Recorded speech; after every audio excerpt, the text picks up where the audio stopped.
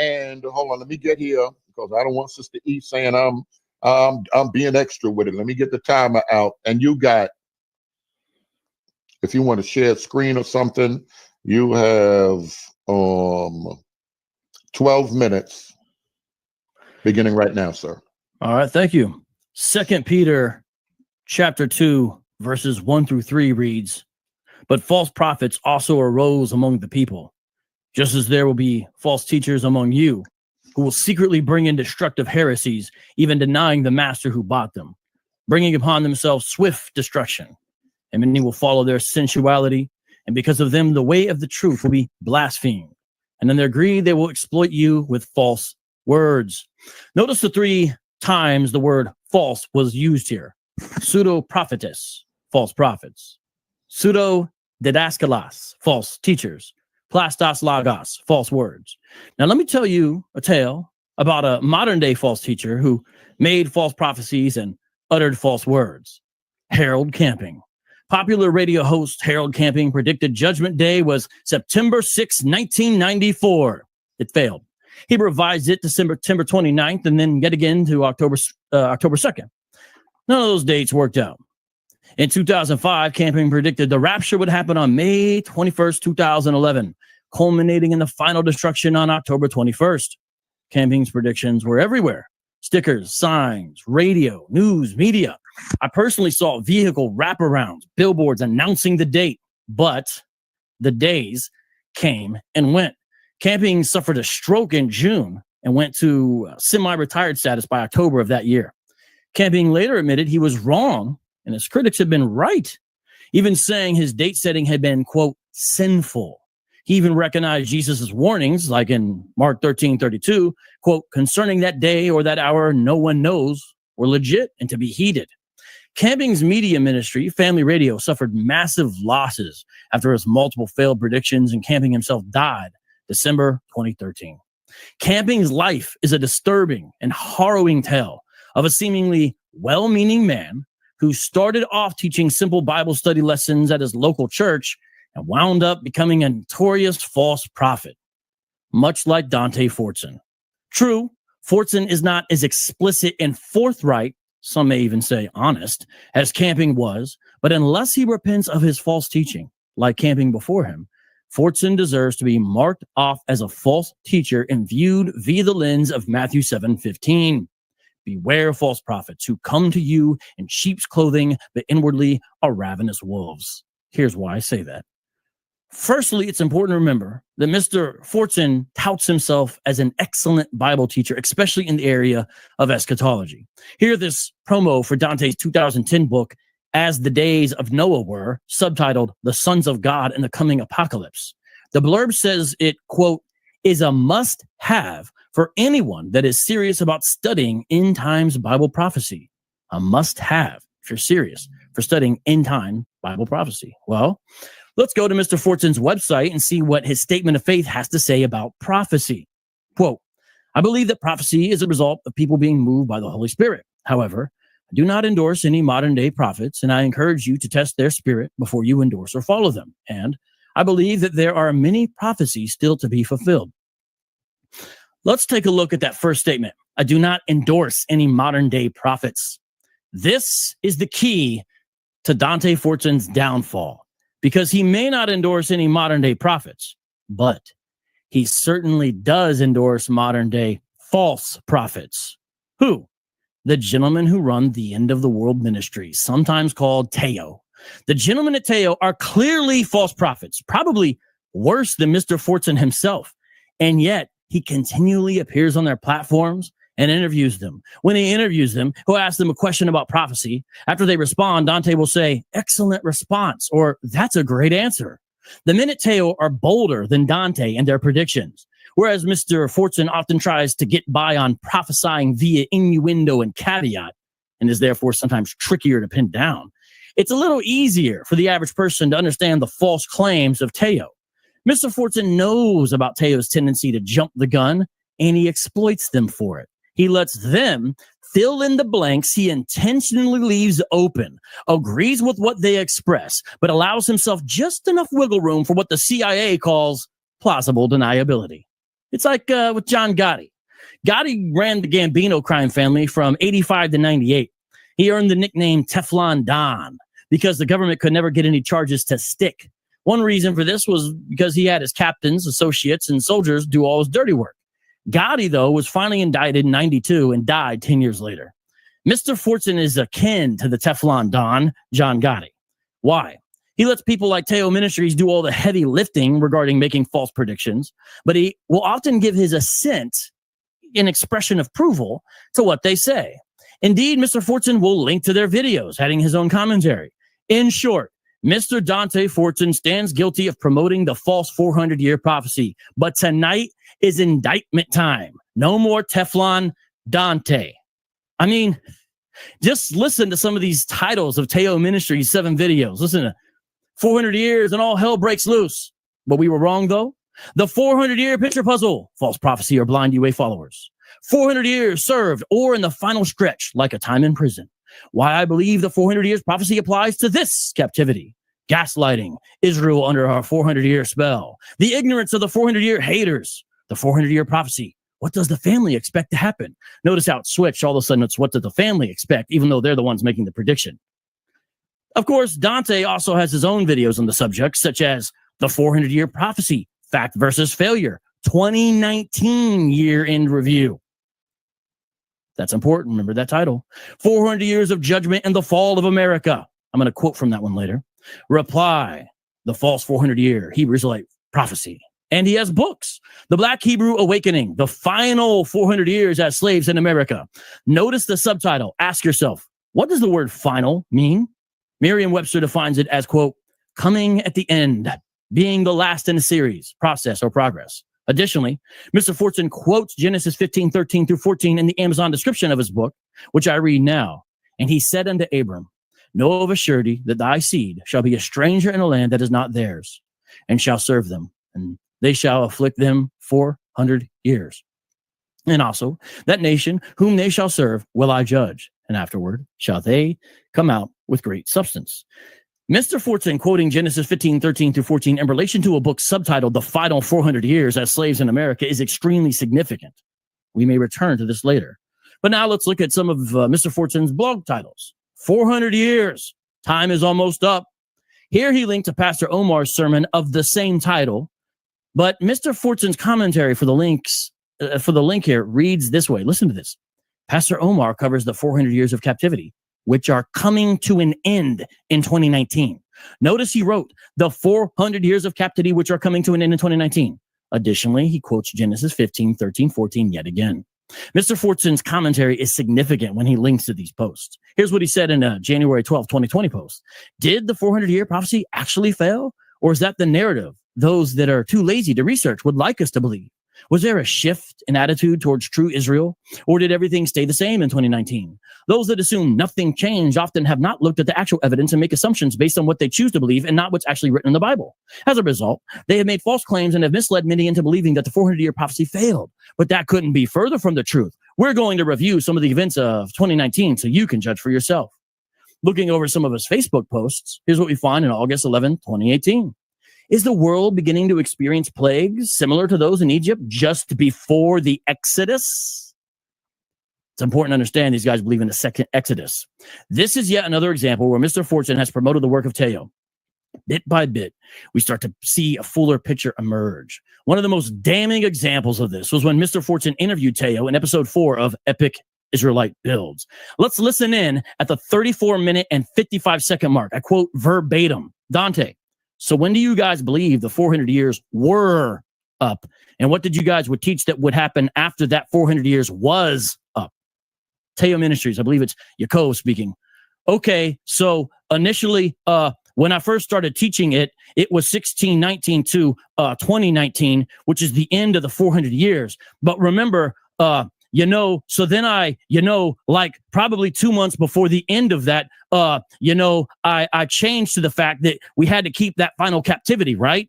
It's sort of like a birthday, okay? My birthday has arrived, but yeah, I was 19, but now I'm 20. I'm 20 for that whole year, right? You have to do that final year of captivity. So in essence, you have to complete the final year, which in my opinion ended August 28th, 2020. And so that's what I said, that, that the time of the 400 years should be up at that time. Now, some people are going to say, well, how come we're still here?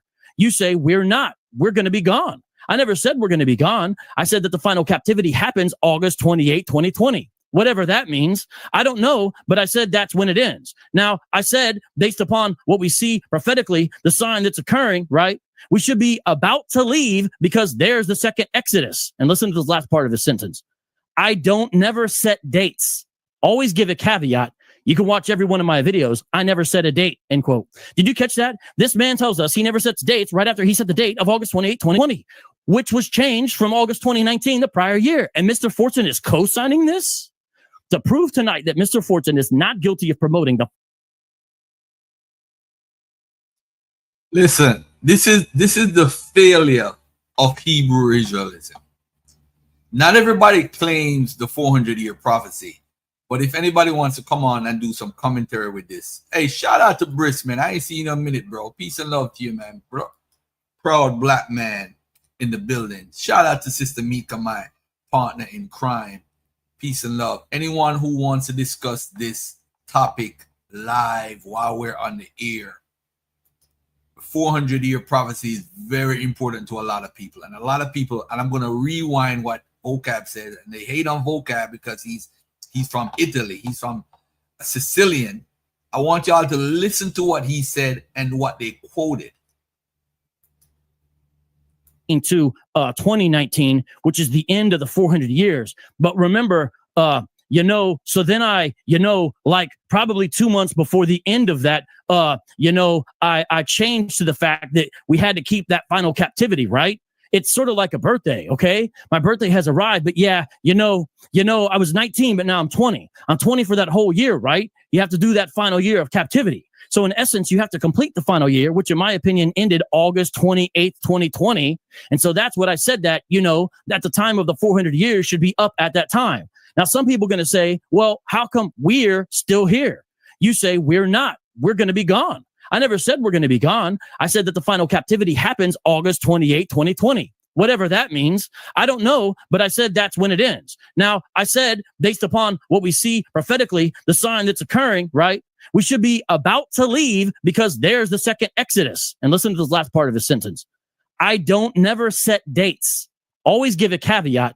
You can watch every one of my videos. I never set a date, end quote. Did you catch that? This man tells us he never sets dates right after he set the date of August 28, 2020, which was changed from August 2019, the prior year. And Mr. Fortson is co-signing this to prove tonight that Mr. Fortson is not guilty of promoting the false 400-year prophecy. He must do one of two things. Number one, prove he never promoted the prophecy, or number two, prove the prophecy has been fulfilled the way he and his associates he promotes said it would be. Now, let me make a little prediction of my own. Mr. Dante Fortson will fail tonight to do either of those things. If Mr. Fortson fails to either prove he never promoted the 400-year prophecy or that it was filled in 2019, we can safely say that Dante Fortson actually fulfills one of the prophecies by the Apostle Paul in 2 Timothy 4, 3-4. The time is coming when people will not endure sound teaching, but having itching ears, they will accumulate for themselves teachers to suit their own passions and will turn away from listening to the truth and wander off into myths. Paul said the time was coming. The time is now. Thank you. Thank you. Thank you so much. Minister Dante, are you prepared? Are you to the microphone? I'm ready. Can you hear me? Yes, sir. Yes, sir. I'm going to start the timer all over. Let me see if I can reset this right now, and you can begin. What's up, bro? That was awesome commentary. Shout out to Vocab Malone for that movie trailer right there. Now, as you guys heard him say, he read the verse about false prophets, false teachers, false words. What he's not telling you, and this is the problem, is he doesn't give you the full story or the full context. When he started calling me a false prophet, it was because I shared Pastor Omar's video. He doesn't tell you that I shared Pastor Omar's video. He also doesn't tell you that a lot of the text on there that you see on my site is copy descriptions from the videos themselves.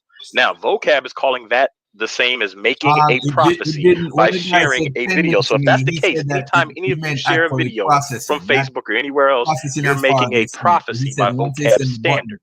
Now, he started claiming that the words I said failed before 2019 was up, which tells you he didn't actually read my book. That's why a lot of you who actually read my stuff and are familiar with what I teach, you know that was a lie. Now, Vocab consistently lies about what I believe. Teo Ministries has been consistent in what they teach. Now, I can't speak for Teo Ministries, but notice how that's what Vocab kept talking about.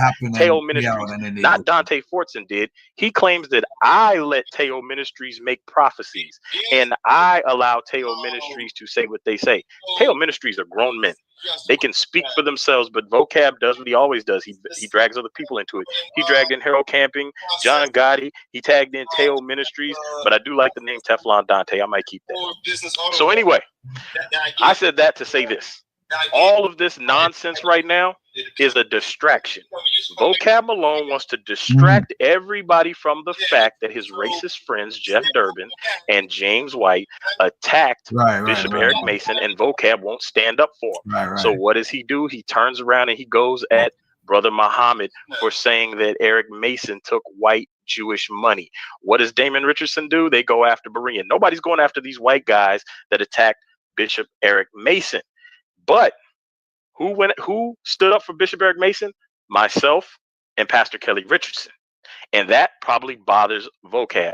Now, this discussion can't be had without first establishing who true Israel is. And I think that's part of the problem. Vocab never wants to talk about who true Israel is. Well, you can't figure out who to apply the prophecies to unless you figure out who true Israel is. So I'm going to be giving you guys a ton of evidence and a ton of sources, which you can find on blackhistoryinthebible.com. They will be posted afterwards. They will be in the post that's up there right now for the debate. I will add them to the bottom underneath the video. So now I might be going off topic with this, but I just wanted to bring attention to the fact that this is all a distraction. And the only reason he wanted to debate me was to take his eyes off of that. So now, who are the true Israelites? This is important, because the urban apologists have tried to control the information. They want to tell you what to think. They want to tell you what to read. They want to tell you what not to read. They want to avoid the conversation at all costs. And in order to do that, they've been putting out a lot of disinformation. They've been putting out a lot of contradictory information. For example, you will see Vocab Malone refer to his European friend as a Jew. But the other day on Berean's channel, you heard Vocab Malone tell you that the true Jews or the true Israel are the people who believe in Christ. So if that's the case, why can't everybody call themselves a Jew? You will see that Nefertiti said that the real Jews are European and that they were on the west coast of Africa. But then you will see Damon Richardson say that the Jews in Africa were proselytes and converts, not the real deal. But then you will hear Eric Mason say that no white people were involved in the writing of the Bible. So now we have contradictory information coming out from the urban apologetics community about who the true Israelites are. So how can they then determine whether or not the prophecy fits those who were scattered by the transatlantic slave trade? And that's just part of my problem with all of this. Now, I want to address something else. Vocab Malone has shown himself to be a consistent liar. That's why I'm telling everybody right now to fact check everything I say, fact check everything Vocab says tonight. I'm going to give you guys sources so you can fact check all of this stuff yourself. So now, what the urban apologists don't want you to understand is that they are not united. They don't even agree on this subject.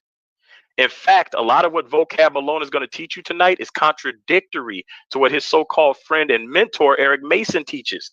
And I'm going to quote from Eric Mason about the 400 years tonight.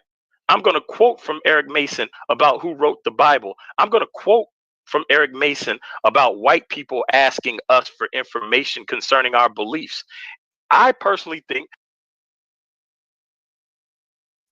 You know, I'm curious. Shout out to, rest in peace to Nefertiti too, man. You know what I'm curious about? What is the debate about? It's about the 400-year prophecy and you using Teo Ministries information. I must have missed something because I've never watched this debate. This is the first I'm watching it. Vocab was actually on topic. He's going into this black-white dynamic that it makes emotions erupt in so-called black folks in America and in the West. So this is what this guy is a master at, the black-white dynamic.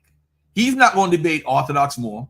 He's not going to debate Garfield. He's not going to debate Fortson, but he'll debate the white guy, quote-unquote white guy, because he likes to play this black-white dynamic on people and emotion. This is how he gets everybody riled up. But anyway, let me continue, because I thought it was about a 400-year prophecy, not what white people said, not what black people said, not white people asking black people for information, not saying white people wrote the Bible or whatever. That's not the debate. The debate is about the 400-year prophecy. The vocab is involved with trying to bring down Eric Mason, but I'm gonna show you guys some of that stuff tonight. And I know I'm not getting to the 400 years as quickly as you guys want to. So now, if you guys have a pen and paper ready, if you want to write these down, if not, you will get the links. What the urban apologists are not telling you, lies by omission. They've been doing this stuff for a long time. They've been researching supposedly for a long time. And there is information that they are purposely not giving you. They are not telling you that the black Jews fled from Spain to Portugal, according to Hannah Adams. They are not telling you that they were expelled from Spain, went into Portugal, and then got expelled from Portugal and sent into West Africa. Now, according to the Portuguese exploration to the west of Brazil, 1450 to 1800, the black Portuguese Jews were deported to South Africa. This is on brown.edu.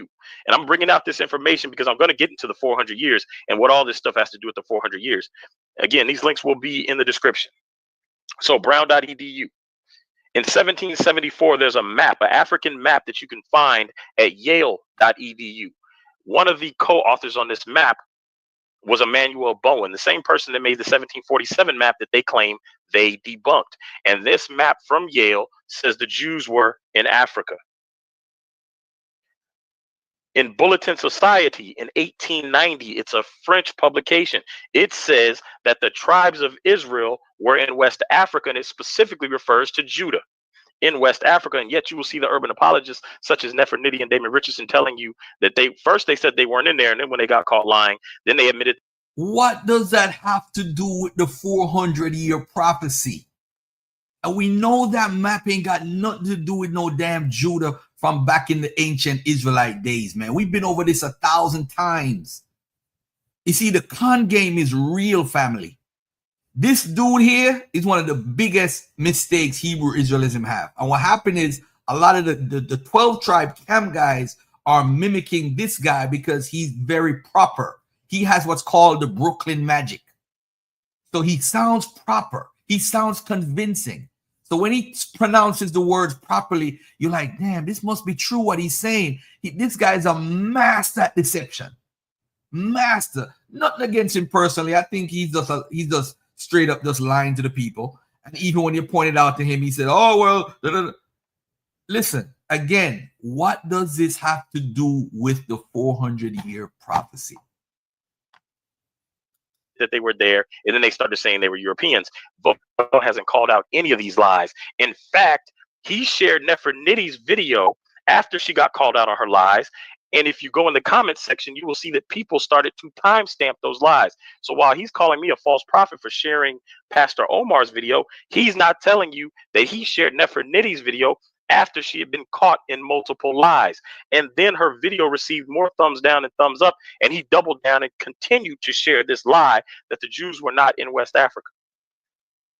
So now, in 1877, you have the Jews of Spain and Portugal and the Inquisition by Princeton Theological Seminary. This says the black Jews were stripped naked and left on the west coast of Africa. In 1882, The Earth and Its Inhabitants by Princeton Theological Seminary. It says that Widdah or Judah in West Africa was called that because the people were living there were known to be Jews. And they referred to it as the farm because they were taking so many slaves from what they call the farm or Judah or Widdah and bringing them across the ocean. And again, I'm going to tie all this together. 1784 Hibernian Magazine from the New York Public Library. It says the Portuguese Jews are black. But Nefertiti was teaching that the Portuguese Jews are white Europeans, and Vocab didn't call that out. Instead, he kept sharing the video pushing the lie that these Portuguese Jews were Europeans. In 1969, Henry Kissinger, in a letter to the president, calls the Igbo the wandering Jews of Africa, West Africa. Some of you know about the slave voyages database from Emory University, Cambridge, and a bunch of other places that got together and started putting together these slave names. And if you go through there, you can check the names and see that some of them have the names of God, such as Yah. You can see that many of them are Igbo, or it's pronounced Hebrew to some people. You can see all of this stuff cataloged throughout history. And when we come back around to me, I'm going to read you guys something from Cambridge University Press. But the fact is, we know that the 400 years applies to us because we've done the research. Vocab isn't going to share any of his links with you. I challenge you guys to ask Vocab for his sources of everything he's about to say tonight. I'm going to point out every time he misrepresents my position. And as you guys saw, he attacked Teo Ministries. He didn't bring out much about me. He brought out mostly about Teo Ministries and other people. And that's what he's going to continue to do tonight. He's going to continue to attack other people, and he's going to continue to show his hypocrisy. So I'm going to go ahead and let Vocab have the mic back early, because that's really all I have to say as far as the introduction. All right. Thank you so much. You heard that, Vocab. We're going to stop that there just short. Anyone who wants to nothing about the 400 year floppacy. He has now changed to 430 years. Yo, I hate Orthodox more, yo. Oh man, yo. Anyone wants to jump on? I would do some commentary on this, man. It's crazy, man. But anyway, let's see the response by Vocab. Because if I was Vocab, I'd be like, yo, where is the 400-year prophecy that you talked about and support? I'm not playing a video unless I support a stance. And if you support the stance and do commentary on it, it's one thing. But try to pretend that you don't and then don't talk about it, you look crazy. So I would say, hey, you know what? That's nuts. What's up, Gideon? Peace and love to you. Of 10 minutes. Vocab, are you ready? Let me unmute you. Wait a minute. Where's the thing here? You're a little low. Are you talking to us or you're? Yeah. Okay. My bad. Yeah, I got it. Yes, sir. Yeah. Okay. You said you want me to go now? Is that what you said? No. He was a little short. So he said he was gonna yield the time over to you. The rest. Oh, you're all right. You ready? Well, yeah. This would be my first rebuttal, though, right? That's correct. Yes, sir. Yeah. Okay. How much time do I have on this one? This one's 8 minutes. Okay. Thank you. Well, let me just make sure. Is it 8 or 10? I don't want them to come back and jump on me. 10 minutes. I'm sorry. First one is 10. The second one's 8. Whenever you're ready, let me get back to this clock. Whenever you're ready, I may have to plug this thing in here. I'll start the clock whenever you're ready, and you can begin. All right. Check this out. Dante said, "Hey, I'm just sharing and copying their descriptions, and Vocab doesn't tell you that." Well, notice how I brought things from his own posts. I brought things from interviews as well. I brought multiple things where it wasn't just that. But nonetheless, let's just go with that for a second. Why would you share something you don't agree with? What I'm saying is, does he not agree with those descriptions he shared? He needs to tell us which way it is. Does he agree or not agree? If he doesn't agree, then he needs to say he doesn't agree. Be clear. Be a man. He said he's calling me a false prophet for sharing Pastor Omar's video. Well, are you saying that was the essence of it? Notice I gave a lot more information than that, but let's go with that. If that is what you're saying would mark you off as a false prophet, if that was it, then let me ask you, do you agree with what Pastor Omar said there? Or are you actually saying that he is a false prophet? You need to be clear, please, and let us know. I mean, let me read this again, what it said. The 400 years of captivity, which are coming to an end in 2019. Okay, what's different about what you believe than that? Why did you write that? Be clear. Be a man. He said, I can't speak for Teo Ministries. Are you saying that they made errors? Because, see, Paul, the Apostle Paul, wouldn't promote false prophets. Peter wouldn't promote false prophets. In fact, I just read an article today. I was reading Dictionary of the Later New Testament and its development, and the article is all about adversaries in the epistles. People get called out for false doctrine and all that kind of stuff. So if you're going to distance yourself from them, then tell us what's going on, because you share their stuff all the time. And when you interview them, you say, that's right. I knew you would do this, but you need to own it. But I don't think you will own it. Now, you also said, I know you guys might think I'm going off topic with this. Yes, that's all you did. You literally never said anything about the 400-year prophecy. Yet you've got books and blogs and videos and everything else talking about it. You never once explained what you think it is, how it was fulfilled, why I'm wrong. And yet the very point of this debate is, did you promote the 400-year false prophecy, which I'm saying is false, and I guess you're saying is not false, but you didn't tell anyone how it's not false. What is this? I knew you would do this because your comfortable territory is to do one thing, which is accuse your opponents of racism. And it's insane to me that you said, who came to Eric Mason's defense? It was us. Well, with friends like you, Dante Fortson, who needs enemies? Let me read some of these titles. Sleep Church, The Cult of Eric Mason, parts 1 and 2. Nephronity Exposed by Eric Mason, caught lying for the third time. Remember, the devil divides. Pseudo Church, Eric Mason, Vocab Malone, Nephronity, and Faithful to God Exposed. Here's another one. Riding with Eric Mason, James White, Jeff Durbin, Vocab Malone, and other racist Christians. Let's not forget the video titled Muhammad Tanzimore and Pastor Kelly, where you let Muhammad Tanzimore say things like Pastor Mason's getting his money from white Jews and they're controlling what he says and all that stuff.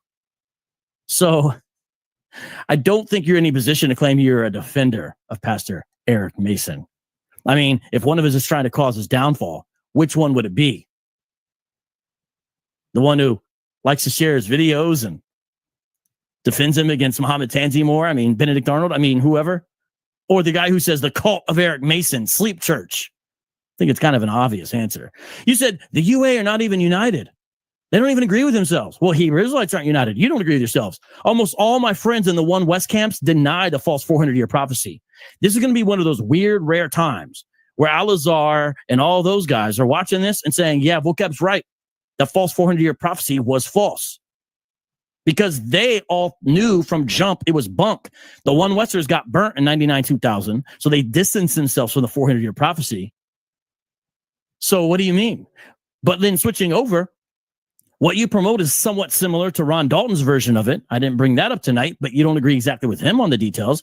And even with Teo, because they changed it from 2019 to 2020, you kept yours at 2019. Which one is it? That's why you did a 2019 year in review. Why didn't you give us that evidence again if you thought it was fulfilled?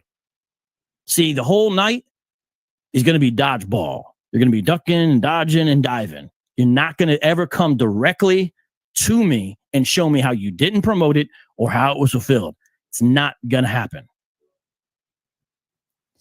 You said, I know I'm not getting to the 400 years as quickly as you guys might wish. That's the only really correct thing you said in your statement. You never got to it.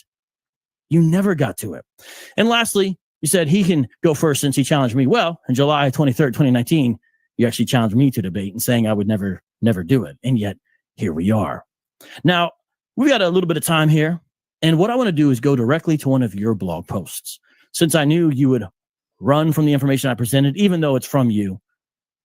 Let's look at this June 19th, 2018 article called The Final Juneteenth.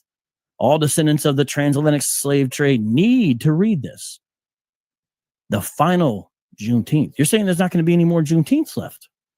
Yet there's still Juneteenths happening. Here's how you begin it. If the following is just a coincidence, we're effed. And you put the asterisk, so you didn't actually say the word, but that was kind of interesting. Now check this out. It has to be more than a coincidence that a 400-year curse was pronounced on Israel to be enslaved and taken to a strange land in slave ships. It has to be more than a coincidence that the 13th Amendment was allowed slavery to continue in America for 400 years, aligning with Bible prophecy. It has to be more than a coincidence that Trump signed off on a panel to recognize our 400 years in this country. It has to be more than a coincidence that Jeff Sessions wants black people researching our identity to be investigated. It has to be more than a coincidence that the census now wants to ask black people about our racial origin, which will probably be used to round up the awakened. It has to be more than a coincidence that the internet is allowing our people to uncover parts of our history that link back to the Hebrews in the Bible. It has to be more than a coincidence that the 400-year curse pronounced on Israel ends sometime in 2019. These are your words. Stick by them.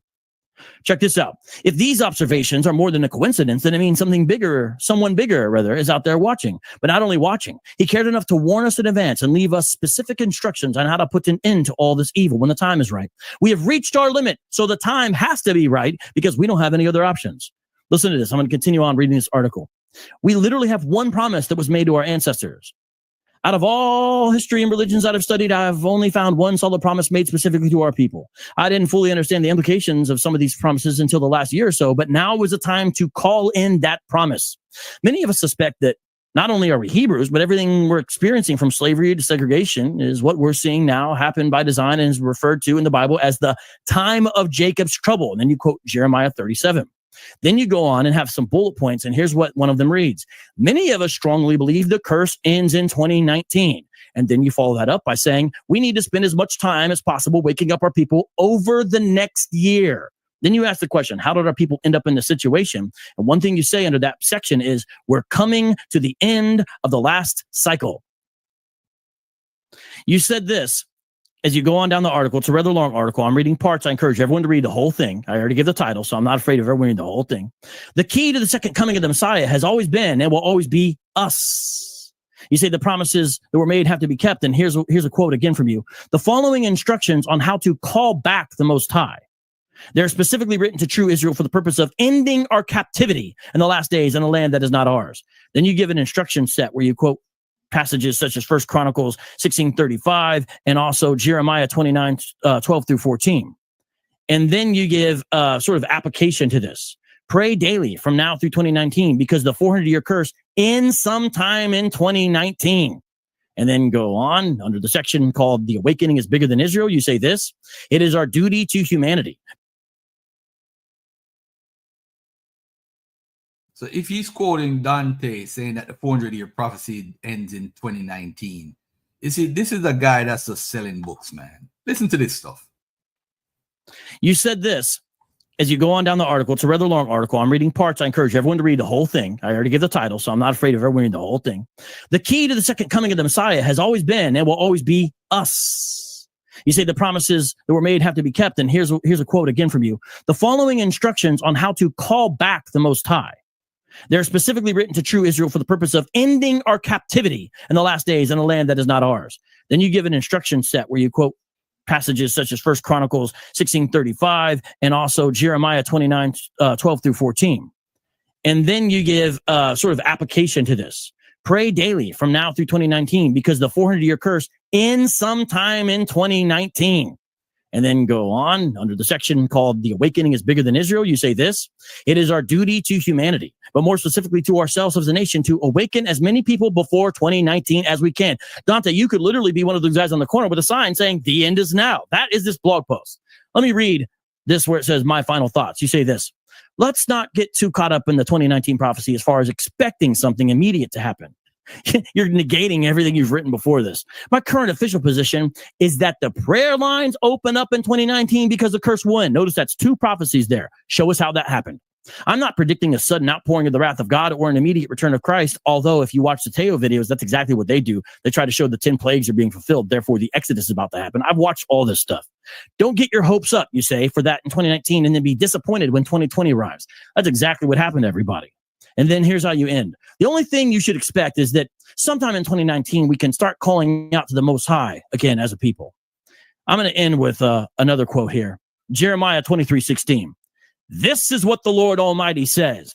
Do not listen to what the prophets are prophesying to you. They fill you with false hopes. They speak visions from their own minds, not from the mouth of the Lord. You gave people a false hope that the prophecy was going to come to pass in 2019. It did not. And therefore, Yahweh condemns you, saying, do not listen to what the prophets are prophesying to you. They fill you with false hope. And that's exactly what you've done, Dante Fortson. Damn. All right, thank you, Vocab. All right, Mr. Dante. One thing, as I'm looking through the comment section, a lot of people are saying stare back. Make sure we get over here to this 400 years. Let's bring some receipt. Let's bring some proof. Let's try to explain some of these things. Oh, Mr. Dante, I'm gonna give it over to you. Let me reset this thing here. You can hear me, right, sir? I'm gonna unmute you in a second. I'm gonna hit reset. Let me unmute you to make sure you're You're good. And I'm gonna look at some of these comments. I sometimes put random comments up there. Minister Dante, are you ready, sir? Yeah, I'm good. You ready? Okay, you can begin right now. All right. So once again, we heard Vocab toss Teo Ministries out there and what they believe, which has nothing to do with me. Vocab had said the prophecy failed. He didn't tell you what the prophecy was. He didn't tell you any prophecy that I made. He said nothing for 10 minutes. He read my article. And if you pay attention to the chat, people were saying they didn't see any lies in it. Now, understand this. There were a lot of things Vocab said, but none of them directly addressed the 400 years. Why is that? It's because Vocab either knows what I believe, and Vocab is quoted out of my book before in relation to the 400 years, and he's lying to you and pretending like he doesn't know, or he really doesn't know, which is why he won't say anything specific I lied about, which is why when he keeps talking, he reverts over to Teo. He's waiting for me to say what I believe about the 400 years so he can respond. And because I didn't say anything, he now has nothing to respond to as far as what I teach about the 400 years. He said out of his own mouth when he was reading it, I didn't expect anything to happen. So what is he saying failed? I said that the curse would end. And I'm going to tell you guys about that curse in just a second. I want to reply to a couple other things he said. He said that why am I sharing stuff I don't agree with? Now, if we're going to go by that same logic, when he shared that Nephi video that said that these people were Europeans, why didn't he share the Pastor Mason video that said Europeans had nothing to do with the writing of the Bible? It tells you he does not believe black people had anything to do with the writing of the Bible, which is the exact opposite of Eric Mason, which goes back to their doctrine not being consistent. He does not give you the timeline in which these things happened. I shared Pastor Omar's video long before my book came out, and I announced my official position on the 400 years. Those of you who have been listening to me and those of you who have read my stuff know my official position on the 400 years. Vocab just read it. So there's really nothing for me to say about it. Vocab just read it. He read my expectations for the 400 years, and he read my exact words for the 400 years. Now, he says the devil divides. Go back and look at Vocab's last appearance on here. He immediately came in and told Muhammad that the Israelites would use him and throw him away. And yet we see that's what's happening with Brother Berean and Damon Richardson and everybody coming in Brother Berean. We see that's what's happening to Brother Muhammad. Vocab came on there to throw him away. In fact, it was after Muhammad finished telling us the story about how the church threw him away. Now, that video he talked about riding with Eric Mason, that was the Eric Mason defense video in which I said I'm going to stand with Eric Mason against Vocab's racist white friends, Jeff Durbin and James White. So I just wanted to correct that right there. He says, I let Muhammad Tanzamur say things about Eric Mason. Muhammad Tanzamur is a grown man, and this is the problem. Vocab has that white savior, white superiority, white supremacy complex where he feels he can stop a black man from saying something. This is why he referred to it as me letting Muhammad talk. So now that Vocab has told you what Teo Ministries has said, he's told you what everybody else believes besides me, he needs to make it clear what it is he thinks I believe about this 400 years. So now let's go ahead and start addressing some of these 400 years. First, let's talk about the fact that Israel was prophesied to go into slavery or captivity. They were prophesied to be led captive into all nations. So this is something that you'll find in the Eurocentric Christian church that they don't want to talk about. They will tell you Israel was scattered into all nations, but they won't tell you why Israel was scattered into all nations. Israel was cursed for worshiping other gods. That's important. Israel was cursed. That's a very good, interesting point, right? For example, I'm here in the West, North America, right? North America is really not mentioned in the Bible.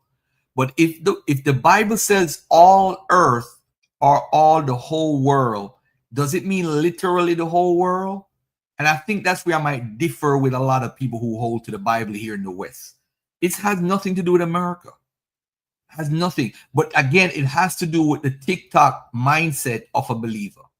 Meaning that I want to make a video and see how I turn out. I see myself in the Bible and I want to put myself in the Bible. You don't necessarily have to be a part of the Bible. Like, for example, I could say all the Israelites were black people. The ancient Israelites were black people. I could make an absolute statement, right? Which what somebody here in America wants to hear. But even if they were black people, It might not be the same black people that you are today. It could be a different set of black people. It could be the people in Papua New Guinea. You know what I'm saying? But when we say the whole world, it's kind of tricky. And I think that's where a lot of believers who hold to the Hebrew Israelite doctrine get it wrong. The four corners of the earth. Sargon ruled the four corners of the earth, Israel bound. Does that mean Sargon was all over in America? In all the way in Upper Asia? In Australia? Does it mean he was in South Africa or Western Central Africa? What about in First Esdras? That was written around 2nd century BC. That book says that Cyrus was the king of the entire world. Does it mean Cyrus was in the Americas? No. Well, anyway, let's carry on. So I differ with Dante with that point. So when Vocab keeps bringing up this failed curse or this failed prophecy, he's not putting everything in context, kind of like he did with that 10 minutes. He didn't put anything in context for you. So now Israel is cursed to go into slavery because they worship other gods. Now we have a timing of everything that was supposed to happen. If we go to, let me see if I can find it here for you guys right here. We have the timing in the Old Testament. In Jeremiah 29:14, we see that Israel was going to be carried away captive. Hey, peace, bro. You wanted to add something to the point that I just made? No, go ahead. I'm gonna listen in for a second. See if I get caught up. Gideon, Sargon's four corners are different than them. No, my brother. It's called an idiom. This is how we could separate Sumerian or Akkadian influence from a Hebraic influence. Hebrew has idioms. There's idioms in the way, like the one about in 2nd Esdras about the hens and the whatever, what they talk about the hens. And people say, well, Jesus is reading. No, that's a Hebrew idiom that's used within a lot of writings.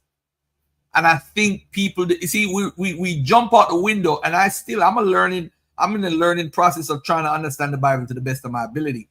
But the difference between me and everybody else is I don't take the Bible literally 100%. There are certain things you can't take literal. For example, when God's death angel killed Assyrians, 185,000 soldiers, but yet still further down, they're still paying homage to Assyria. They're paying money, vassal king fees. For what? If my God killed 185,000 of the empire that's ruling me, that empire should be paying me. But that's them trying to show the power of Yahweh within a literature, in a literary context, to make a point about the Most High. There's no way God killed 185,000 and I'm paying you money. For what? For what? Gideon, if you want to come on and challenge the four corners, that tells you how they saw the world. You know what I'm saying? My God ain't paying no money to no Assyrian king. To hell with Sennacherib and his sons. I'm not paying no money if my God kill you during the time of Hezekiah. I'm not doing nothing. You gonna pay me money now. Just like how what you call it, saying that they gotta pay tariff. I'm gonna be like the Donald Trump back in the days. There's no way my God gonna kill 185,000 of your soldiers and I'm sucking up to you. That makes absolutely no sense. But let me move on to who paid tribute. Who was paying tribute? The Israelites. No, who? Under what king? Hezekiah. Okay, so under Hezekiah, that event didn't take place. What event are you talking about, my brother? The event you're talking about, 185 Assyrians getting killed, that didn't take place under the rulership of Hezekiah. Who did it take? Hold on. Who did it happen under? Josiah. It happened under Josiah? All right, watch this. Later. Watch this. That would be later. Watch this. Oh no, you're right. Hezekiah. I'm thinking about Hosea. Garfield is right. No, I think you are right. Yeah, I think you're right. I'm thinking about come on, Garfield, let's not be childish. I'm thinking about because initially who stopped paying the tribute? Hosea stopped. Hosea stopped. You're right. But the point I'm making that I'm not this saying that the story is totally false. I'm just trying to make sense out of somebody using a literary trope or using literature to make a point how powerful the Most High can be. That's the point I think the writer is making. I don't think the writer is saying, hey, you know, my God kill you, because you know the Assyrians wrote that they took over 200,000 people out of Israel, out of Judah. But after that event though, Assyria never went in, and that they never went into the southern kingdom and attacked the southern kingdom though. No. I don't think you get the point, but it's all right. No problem. Let me go back to the video. No, explain. Oh, go ahead. You know, in Luke 21:24, we're given a timeline where Christ says, ye shall be led captive into all nations. So we know that there has to be a worldwide captivity, led captive into all nations after the time of Christ. Find me in and again, Israel at any point. That Luke 21:24 is the most important scripture for a New Testament believer. They will pull this out morning, noon, and night, not taking into consideration that they being led into captivity was a prophecy. For one, the Israelites didn't know about the prophecy because supposedly they left before 70 AD happened. They were exiled out of, so I don't know how they would have known about this prophecy anyway. And Luke is writing, remember, Luke is writing based off of what he heard somebody else say, a prophecy. So we don't know if it's 100% true or not, but let's say it is. Luke 21:24. Do you teach that Israel bound that has to do with you ended up in America? Read Luke. What it say? Luke 21:24. Let me pull the scripture out. And by the way, anybody who wants to jump on and have a conversation, and y'all will see how me and my brother conversate, you'll see that you'll get the same treatment as Israel bound. Luke 21:24. Do you want me to read it for you? Or read three verses before? All right. Luke 21:24. Let me read from verse 20. And when ye shall see Jerusalem compassed with armies, then know that the desolation thereof is nigh. Then let them which are in Judah flee to the mountains, and let them which are in the midst of it depart out, and let not them that are in the countries enter thereinto. For these be the days of vengeance, that all things which are written may be fulfilled. But woe unto them that are with child, and to them that give suck in those days, for there shall be great distress in the land, and wrath upon this people. And they shall fall by the edge of the sword, and shall be led away captive into all nations, and Jerusalem shall be trodden down of the Gentiles until the times of the Gentiles be fulfilled. And there shall be signs in the sun. All right, what do you think that's referring to? So it said, and they shall be led captive into all nations, right? So I'm taking it for exactly what it says, and to the point of using it to justify today's captivity, I would argue that you're in captivity right now. Are you in captivity right now? Are you in captivity right now? Of course. All right. Where else is black people in captivity? You said where else? Where else? Yeah. I would say anywhere where I wouldn't say that it's the same form of captivity that we have here, because as far as I know, we are the only people who are still in the land of their captivity and never returned home.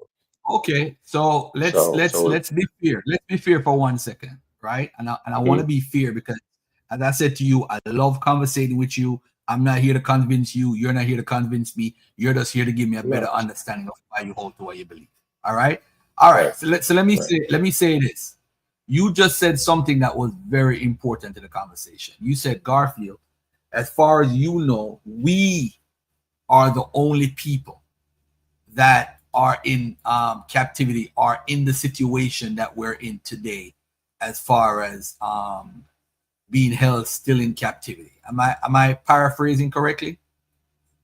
Right. All right. So let's take a look at this, what you're saying. All right. So we have people who were carried by chains and had yokes on iron on their necks, You know, we have records of that in the Roman time period. We have records of this in the Aboriginal Australians. We have records of people being taken on ships from one area. We have the Koreans being taken and held on the ships and chained. We have Japanese also, and this happened while we were being taken. The Portuguese were the architects of all of this. So we have other people who are suffering that it could possibly be them. I'm not saying it's regarding to them, but I'm just making a point because you said we are the only people. What I'm trying to say is Luke 21:24, we are not, what captivity are we in? That's what I'm trying to figure out though. What captivity are we in? Because the slave trade started from 1441, 1444, depending on what you hold to. And I'm trying to figure out what are we being held to in, because it's very, you see, when you teach a black-white doctrine, doctrine of saying that the Grecians, it says here, they will fall by the edge of the sword and be led captive into all the nations. Now, into all the nations, not into all nations, into all the nations. But what nations is it referring to? When it says all the nations, what is it referring to? Because we could go into the Hebrew and try to understand this. I want to get where you're getting and get a true understanding. Because you have a unique. I think I don't disagree with what you said as far as when you see those type of topics or those references in the Bible, it's referring to what they understood to be the known world.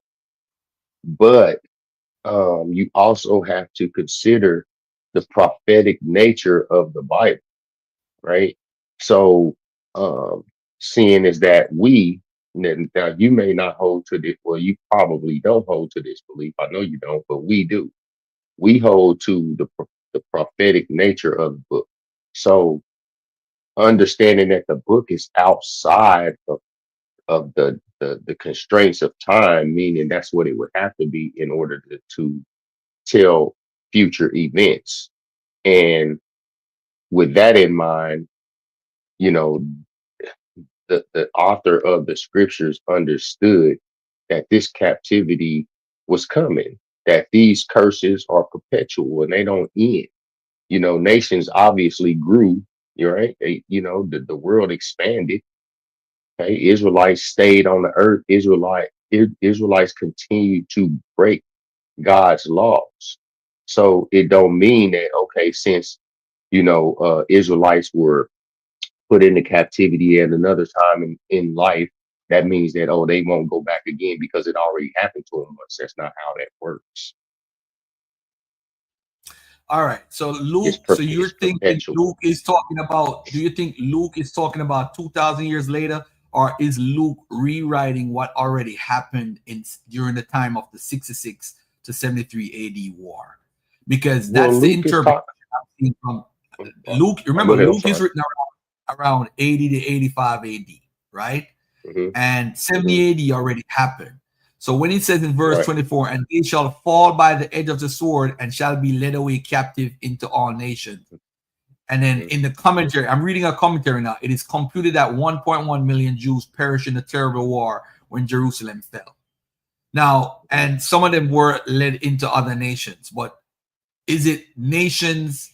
Does it mean all nations? What are all the nations at the time? Because the Roman Empire covers where the world is, or the entire world. So couldn't it be referring to that time period? And Luke is writing in prophetic sense, but it's actually prophecy that already supposedly passed. He's writing retroactively.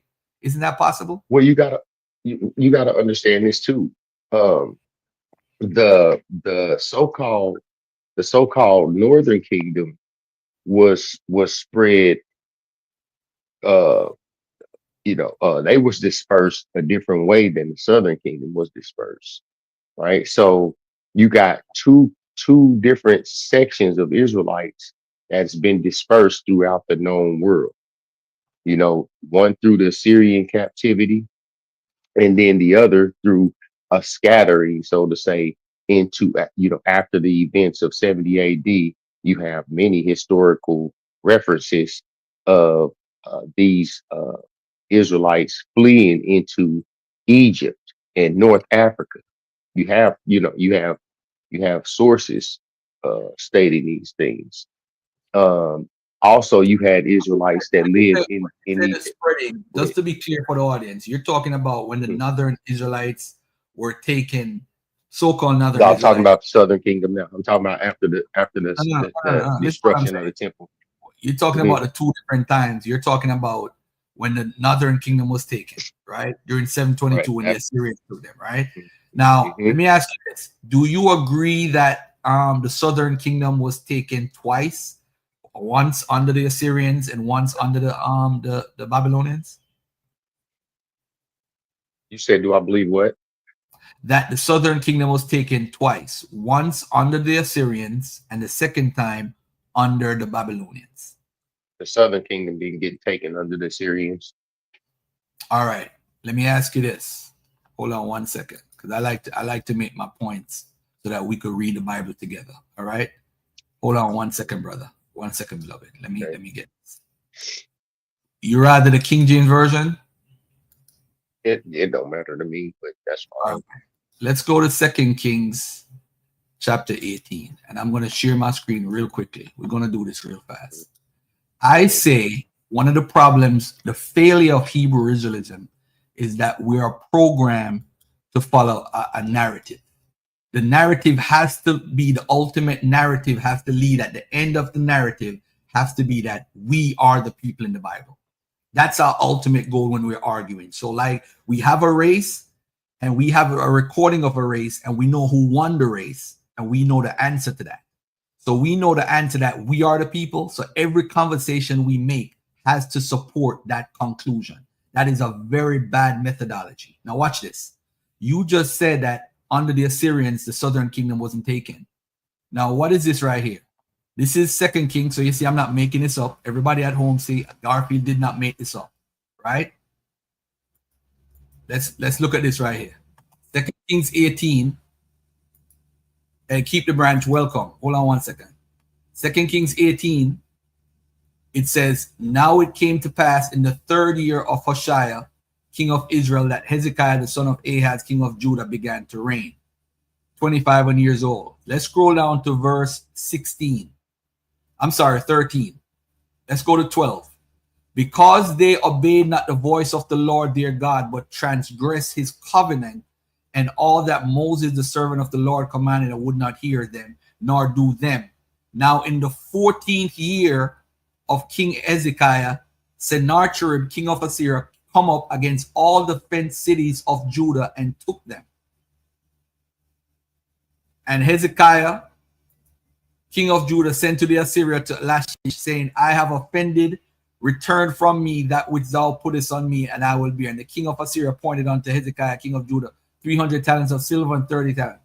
But the bottom line here is they came and took them, referring to people, against all the fenced cities, and to confirm this in archaeology and history, the Assyrians said they took under Sennacherib 200,000 Judeans. So they took 200,000 Judeans, and the Assyria came up against all the fenced cities of Judah and took them. So you have confirmation from Assyria and confirmation from the Bible that they took Judeans out of Judah. Okay, with all due respect, I thought you meant in the same capacity as the Northern Kingdom. Like, What do you I mean thought you same meant capacity? because the Northern Kingdom was a full out exile. No, that's a court. Hold on. Before we argue that, Hezekiah said, Sennacherib said he took 200,000. That's almost everybody in Judah. The only people he never took were the people from inside of Jerusalem, where he held Hezekiah like a bird in a cage. And that's when he negotiated with the Assyrian generals not to capture him. He will pay money. So he controlled. Go ahead. I'm sorry. There's no what? Listen, what I'm saying is that if you say he took 200,000 people out of Judah, right? What I'm saying is that there's no archaeological or biblical records of Judah being totally dismantled by the Assyrian Empire. Are you sure? When? Are you 100% What sure? year? Watch We this. know that it had. Hold up. Listen. Watch This what I'm asking you. Hold up. Before you get to that. Is Garfield the best researcher you know on the planet? Tell Not me really. somebody you know You're personally good. right now. You're a good one. Look at what Jeremiah said. What Jeremiah is laughing at you in your chat. You fellow Israelite. He said, laugh aloud. He just read it. But watch this. Watch this. Look at this. Hold up. No, I'm going to show you something. Are you going to change your tune? I'm going to show you. Look at this. Look at this. No, because are you familiar with this picture? Are you familiar with this picture? This picture right here. These pictures. What are these pictures? What are these pictures right here? Not these two. Not these two at the bottom. But what is this right here? What are these pictures right here? What are these? What are these? That's the events that she's talking about. Okay, I'm telling you, the archaeology is actually documented and sourced in my book by Rabbi Pamela Barnash, who did the archaeology. What I'm trying to say to you is they took all of the cities, the fenced cities. That's what they took. And what happened is a lot of Hebrew Israelites, bro, I'm telling you, I'm nothing against you. They don't teach about this exile. They skip this because it don't match up. Because it was not an exile. What was it? What was it, bro? What was it when Sennacherib they took prisoners of war, okay? But at the end of the day, when you read about what happened to the Northern Kingdom, it tells you that the Northern Kingdom was, you don't see during that time period where there was totally no Judeans or no sense of Jewishness during that time span in Israel. They were all carried away by Hezekiah. That ain't never happened, man. Can I say this? Whoever was laughing can laugh that back to their source. Okay, can I say that you don't know history that very well, and I'm gonna tell you why. Okay, I want you to show me how many people, right? And I'm gonna show you. Listen, this is how you can show me. Listen how you can show me. You can go in the Bible during that very time frame and show me where Judea was absent of Israelites. That's what you can do. Otherwise, you're making this shit up. No. So hold on a second. So these images I'm showing you are made up? I'm not talking about them images. I said go in the Bible. The Bible said, listen to what the Bible says. Now in the 14th year of King Hezekiah, did Sennacherib, king of Assyria, come up against all the fenced cities of Judah and took them. Okay. Now, how many fenced cities did Judah have at the time? I don't know. How many was it? They had over 46 fenced cities at that time. And it says, your book that you're going by says he took them. And then on top of it, Sennacherib is saying he took 200,000, bro. Okay, wait a minute. So listen. Let me read something to you real quickly. Hold on. Let me read something to you. Hold on. Let me read something to you. Go ahead, sir. I'm gonna read something to you real quickly. In verse 16, at that time, Hezekiah stripped the gold from the doors of the temple of the Lord and from the pillars which Hezekiah, king of Judah, had overlaid and gave fit to the king of Assyria. Listen to what the Assyrian version says of the same story. Sennacherib, Sargon's son, lived up to his father's reputation as a cruel and powerful empire. Sennacherib answered Hezekiah's revolt by invading Judah in 701 BC. He destroyed the Judean countryside, capturing all of its 46 fortified cities and deporting 200,000 people. In his annal, this is how Sennacherib refers to these in. He says, as to Hezekiah the Jew, he did not submit to my yoke. I laid siege to 46 of his strong cities. I drove out them 200,150 people. Himself I made a prisoner in Jerusalem, his royal residence like a bird in the cage. Just I reduced his country, but I still increased the tribute upon him beyond the former tribute to be delivered annually. Sennacherib. See how you just hold up, stop right there. No, stop right there for a second, Garfield. Stop right there. Because he said he reduced his tribute and then he made it more than it was before. So if he did that, how is there no people in the land? Who said there's no people in the land? You just said that they all got. Oh, they took from the 46 cities, and I said that he surrounded Jerusalem and had him like a yoke in that area. You are not listening, my brother. I never said that. Well, let me finish. Hold on. Yes, hold on. She did hold say on. that. Hold on. Hold on. I'm going to quote my book on page 126. Look at this. You and the laughing hyena. You just literally said that. Listen, bro. You got to learn, because what happened is, and this goes for all the Israelites, this is what's wrong with the failure of Hebrew Israelism. Y'all only use parts of the Bible and don't know the history. Look at what Garfield book says, page 126. 90% of Judah deported. Sennacherib's armies. This is why I know I could have never told you 100%, because I know. You said 96%. I said 90%. Watch this. I said 90%. Where did that number come from? I'm gonna tell you where I got it from. Sennacherib's army laid siege to, but did not take Jerusalem in desperation. Hezekiah agreed to exchange a massive tribute for peace with Assyria.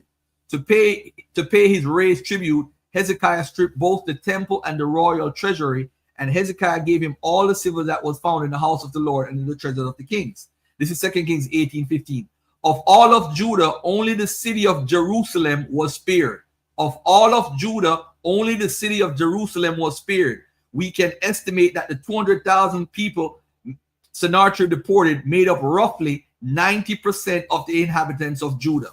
Now let's go to who's Garfield's source to that. Judah 1. Let's go to the experts who estimate this and show the archaeology and why they came up with this number. Let me just give y'all the source so y'all could argue about it on another time.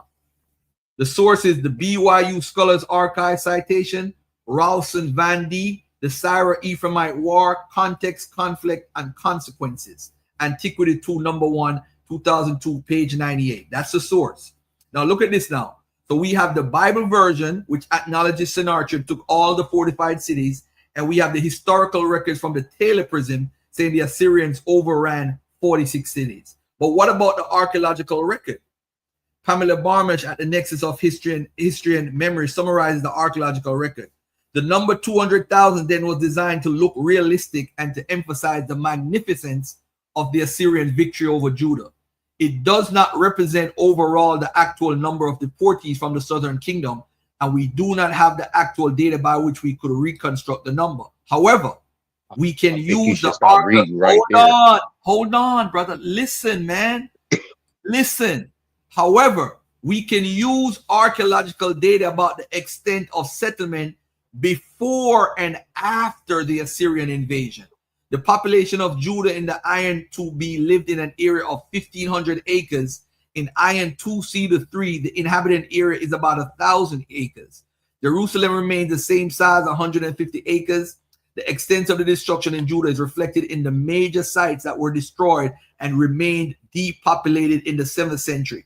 And the Shephelah shows 25% of the number of inhabitants in the 7th century as compared to the 8th century. Again, 25% of the number of inhabitants in the 7th century as compared to the 8th century. Clearly then, the Assyrian military campaigns brought about havoc in the demography of Israel and Judah. Death and deportation reduced the population. The takeover of the northern kingdom inspired a migration of northerners southward, and the Assyrian transfer of the western provinces of Judah to the control of the Philistine city-states caused Judean refugees to move to other parts of Judean territory. Those inhabitants of the southern kingdom, whether native Judeans or escaped Israelites who were deported by the Assyrians as a result of the 701 campaign, were taken to Nineveh near Hala, to where northerners were deported. They joined their already deported compatriots in Assyrian exile. I stop right here. Continue, brother. If you want to comment on that, go ahead. Once again, we using somebody's second or third hand source to conjecturalize a story that's outside of what the Bible says. Because if that happened, right, we had all these Israelites in general gone, right? Like, so what you're saying, according to your logic, we got roughly 10,000 Israelites in Judea at this time. At what time? At the time we're speaking on right now, Brother Garfield. During this time, after this exile that you said happened, give me a number of how many Israelites was left. No, you tell me. You said, what does your No, Bible you say? just What's the you number put that the these Bible says? numbers. Hold on. You What's just the put all number? these numbers Hold out on, here. hold on. What number do Okay. you agree that was in Judea at the time? No, I see. No, You're trying I'm to run from asking. it, I'm Garfield. asking. You feel a trap coming. You feel a trap coming, don't I'm not about a trap. I'm talking logically because you guys don't teach about the Assyrians you? Okay. exiling Okay. So Judeans. let me Because give that's a you part of my God's logic. history. Because Judah, you see, you notice you ran to 70 AD and said Judah, and then when I asked you about Babylon and whatever, you said no, they're Judean because your program Israel bound. Because No, again, listen, check this out. hold I was on, actually going. let me finish. I'm not going to talk over you. You see, Okay. what happened is you already have the answer before you do the research. You didn't know about the Assyrian exile. So I had to bring out your own Bible. You didn't know about Babylon. So hold on, Babylonians didn't exile Judeans too? Bro, that's what I was just literally about to get to that before you cut me off. But Okay, go ahead. that's why I asked you. That's why I asked you, how many Israelites do you think was left? Because you said they took 90% of, which was 200 and something thousand. So I'm not that great of a mathematician these days, but I'm assuming that leaves somewhere around 10,000 Israelites left according to this math. I don't know. You can't argue with that. Whatever that number is, I'll agree to. But it can't be far off from that. So you telling me by the time the Babylonians came and took Israel, that we had 15, 20,000 Israelites they had to come deal with? Man, if you don't get that shit out of here and all the sources that came with it. Hold on. You're saying that what? 15,000 what? I didn't hear you. Say that again. If you do your own math and you said, we already know that the northern kingdom got took away. So now you're talking about the southern kingdom, in which you said that they took 200 and some thousand Israelites. Mm-hmm. And then you say, and you also made the statement that was 90. Somebody do this math in the chat. 200,000. What is 10% of 200,000? 20,000. Okay, I'm sorry. Yeah, that's obvious. 10% of 200,000 is 20,000. So you telling me by the time the Babylonians came to seize Israel, we looking at 20,000 Israelites. Okay. All right. Now I think we have a problem. Yeah, I think we do too. And I know what the problem is.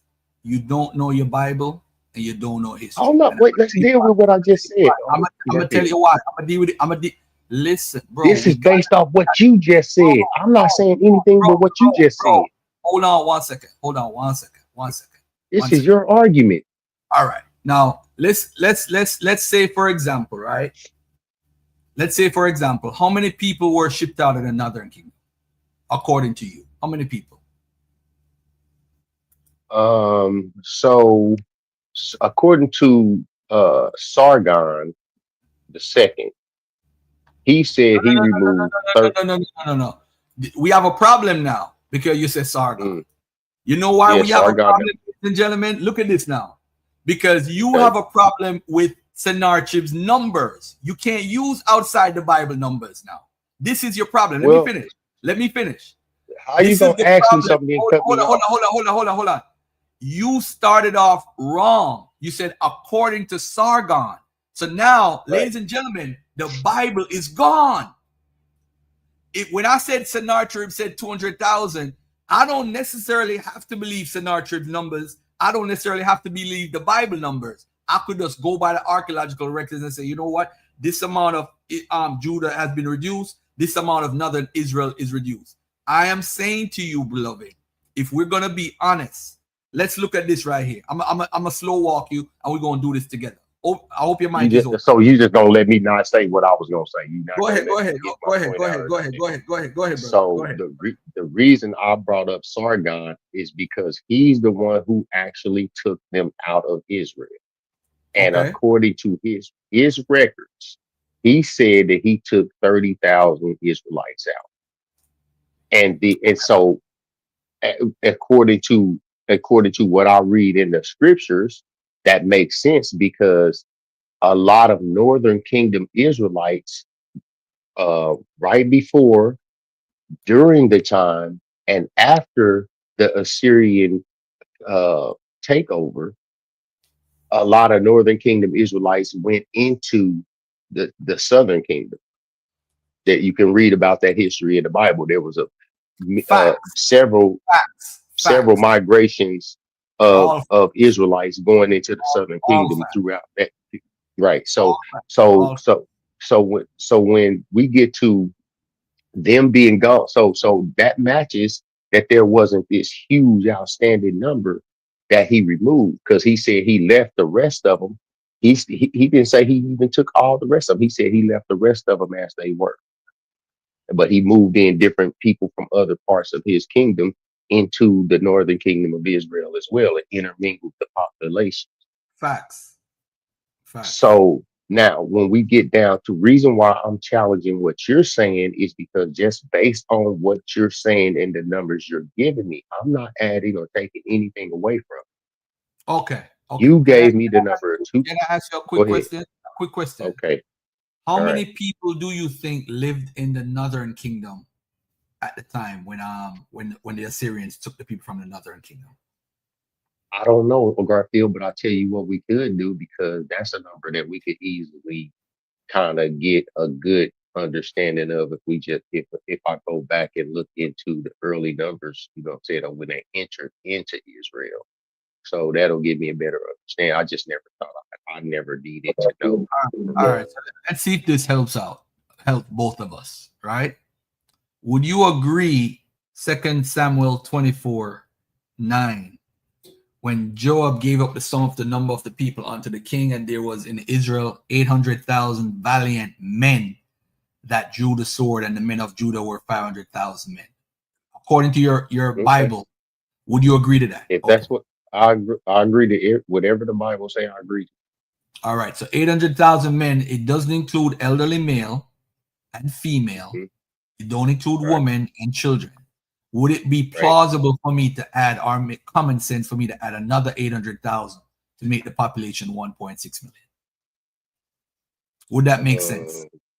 Including the children, elderly male, elderly female, the woman, children and women. Yeah, that would be fair. Would it be fair? All right. So let's say 1.6 million. 2 Chronicles 13:3. That same war with the 800,000 men, with an army of valiant men of war, even 400,000 chosen men. Jeroboam also set the battle in array against him with 800,000 chosen men, being mighty men of valor. In 2 Chronicles 13:15-17, 500,000 out of those 800,000 men were killed. Do you agree with the Bible saying that in 2 Chronicles 13:15-17? Then the men of Judah gave a shout, and as the men of Judah shouted, it came to pass that God smote Jeroboam and all Israel before Abijah and Judah. And the children of Israel fled before Judah, and God delivered them into the hand, and Abijah and his people slew them with a great slaughter. So there fell down slain of Israel 500,000 chosen men. Do you agree that 500,000 out of the 800,000 were killed? Yeah, but yeah, I do agree. But let's not, one quick point before we move forward. Remember, it said 800,000 chosen men. Right here. See right here at the bottom, it says 500,000 chosen men were killed. Or I'm sorry, right, or whatever that number was. Right, so that means that there was another multitude that they got chosen from. Right, but 500,000 is from the 800,000. Do you agree to that? Of chosen men. Right here, yeah, it says right here, 500,000 chosen. Yeah, but there's another population of men. Right. Or otherwise, who did they get chosen from? Right, the 800,000 chosen men. Okay, so would that add on to the 1.6 million? You're gonna add on to the 1.6 million? Yeah, let's do it. All right, cool. So anyway, this is going to hit the end. Go ahead. So with the 500,000 dying, I said an estimate, I leave the population at 1.1 million. Do you disagree with that? It was 1.6 million, 500,000 died, 1.1 million. Let's rock with it just for the sake of going forward. All right, cool. So the Assyrians claim they took 40,000, which is less than 5% of the northern tribe population, based off of 95% of the population remaining in northern Israel, based off of the numbers of 1.1 million. Would you agree to that? Yeah, that's what he said. And the 40,000 is 30,000 by Sargon, and the other 10,000, I assume, went to Persia or to the Medes or whatever, right?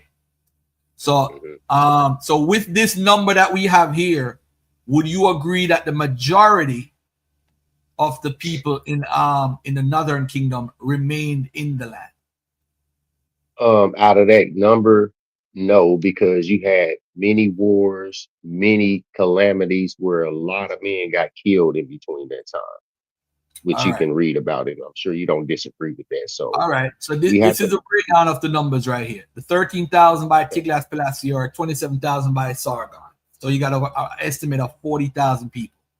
The archaeological surveys indicate that between 222 and 350,000 inhabitants were living in the northern kingdom. So that's actually 3 times less than the estimate that the Bible numbers, 1.1 million.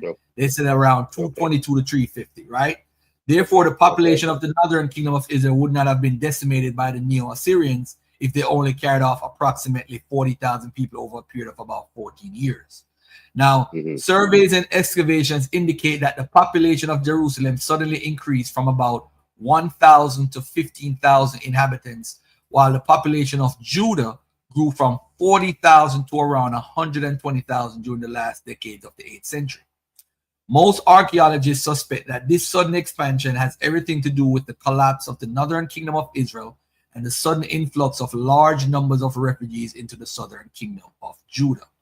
So the distribution of Israelites after the exile, if the population was 220,000, 40,000 exiled, 80,000 fled to Judah, 100,000 remained in Samaria. If it was 350,000, 230,000 remained in Samaria, Israel, 40,000 exiled, 80,000 fled to Judah. All right. So now when we look at these numbers now, those who were carried off in the exile in Assyria were most likely taken to the few specific locations given in the biblical account in Halar, under Habar, the river of Gozan, and the cities of the Medes. So these are the areas that they went to in Assyria, where the circles are. Some of this, you can see Halar, Gozan, Habar River, all that stuff. So y'all see that it's not even a joke or whatever. All right. All right. So although perhaps as many as 20% of the inhabitants of the northern kingdom of Israel were carried off into exile, the vast majority of the so-called 10 lost tribes went either nowhere or south to Judah. In brief, the 10 lost tribes were never lost. We know exactly where they went. Some were carried off to Assyria, some fled to Judah, and the vast majority simply remained where they had always lived. Some of those who remained on the land intermarried with the new arrivals and became the Samaritans, known to us from both the Hebrew Bible and the New Testament. However, although the 10 lost tribe, go ahead, my brother.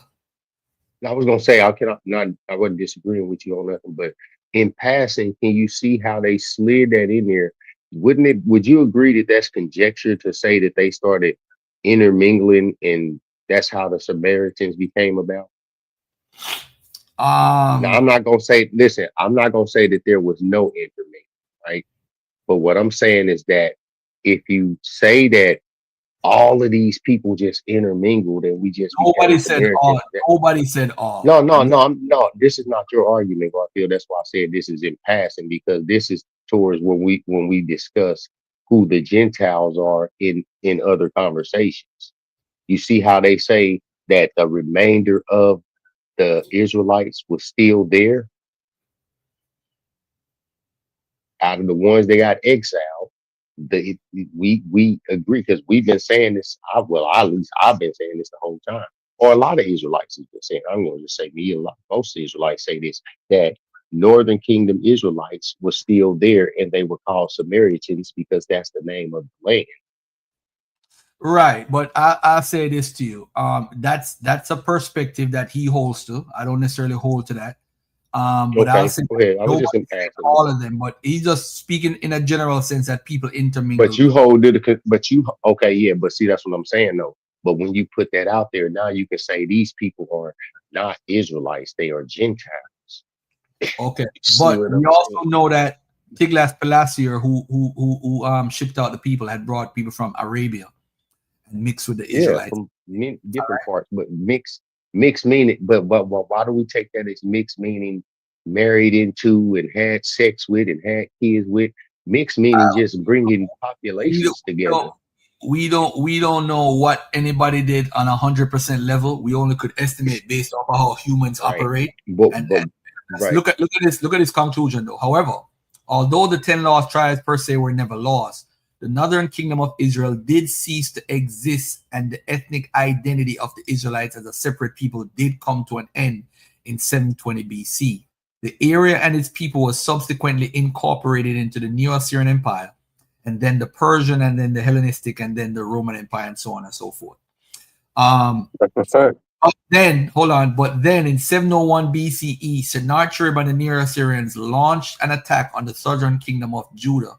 The Assyrians came down like the wolf on the foal, and his cords were gleaming in purple and gold, and the sheen of their spears was like stars on the sea when the blue wave rose night on the deep of Galilee. So Sennacherib again claimed he took 200,000, and however many were carried off in 701 BC, not one is mentioned anywhere near one text. Perhaps we should refer to them as members of the two lost tribes of Judah. Hold on, I'm live. But I do want to say that we did all of that just to really talk about the the lost tribes of Judah who were taken by Sennacherib a little bit. All right, and which I wanted to bring on. But why would they Hey, call them hey, lost Garfield. tribes? What's up, Jay? Quick question. I wanted to ask the brother a few questions. I hear what his dialogue was, and I just wanted to. I didn't want to jump in, but you were dialoguing. But so quick question: do you make a distinction between the northern and southern tribes as far as I would say every Jew is an Israelite, but every Israelite isn't a Jew? Would you hold that to be true? That's absolutely true. Okay, so as far as when we're talking about the amalgamation with the Assyrian tribes, and what was left. Hold on 1 second, That KJ. I'm sorry. Go ahead. Before we go there, I don't know if I want to go down that road. To be honest, I wanted to actually. This was a small point the brother brought up, and he asked a question, and I responded with the 2 Kings 18:13. And I won't even go into the three Okay. times that Babylon came to Israel and took people. I think the point that the brother Right. is making, just to pay attention to what Israel Bound is saying, and to show him that I do listen to what you're saying. Your issue with me bringing about the Judeans being exiled is that you don't use the term exile. You might think I'm incorrect. Are you saying, Garth, you're pretty much asking me, am I saying all the people of Judah were taken? No, I'm just saying from those 46 fenced cities, which both Assyrian records and Judean records confirm. I mean, as far as the Bible, right? But I'm saying that Jerusalem was still populated, because you're saying that when Nebuchadnezzar came, he had to take people back to Babylon, and there were people in Babylon. And to be honest with you, bro, there's records that said, archaeological records that said that when Nebuchadnezzar came, only around 1,500 people were left in Jerusalem. So they were scanty in Jerusalem after Nebuchadnezzar took them back to Babylon. So there was people there, but not that much as far as when the Sennacherib took. Sennacherib didn't take 200,000 per se, because I think people try to exaggerate their numbers to act like they're the biggest, baddest king in history. Egyptians did it, Persians did it, Assyrians did it, Babylonians did it. They exaggerate records, but I think he took a lot of people from Judah and from the cities, Yeah, and that's what he did. yeah, because guess what? If it's only 1,500 Judeans in the area, hell, who was that that sieged? Which king Babylon sieged? King sieged Jerusalem. No. This was Nebuchadnezzar. 1500 after I mean, not Nebuchadnezzar. at yeah, not Nebuchadnezzar. What was the king's name that sieged uh uh Jerusalem after that? Who Say was that that again. king? Say that again. Who was that king? Who was that Babylonian king? You talking about Nebuchadnezzar? No, that sieged Israel at this. Yeah, that was Nebuchadnezzar, right? Right. Mm-hmm. Right. So if it was just 1,500 Israelites there, he could have sent the police to arrest them. No, you missed my point. I said it was after Nebuchadnezzar. After Nebuchadnezzar, they said the population was around 1,500. After, not before. After. Oh, you said after Nebuchadnezzar? Okay, all right. He probably got Okay, chipped up. I'm talking about when Nebuchadnezzar would have went to lay siege to Jerusalem. Right. When he went to siege Jerusalem, there was a population there over. I mean, he took 4,000 at one point. He took another amount, I think 10,000 another point. So overall, there's people still in Judah. It's just that I don't want to take the Bible as being absolute, or even the Assyrian historical records as absolute. So when they say they took the people from all the cities, I don't think they took every single person. You know what I'm saying? No, when they say took the cities, I can take that as saying that they seized those cities. They took them over. They probably took a lot of prisoners from them and everything. But once again, my only point was not to dispute what you were saying about there being people exiled. I'm just saying that there was never a full exile of Israelites like their claim to be of the northern kingdom of Israel.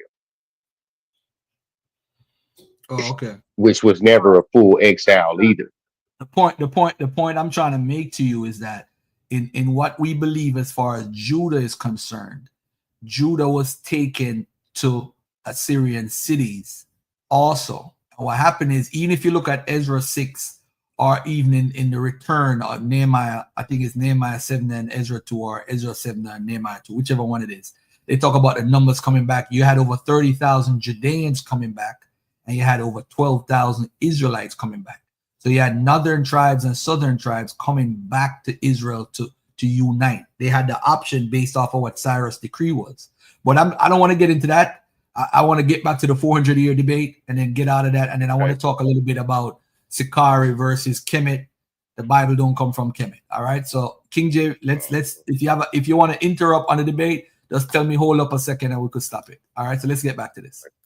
Another nation at all that has a worldwide captivity, a worldwide slavery. Again, this is Luke 21:24 and Jeremiah 29:14. Both prophesy this. Now, later on, Vocab is, well, he's probably not even going to talk about it because he doesn't really know the history. A lot of Israelites use Deuteronomy 28:68. They talk about the slavery on ships. Now, that would be one thing for Vocab to say we're taken out of context if that only occurred in one place. In Zephaniah 3:10, it talks about the daughter of his dispersed coming back from across the waters of Ethiopia. And in the KJV, it says the rivers of Ethiopia, but it talks about them coming across the sea on ships. If you do some research, the Atlantic Ocean was formerly named the Ethiopian Ocean. If you accept the current modern day of our land of Israel as the place from which these people were at the time, then the land of Ethiopia has to be towards Africa somewhere. Hey, let me just say this. The Ethiopian River, that's late. That's like 1600, 1700, 17th century. It's not something ancient. The word Ethiopia originates actually from the Greeks. Ethiops. My Ethiopian brothers and sisters or Rastafarians might disagree with me based off of the Book of Oxum, which was written in 1500s. But the word Ethiopia is rooted. It's a Greek-rooted word. If you trace the lineage of that word, it goes back to the Greeks. They call Ethiops. They call different dark-skinned people Ethiops, and it has different meanings too in different contexts. It could mean blood. It could mean red. It just depends on how you're using it. Greek is just a weird language. But let's not fall in love with the word Ethiopians. And I know that's sad to hear from somebody who's supposedly black and Jamaican. But let's not fall in love with that word Ethiopia too much. It's just like white folks calling us the N-word or anything derogatory. At some point, we gotta put that word aside. It's really not our word per se. is a possessive pronoun. It's not a word that's original from us. All right. I just want to make that clear. All right. Peace. Here we go. So now there's people coming in ships to take Israel into slavery or captivity. Isaiah 11:11 gives us a list of African places these people are gathered from. This is important because Vocab wants you to believe that none of these people were black and none of these curses applied to us, and therefore no curse was lifted because the curse didn't apply to us. And that's why the background is important as to who Israel is, which is why he doesn't want to have this debate. Zephaniah 3:10 talks about it. And again, Isaiah 18 verses 1-7 talks about America coming across this, or let's say, woe unto the nation with the outspread wings. I don't want to get sidetracked to America, but Google or even YouTube search how many pastors, white pastors, European pastors, believe that America is the daughter of Babylon, aka Mystery Babylon. That's important because when we get into prophecy, what does the prophecy tell us? It tells us that Israel dwells with the daughter of Babylon. Well, how did they get there with the daughter of Babylon? They were taken captive in slave ships. It tells us to come out of Mystery Babylon. Again, important. Why would we have to come out of a nation if we weren't there? It tells us later on, we'll get deeper into this as we get further into addressing the 400 years. It tells us that the Most High is going to free us from the land of our captivity. Unless Vocab can show me those European Jews still living in the land of their captivity, then he has to find somebody else that prophecy fits. Because right now, after the time of Christ, the only 400-year captivity to happen was the enslavement of our people. The only worldwide slavery to happen was that of Israel from the west coast of Africa. The only people still currently living in the land of their captivity are those enslaved by the transatlantic slave trade. So unless All right, let me address something real quickly, right? This is from 3rd Maccabees 4. And this is called the Jews deported to Alexandria. Just so people could see. 3rd Maccabees 4. In every place then where this decree arrived, a feast at public expense. But among the Jews there was indescribable mourning, lamentation, and tearful cities. Okay? What district or city or what habitable place at all, what streets were not filled with mourning and wailing for them? So let's scroll down a little bit. Let's scroll down a little bit down to verses 9. They were brought on board like wild animals, driven under the constraint of iron bonds. Some were fastened by the neck to the benches of the boats. Others had their feet secured by unbreakable fetters. In addition, they were confined on a solid deck that their eyes in total that they would undergo treatment befitting traders. Now, ladies and gentlemen, when these people had been brought to the place called Sicarii, and the voyage, what is a voyage?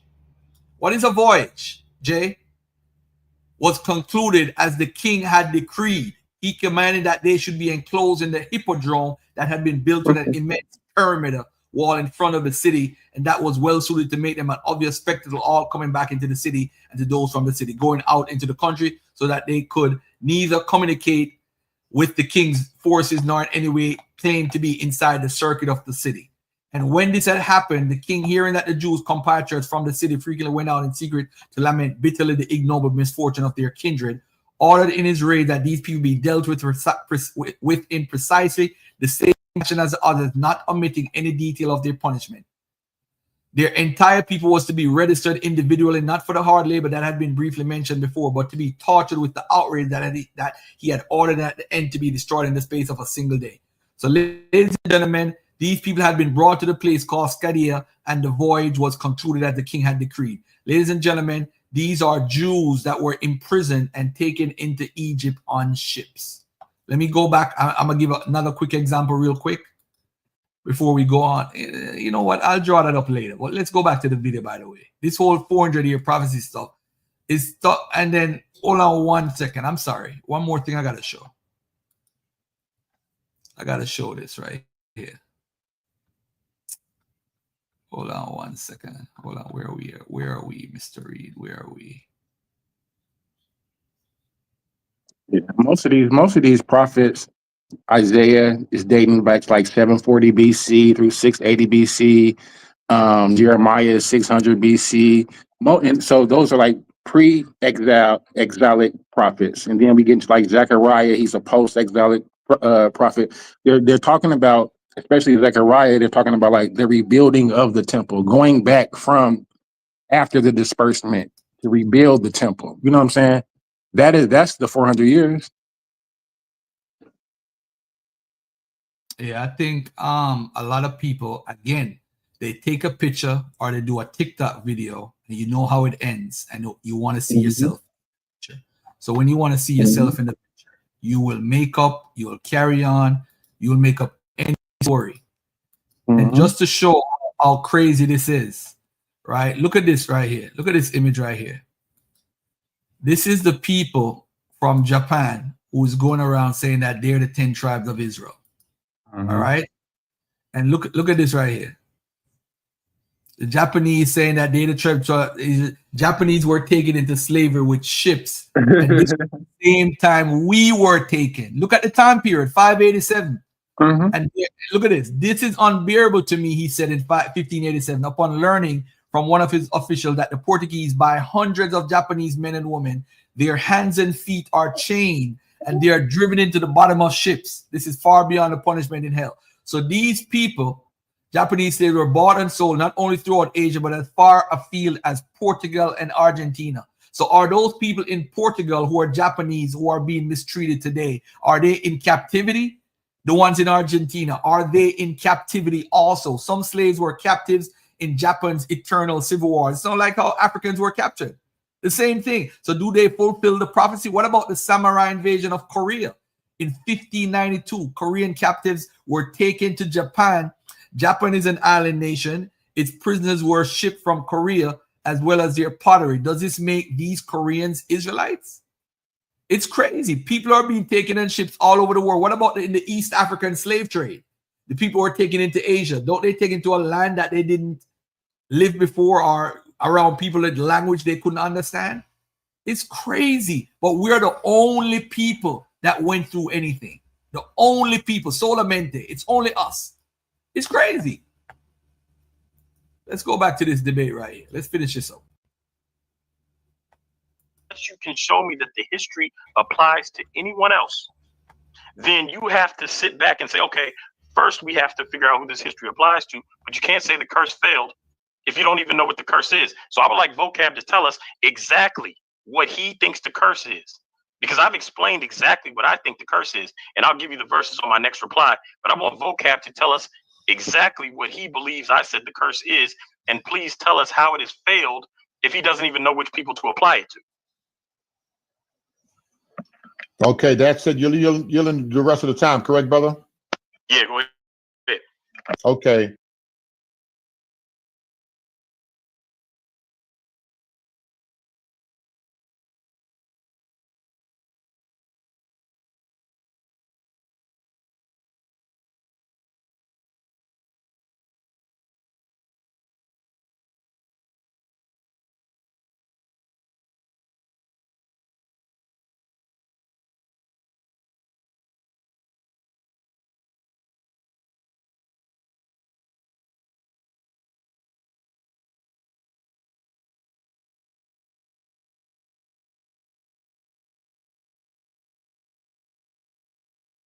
Oh, my bad, family. In 1555 to 1955, the Nation of Islam teaches that's the 400 years. They say that April 1st was the first April Fools, and that's when we got tricked into coming over here as slaves. Yeah. That's the first time. So that was one of the calling cards to attract people. The 400 years, Genesis, you heard Abraham's seed, we are those people. That's to grab the people and to bring them in. But is it true? Was the first slave ship 1555? And then they taught 1555 to 1619 is 64 years. That's where you get the $64 million question from. 64 hidden years. They wanted to hide that from us. I used to believe that. It's crazy. It's to gravitate and say, hey, I'm those people. I'm the people in the Bible. After those 400 years is up, what is supposed to happen according to them? God come, and Farrakhan would say that he joined at 1555, so God come was him. Oh wow. He was the guy to come. Yeah, I believe that, family. Glad she woke up. Indoctrinated. That's what it's my people, man. But we believe this stuff, family. We believe this stuff. We have to see ourselves in the Bible, because this book is what we grew up under, and we're gonna wiggle our way and we're gonna explain it the best way we can. And there's nothing I could say to convince y'all. Nothing. So that's why I don't talk to people to debate them anymore. I talk to them to say, yo, what? This is why I feel the way I feel. You feel the way you feel, and it's possible. This is possible to reading, and that's where we're going. Right. But anyway, let me finish play this part now with this is round 3 with Vocab.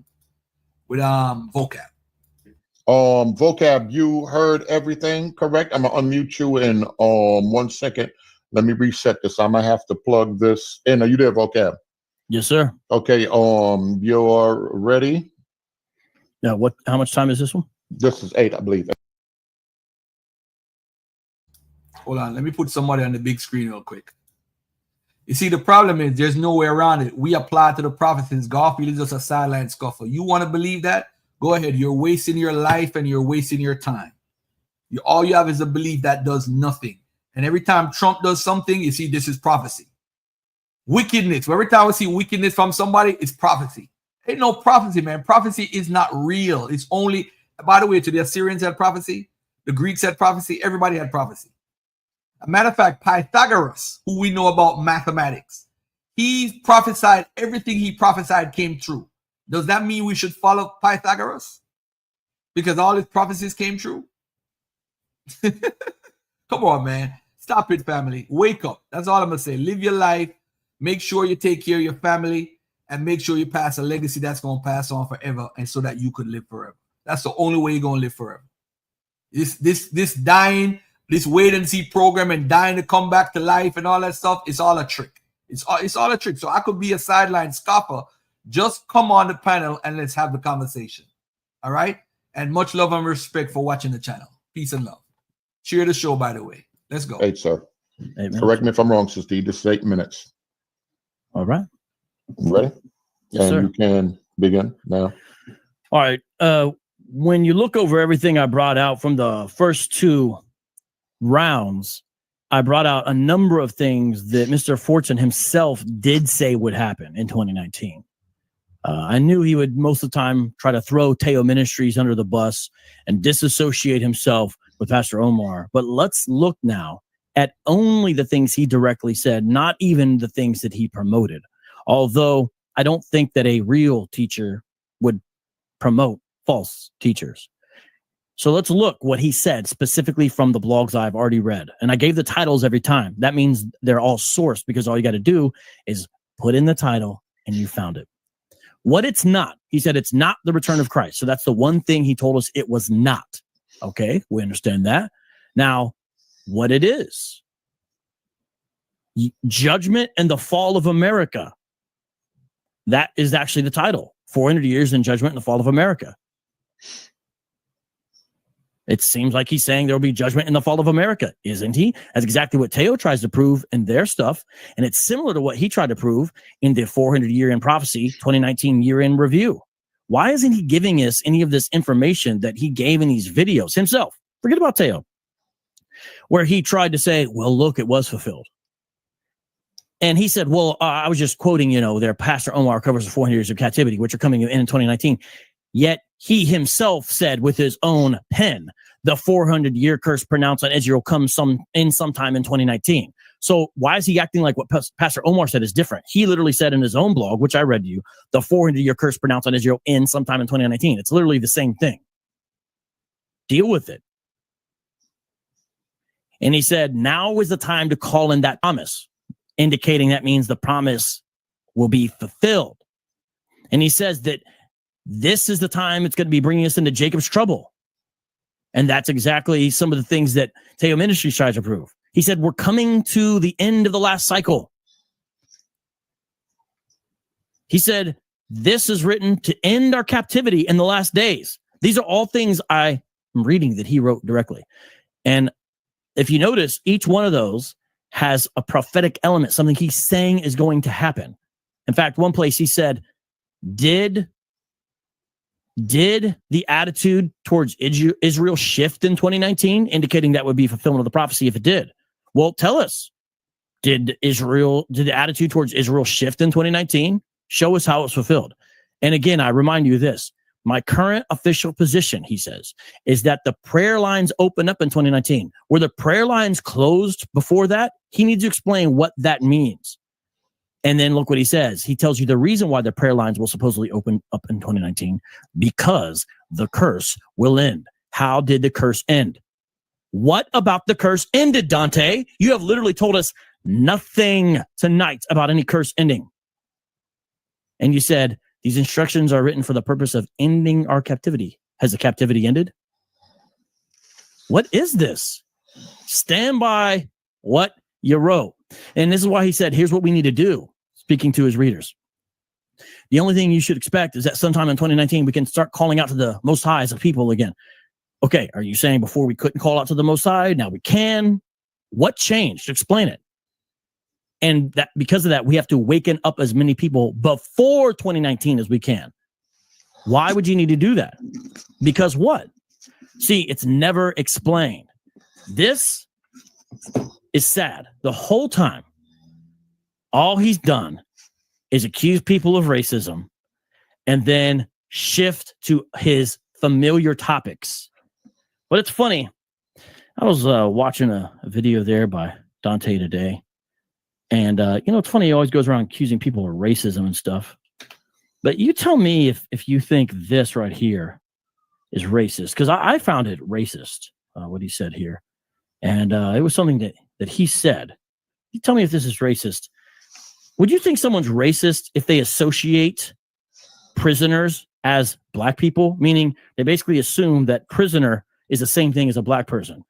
Dante does that. And after he corrects himself, does it again. Let me play this for you. Also ended Pell Grants for people in prison.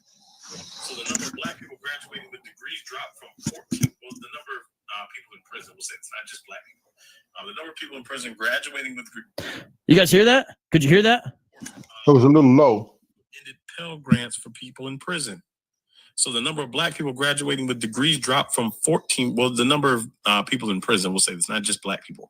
The number of people in prison. So he corrects himself because he literally equated prisoners with black people. That sounds racist. And then a few seconds later, he literally does the same thing again. Listen. Stripped. Black people leave prison uneducated. They have a felony record, which makes it hard for them to get employment. Now he's talking about Pell Grant restrictions by Biden. And saying, therefore, it's hard to get educated. And he corrected himself the first time after doing it, which is clearly a racist mistake. Yet, then does it again because everyone's leaving prison. It's funny. Someone is saying, oh, this is about 400 years. This is off topic. The whole time, Dante has been trying to show I'm a closet racist. That's his favorite topic, which is totally off topic. But since he went there, I went there with him. Now, if you're in the audience, use equal scales. Don't say, oh, you're going off topic. When the whole time, that's what Dante's been doing. And the second I go with them, we see that Dante Fortson himself equates black people with prisoners, or rather prisoners with black people. And even after he corrects himself, can't help but make the same racist slip again. Dante Fortson is a false teacher who promotes false teachers.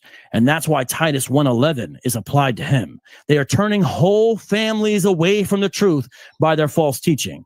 And if you believe you're of Israel, Dante, listen to Ezekiel 13:9 because you're false. I didn't like that strategy by Vocab.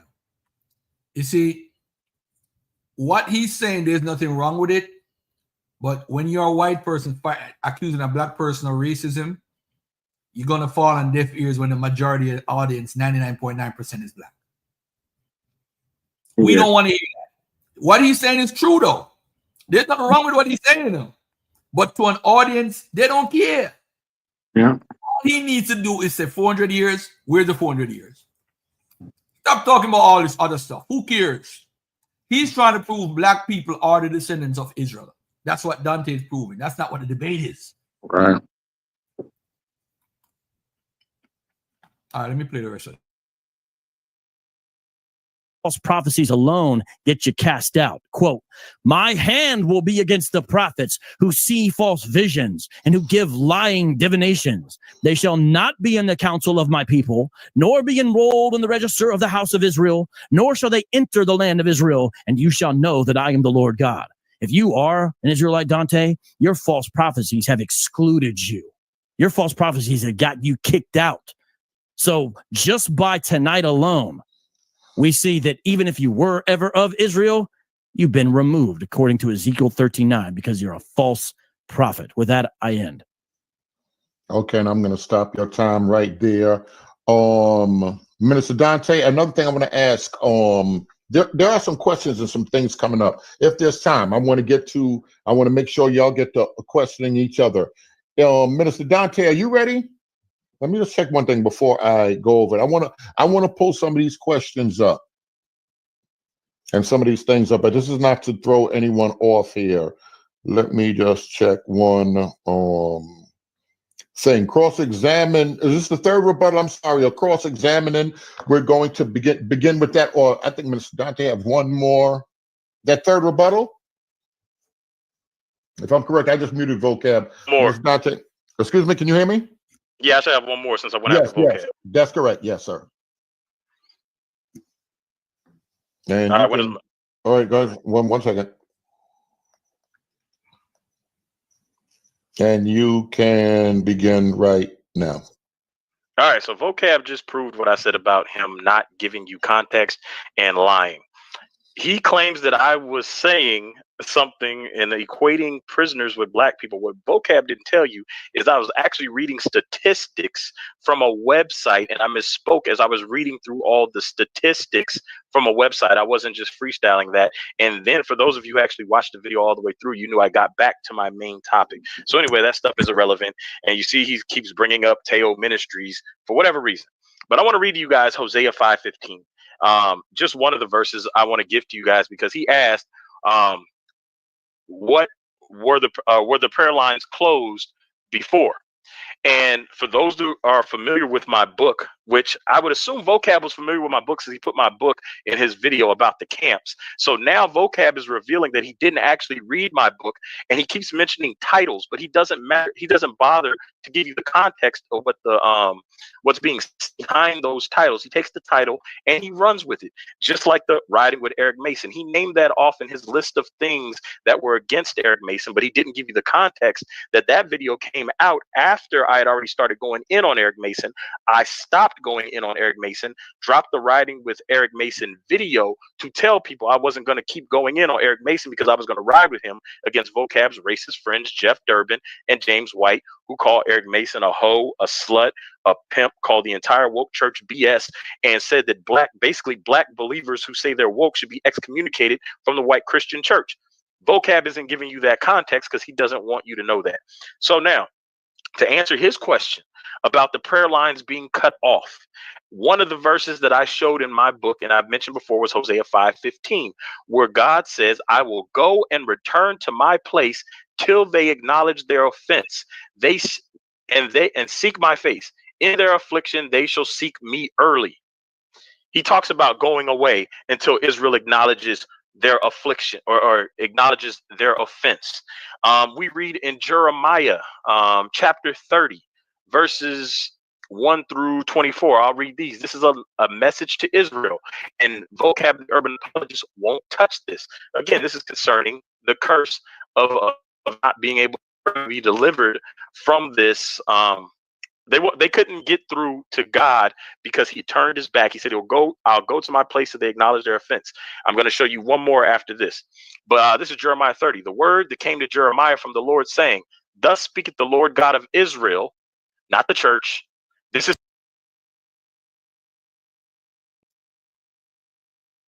Hey, Dean,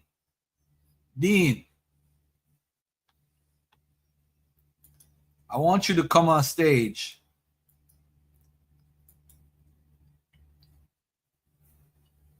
Show me that African Americans or Caribbean or West Indians have been in slavery for 400 years. That's what I want somebody to show me. When is this slavery that they served for 400 years? The Nation of Islam started this. Elijah Muhammad's teachings is what started this 400-year stuff. When they started teaching that the 400 years is from 1555 to 1955, nobody, not even in the church, I've never heard anybody teach that. It comes from them, the Nation of Islam. When did slavery start for African Americans, or when did they go to the west coast of Africa? 1441. The only group that teaches it, well, two groups now, Genesis and Sicarii.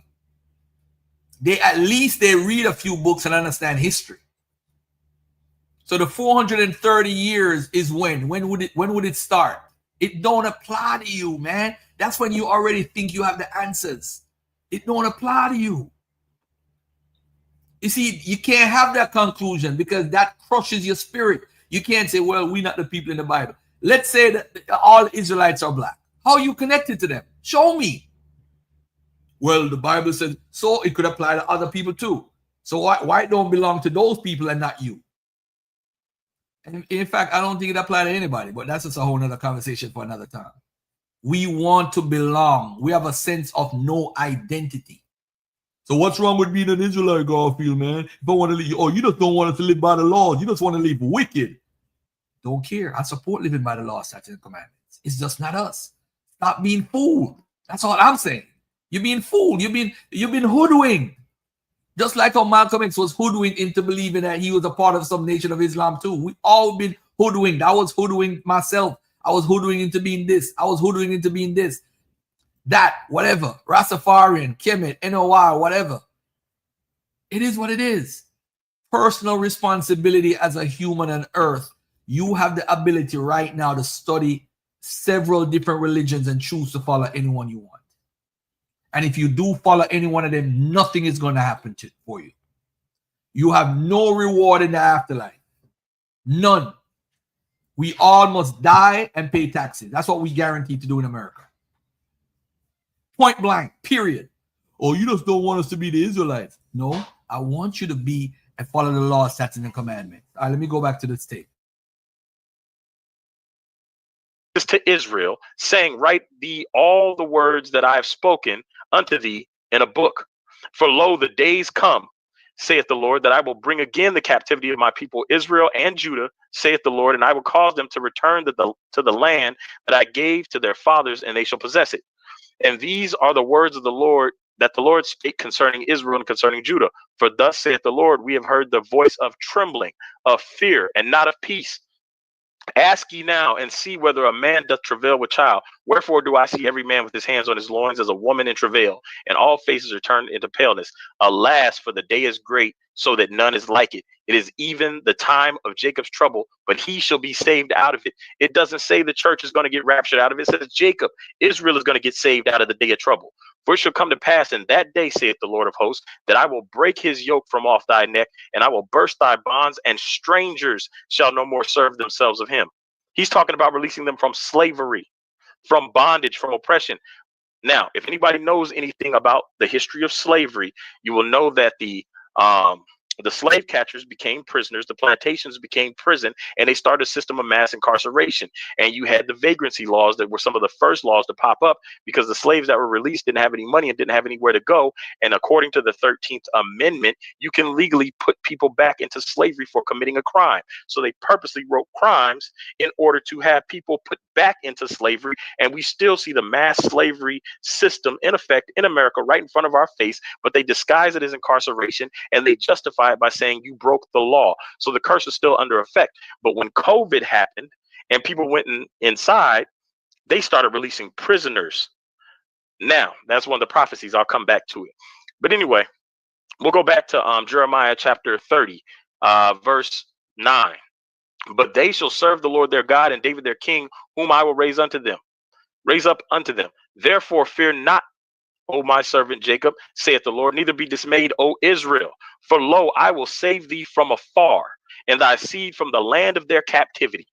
And Jacob shall return and shall be in rest and be quiet, none shall make him afraid. So if those people in 1948 fit the prophecy, Please tell me where the land of their captivity was. Show me their captivity in the prophecy. It says the Most High will save them from their captivity. And Jacob shall return and be in rest and be quiet, and none shall make him afraid. And yet we see bombings happening in Israel, suicide bombings. So you guys want to address that 1948 thing. It couldn't have been it. For thus saith the Lord, thy bruise is incurable, thy wound is grievous. Anyway, if you get down to the bottom, this is the important part. Verse 24, Jeremiah chapter 30, verse 24. Read to the bottom. The fierce anger of the Lord shall not return until he have done it, until he have performed the intents of his heart. In the latter days ye shall consider it. So this event is supposed to take place in the last days, and yet we have no historical context for this event. We see in Judges 10 where they are about to go into slavery, and God says, no, I'm not going to save you out of slavery anymore because you keep worshiping these other gods. Call these other gods you worship. And so God stopped listening to Israel because he pronounced a curse on Israel. And this is the curse we tie to what happened to what was said to Abraham. Know of a surety, your people shall spend 400 years and the land is not theirs, and they will serve and oppress them. So, or enslave and oppress them. I'm paraphrasing there. But Genesis chapter, was it 13, 15? Let me make sure. But anyway, while I pull that up, the fact is we tie that to the 400-year captivity. Trump has made the 400-year captivity a point of interest by signing that paper.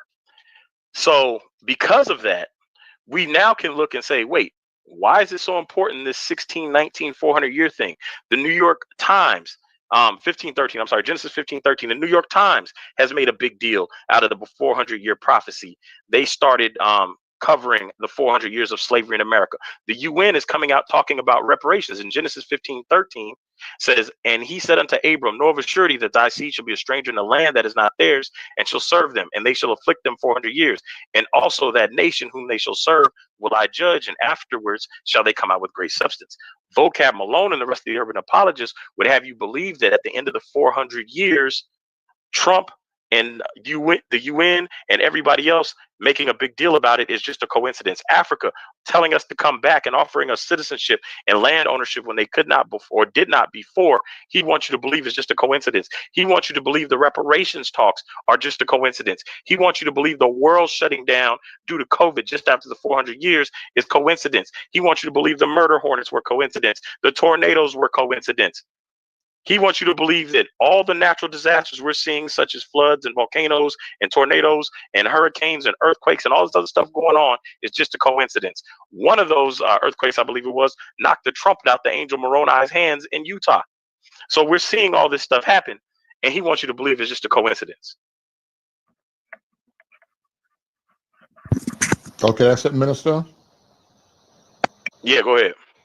Okay, I think that was the second. Was that the second, Sister E? I'm sorry, I'm doing. Anybody want to add on to that, man? Add on to that craziness? Hey, somebody keep forgetting one thing. Systematic white supremacy and white supremacy has nothing to do with curses. White supremacy is an idea. And so racism and white supremacy is not curses. It's a way of life living in the West. You have some very racist people that act on their internal racism and what they're dealing with, their demons, and they act on it. Nothing to do with cursing.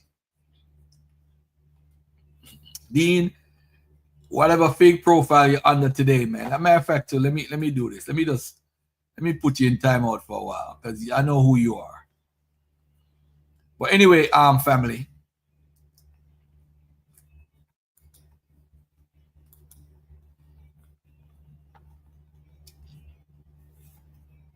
All right. Let me play a little bit more of this. Then I'm gonna get to Gorilla Hebrews video. And I'm gonna have to definitely plug this thing in here. Let me stop this right here. Vocab, are you there? Are you ready, brother? Yeah, isn't that the final Hold on a second. rebuttal? Don't.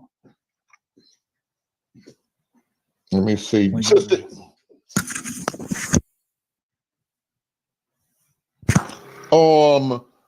Yeah. Well, We Sister got a E, was that cross-examination 3? now. Yes, was that 3, Sister E? Was that the end of the third one? I'm sorry, I kind of lost track. right click. All right, that's something else. Give me 1 second. Give me 1 second. I just want to make sure. All right, we're at cross-examination, 10 minutes each. Whenever you're ready, sir, I'm going to stop and plug this in, but I'll hit this. And you can begin. You ready, sir? Just nod your head. You can begin. Yes, sir. Yes, you. Yeah. Okay. You can begin right now. All right. Thanks. Dante, what is the 400-year prophecy?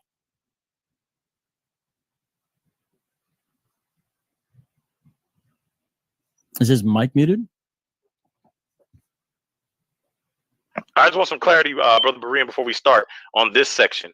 When you say 10 minutes, are we going 10 minutes each, or what? How is that working? Is he asking me one question, I respond, and I ask him one? You're muted. I can't hear you. I thought that's how y'all wanted to do it. You can go back and forth on a series. How do you want to? Go ahead. Could I read? I'll read it here. Each person has prepared several questions to ask one another. Due to time constraints, the maximum amount of time to answer a question will be 1 minute. Once you go over the 1 minute mark, you will hear the sound buzzer. I mean, these are for debate talk for you, so obviously you got your own adjustments. That means it's time to go to the next question. In the process of asking your questions or answering your question, please make it brief. Person on the receiving side being asked questions, please save your questions for when it's your cross-examination time. So the idea is that one person has 10 minutes and they ask their set of questions, in which the person only answers, and they try to make it brief because there's a time limit here. And then the other person. All right, so he don't have to. So you go ahead then. We begin in 10 minutes. I'm going to start over. So he doesn't have to. You could just write down the series of questions that he's going to give you and begin to answer them. That's all right with you, Minister Dante. Yeah, I'll try to keep up with these if we're going to be answering 10 minutes. Okay, I'm writing also. Vocab, you got the floor. What is the 400-year prophecy? I just read this from Genesis 15, chapters 13. I'm sorry, Genesis chapter 15, verses 13 through 14. Was that fulfilled during Israel's time in Egypt? Well, if we go to the Septuagint, since you like bringing up Teo Ministries, they showed on Brother Berean's channel the video. If you go to the Septuagint, it says that Israel spent 430 years between Canaan and Egypt, and it breaks down to 215 years in Canaan, 215 years in Egypt. Also, if you do the math strictly from the King James Version, you'll know that Joseph was in charge for part of that time, so they could not have been enslaved for a total of 400 years. And then we could also get into dual fulfillment. No? But you didn't ask me that. But no, is that a no? It was not fulfilled in Egypt. Thank you. Will it be fulfilled in this captivity in America? Many of us believe it will be fulfilled, and now we all believe different. When did it begin? That. According to you, not everybody else, just Dante Fortson. When did the 400 years begin according to you? I agree with Dr. Eric Mason that it began in 1619 when the first African slaves arrived in Jamestown. I agree with Dr. Mason on that. When will the 400-year prophecy end if it began in 1619? Well, some of us believe that. Dante, what you believe, please. Let me be clear. Just what you believe. I don't care about other people here. Okay. I personally believe the curse part of it, where we could not call out to God because he said he wouldn't hear us. He was going to go back to his place until we acknowledged our offense. I believe that part where God was not going to listen to Israel for 400 years to fulfill the prophecy, I believe that part has been fulfilled. However, that's not my entire belief. All right. So what curses were lifted? I just told you. Part of the curse was him not listening to Israel for 400 years, which is why Israel's saying kumbaya. In their affliction, they will call out to me early. Does that mean in 2018, when you prayed to God, did he hear you, Dante? Again, I told you I didn't believe the curse would be lifted until 2019. Right. I believe that God hears us, but God was not going to intervene on the curse until after 19. He wasn't going to intervene at all until after 2019. I didn't set a date, but you started saying in August that it had failed, even though I never set August as a date, not once. Okay. On your program, did Teo say August? Again, I thought you didn't want me to answer what anybody else believes. Now you asked me about since you said you never said it. Be specific. How many times has Teo appeared? I don't recall Teo ever saying August 2019. Well, I guess you need to go back and listen. You need to go back and listen to your own program. Okay, so program I'll tell you was it? what. Give us Hold on. the date. Let me tell you what it is. Title. 400 Years of Judgment, the Fall of America. In there, they said it. I quoted in my opening statement. I'm sure you missed that. So they said that. Did you disagree with him when he said that? Because you indicated that was a good answer after he said that. Again, Teo's opinion, it was a good answer. He answered the question I asked him. Mm-hmm. So again, okay, so is Teo Ministries composed of false prophets? No, Teo Ministries isn't. They haven't made a single prophecy ever that I've heard. Then why did they switch it from 2019 to 2020? Again, they were trying to interpret to the best of their ability, which they always say. They lead with that disclaimer, and you like to leave out the context. Mm-hmm. They lead with the disclaimer that they are trying to interpret it to the best of their ability. They are not prophesying something. Be clear with that. Oh, yeah. When you set a date and say it's going to happen here and all that, I mean, you can go on and say you don't set dates or that you can add caveats. False prophets always do this because they're always afraid there's a part of them that might be wrong. That's why I have more respect for Harold Camping. At least he was a little more clear. So you're saying that, but I mentioned that a number of times. Okay, so do you believe there will be a second Exodus? There's already a second Exodus occurring, which you would know if you were paying attention. Oh, no. But you don't know much about Israelites. Dante, Fortson, let me explain something. When I ask you therefore, you don't think this happened. No, let me explain something to you. I don't have to validate myself to you. No, you already answered it. Permission for nothing. You already answered. When I ask you a question, Dante, it's not because I'm unfamiliar with the answer. It's because I know exactly what the answer is. That's a good debating tactic. So I know exactly what the answer is. So the insult back is irrelevant because I'm leading you somewhere. There was no insult. You've fallen into every trap because you are false. There is no trap. I've given you the answer, and I've never prophesied anything. That makes you a liar. All right. So the second Exodus, the first Exodus, Israel went.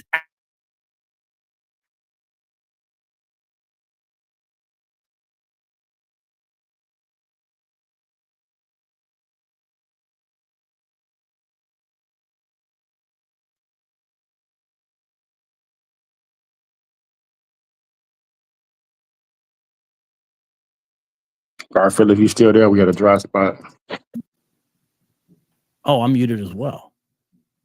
Everybody's muted. What's going on? Dante, do you believe during the second Exodus, Israel is going to go into Africa?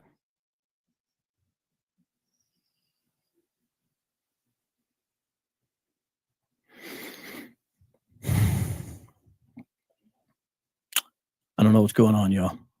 I'm still muted, Brother Berean. You're still muted. I haven't heard anything you say, but I see your mouth moving. Oh, no, I'm sorry. Go ahead. You heard the question that he said. I said I gave him back 40 seconds because I said something about the hopefully they're okay. Oh, you hear his question? All right, can you repeat that one more time? Yes, sir. During the second Exodus, you believe that Israel is going to go into Africa, correct? I believe there's a possibility that Israel could go back into Africa, yes. Now, you said the second Exodus was already being fulfilled. In what way is being fulfilled? Isn't it being fulfilled by them going back into Africa? Isn't that what you said? First of all, if you pay attention to the first Exodus, it'll give you the blueprint for the second Exodus. The judgments happened while Israel was still in Egypt. And many of us see the current events happening right now as judgment leading up to a second Exodus. So yes, in that context, it is already in progress, according to my personal belief. Right, but you guys have indicated that the first Exodus may have happened in mass, but the second Exodus may happen drip by drip. So I know that you believe that. And here's what I'm saying. You said you guys. I have never indicated that. I've never said it. Nope. I have not. Now I'm going to tell. Quote me word for word. Quote me word for word. This is the same trick you did with Cherry. You said, where did I ever say she was a closet lesbian? Even though you have a whole show called Sister Cherry Love LGBTQ. You try to do this. The fact is you have indicated that. And actually you just indicated it. So you said, when I just asked you a question, that the second Exodus is begun to be fulfilled. How is it begun to be fulfilled then? By what? How do you know it's begun to be fulfilled, the second Exodus? I just said it, but you don't listen. Judgments, what we believe are judgments, are occurring on America and other nations. COVID, we see locust swarms. We see famines happening. We see people being released from prisons. We see death all over to the point that people aren't able to bury the bodies fast enough. We see all kinds of different things happening, and we see people exiting the United States already with money. We see the reparations conversation on the table, which is different from any other time in history, occurring all at the same time as what we call the awakening. Dante, all this stuff is not coincidence. Do you know the definition of Exodus? Give us the definition of Exodus, Vocab. That's what you're getting to, so you can give it to us anyway. Get to it. You don't know the definition of Exodus, or you do? Vocab, get to the definition. We're not playing this little third grade game. This is my time to ask He questions. can ask, he got 3 more minutes. He can Is it ask. your- If you do choose you not know- to answer it, you don't have to answer it. But he can ask. Go ahead. Do you know the definition of Exodus? As you're a strong Bible teacher, do you know the definition of Exodus? I'm very aware of the definition of Exodus. So go ahead and get to your point. How do you define Exodus?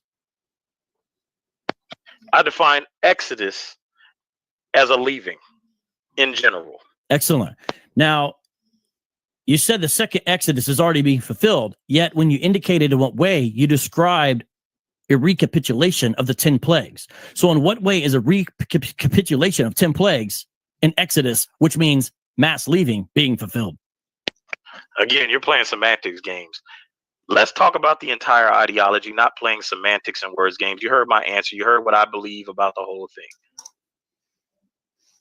Okay, so there's another question you can't answer. Going on. I already answered it. You keep asking me the same question different ways. It's already been answered. You don't like the answer. Well, the 10 plagues happen in order as the same order that they did during the first Exodus. That I can't say for sure, but I can say this, that we have documented all 10 plagues present at one time, except, well, actually 9, not the death of the firstborn, but we do have mass deaths of people in general. Okay, so that answer there seems to indicate no, it won't happen in order. I said I don't know. I didn't say no. Well, have they happened in order? You said they're documented. Have they happened in order? I said they are documented that they've happened. I'm not sure if they've happened in order because we don't know exactly when things first appeared on day one. Some things like the locust swarm built up. So we don't know what exact day the locust swarm started, but we know the locust swarms have arrived. The locust swarms happened to the Egyptians during the first Exodus. Who did the locust swarms happen to this time around? Yo, let me tell you something. Vocab is a hell of a question. When he asking them questions, yo, King J, yo, I'm laughing my ass off. Yo, he had Homeboy in like a headlock the whole time. Yo, it's funny. Okay, and that's the last question. Go ahead. If he chooses to answer that. The locust swarms are actually happening all over the world. If you're paying attention to the news, 25% of the world are looking at famines because of the locust swarms all over the world. They're happening everywhere. And if you read the prophecy, it says God will bring an end to the nations and not to Israel. So they're happening all over. Okay, Minister Dante, now you have a series of questions for Brother Malone. You can begin now. Do you see the comments made by Jeff Durbin towards Eric Mason as racist? He never said Eric Mason's name. Do you see the comments Jeff Durbin made towards woke church as racist? Which comment specific? If you could tell me which one you mean, then I can respond. I think the sermon was first like of all, an he hour says long. the woke church. Again, he called the woke church a whore, a slut. He used the term pimps. He referred to the Black Fist as communists and Marxists, basically taking shots at everything Black people believe, and including being woke. Do you believe that his comments towards the woke church had racist undertones at all? Some of those comments had racist undertones. So why haven't you come out on your platform? So the 400-year debate turned out to be who's less racist. I'm just trying to figure out, what does it have to do with the 400 years, though? I'm trying to learn here. Craziness. Platform and called him out as a racist, just like you do everybody else. I talked about it when I was on Brother Brian's platform, and my main goal was not to attack Christians, no matter how wrong they are. My main goal was to deal with you and false teachers like you. See, now that right there, you claim we aren't Christians. Many of us identify as Christians, and yet you attack us anyway after saying your goal isn't to attack Christians, no matter how wrong they are. So is a Christian, in your opinion, allowed to rape or murder somebody and you won't attack them no matter how wrong they are? Someone who does that with abandon and not repentance is not a Christian by definition. You like to separate yourself from that, but the KKK does identify as Christians, and you said you don't attack Christians. Would you continuously attack the KKK as much as you attack Israelites? I've done shows on the KKK where I have attacked them, including their. I said as much as you attack Israelites. No, because the KKK is not as relevant. But if you want to attack them, go ahead. The KKK is not as relevant. The FBI did a study and said the KKK had infiltrated the world, the nation's police forces. So how can you say that they aren't relevant? But anyway, let's continue going. The next question: do you agree with Eric Mason when he says no white people were involved in the writing of the Bible? I don't know the color of the authors of Scripture, and I attribute it ultimately to God Himself. So, do you agree with Eric Mason or no? I don't know the color of the authors of Scripture, and I attribute it ultimately to God Himself, as the Bible says. So you're dodging the question. You're not saying. So do you agree with Nefertiti that European Jews were left on the west coast of Africa and deported from Portugal? There were some Europe. Well, you're saying European, but they weren't European. They came from Israel. There were Jews who were left on the west coast of Africa. Yeah, that's certainly true. Nefertiti specifically said they were European. So you're saying no, they weren't European. You're calling her a liar? You just said no, they weren't European. She specifically said they were European. Are you agreeing that they were European or not? Well, the source of the place they came from wasn't Europe, is my understanding. So no, they weren't European left on the west coast of Africa. There were Jews on the west coast of Africa, and it's. I'm asking you, were they European? Not whether they were Jews. It's pretty evident, European, and it's evident by all the historical information we have. They didn't intermingle with local populations, and we do have a few pictures of these folks. And the few pictures of these folks that we indicate would not leave them in these simplistic categories from Jim Crow days of black and white. They would be neither, according to what I've seen, heard, and read. Okay, so can you give us those sources that say that they were neither black nor European? Oh, you just got to find the pictures that have some of the final rabbis before those communities left, and you'll be able to find it as well. So you can't give us the sources specifically like I give people. Okay, so now, do you agree with not Eric Mason, do you agree with Damon Richardson that Judah on the west coast of Africa was not named that because of the tribe of Judah? Oh, of course he's right. Is he? According to the 1890 French document, that's not true. And according to other sources that I've given, I want you guys to go check those sources. I give you multiple sources from the 1800s that say that that is exactly why they called it Judah. And the Portuguese are the ones that named it. And the Portuguese were the ones deporting people down there. So why is it that you guys don't share sources to back what you guys are saying? He shared sources, and when he shared his, he didn't say, "Oh, it gets cut off right there," like you did. He actually shared the full source, unlike you. It gets cut off right there, which is actually hilarious. I did share the full source. I gave a link for everybody to read theirself. Now, Damon Richardson did not provide any links to any sources anybody could read in its entirety. He made, and matter of fact, one of the sources he used was a voodoo priest. Do you condone Christians using voodoo priests as sources for scriptural information? I was never given a fact to show that either of those two men were voodoo priests. Dude has a YouTube channel. Anyway, that means you guys aren't looking that much. Now, do you, Vocab Malone, do you intend to stand up for Eric Mason against James White openly, saying that Eric Mason or that the black church has an anti-intellectuality and an anti-spiritualism? Do you plan to publicly correct James White on that? This is public. Yeah, that was horrible. But do you plan to use your platform to call him out by name? I've said some things about that before, yeah. But do you plan to do it unequivocally now that he is attacking woke church, which I assume you consider yourself to be part of and represent? It depends how a person defines woke church. That's the problem with the Jeff Durbin sermon, is he didn't really define who he was speaking of. And so you had this lump and people just had to fill in the blank. And, that was part of the problem. It's sort of sloppy there. It was a shame, really. And I'm not sure what any of this has to do with the 400-year prophecy that you can't defend. Well, here's the thing about the 400-year prophecy. The attacks on Israel are said to increase, which we talked about, but I'm not going to get sidetracked into that. Do you believe that there is a true nation of Israel on this planet right now? There's a new Israel. There's a spiritual Israel. Okay, if you believe that, then why is it okay for one of your European friends to call himself a Messianic Jew, and it's not okay for black people to identify as Israel? Why do you identify him a Jew if there's a new Israel? He bows the knee to Messiah. But what makes him a Jew if if it's not lineage? Oh, well, you can still be ethnically a Jew. I mean, Galatians 3:28 doesn't say the category of Jew is erased, but we also see from Romans 9-11 that there's two senses of Jew which are met, or two senses of Israel that are met clearly. So we understand that all who are of Israel are not of Israel, but that doesn't mean that you erase the ethnic identity, that it disappears. Okay, so you can have ethnic Israel.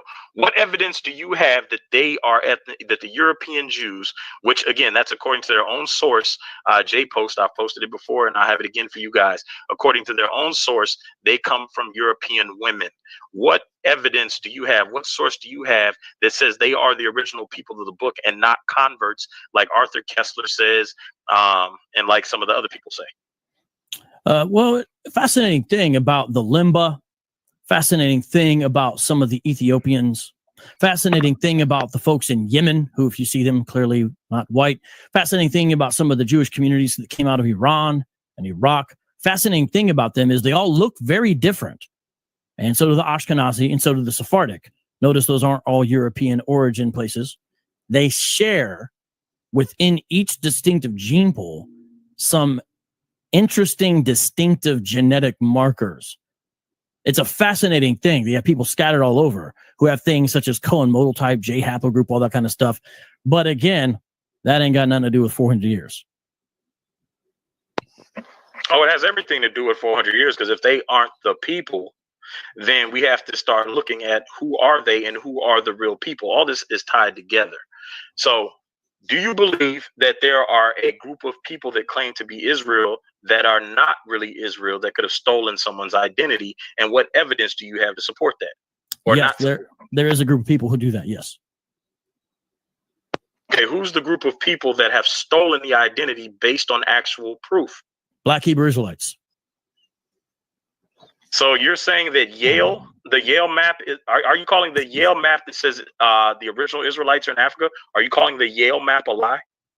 I have researchers by Yale on this topic, and you don't determine genealogy by maps. And there's no such thing as the Yale map. Everything you're saying is nonsensical. You don't know how to work with academic sources. It's rather embarrassing. Again, you haven't answered the question. The Yale map that I showed, you said you watched my video. The Yale map that I showed, is that a lie or not? When Cambridge University said that slaves that practice Judaism came over here like that, when they said that they were more likely to be rounded up, is Cambridge University lying?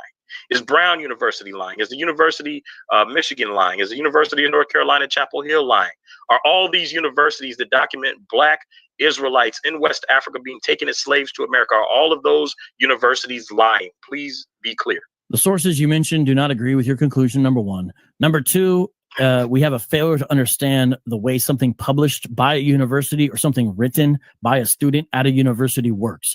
When a student writes a master's thesis, it's overseen by supervisors. It does not mean the supervisors or the university sign on to anything written there.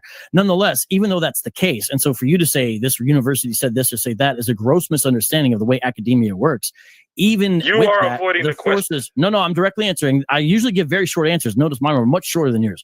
The thing is, even though sources you do mention don't agree with your conclusions, you constantly mishandle sources. You might as well be having stones made of hand the way you handle these sources. They don't disagree with my conclusions. I've read these sources. The sources are for everybody listening. The links are there. Please read it for yourself so that you can see he's lying, and you can see how many sources mention that Israel was Black and on the west coast of Africa before being taken as slaves and scattered around the world. I'm not sure if I'm cutting, if he cut off. Hopefully he didn't cut off that. The 10 minutes was up there. For clarity. You know, I'm trying to figure out why you're asking a white guy in a debate about racial, how he feels about this white guy that said it. And again, I said it at the beginning that he's all about emotions. And I don't think a lot of people realize the trick is. The trick is we're talking about the 400-year prophecy.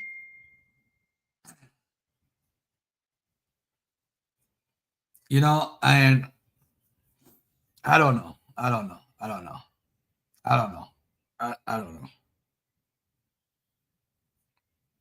It seemed like they're all over the place, but I'm trying to figure out who won, but I can't really say because it's like they're both Neither one won, I would say. Yeah, let's I would actually lean towards Vocab because he's actually staying on topic. Dante is more about race baiting. About this person said this about the woke church. Do you think he's racist or are you gonna condemn him on your YouTube channel? That's not a debate. That's somebody with an agenda. I was leaning towards Vocab as well. It's almost done. You got 11 more minutes. Do you have? I want to go again. Let make your answer short. We're gonna go a couple of minutes. Let's go 5 minutes. Let's go 5 minutes. If anybody have any questions from what y'all heard, because we kind of took a little while to get rolling. If y'all don't mind, I'll put them up. If you don't mind, or spending 10 minutes on some questions and answers on Minister Dante and Minister Vocab. Do me a favor. All right, I might be texting you. Do me a favor. Come to the microphone, Vocab. Is there any, just take a couple of minutes. Is there a last, in closing, a question or two that you'd like to bring out to Mr. No, I never watched it before, but hey, Vocab won that, bro. Vocab won that. Let me get to Gorilla Hebrew. Vocab won that. No matter how we feel about Vocab, and the only thing we have against Vocab is his skin tone. That's all we have. If he was a black guy, nobody would have a problem with Vocab. But because he's a white, because of the stigma. I don't think dude held a firm enough position on what he believed on the 400-year prophecy. It was wishy-washy, yeah. Yeah, it was wishy-washy the whole time.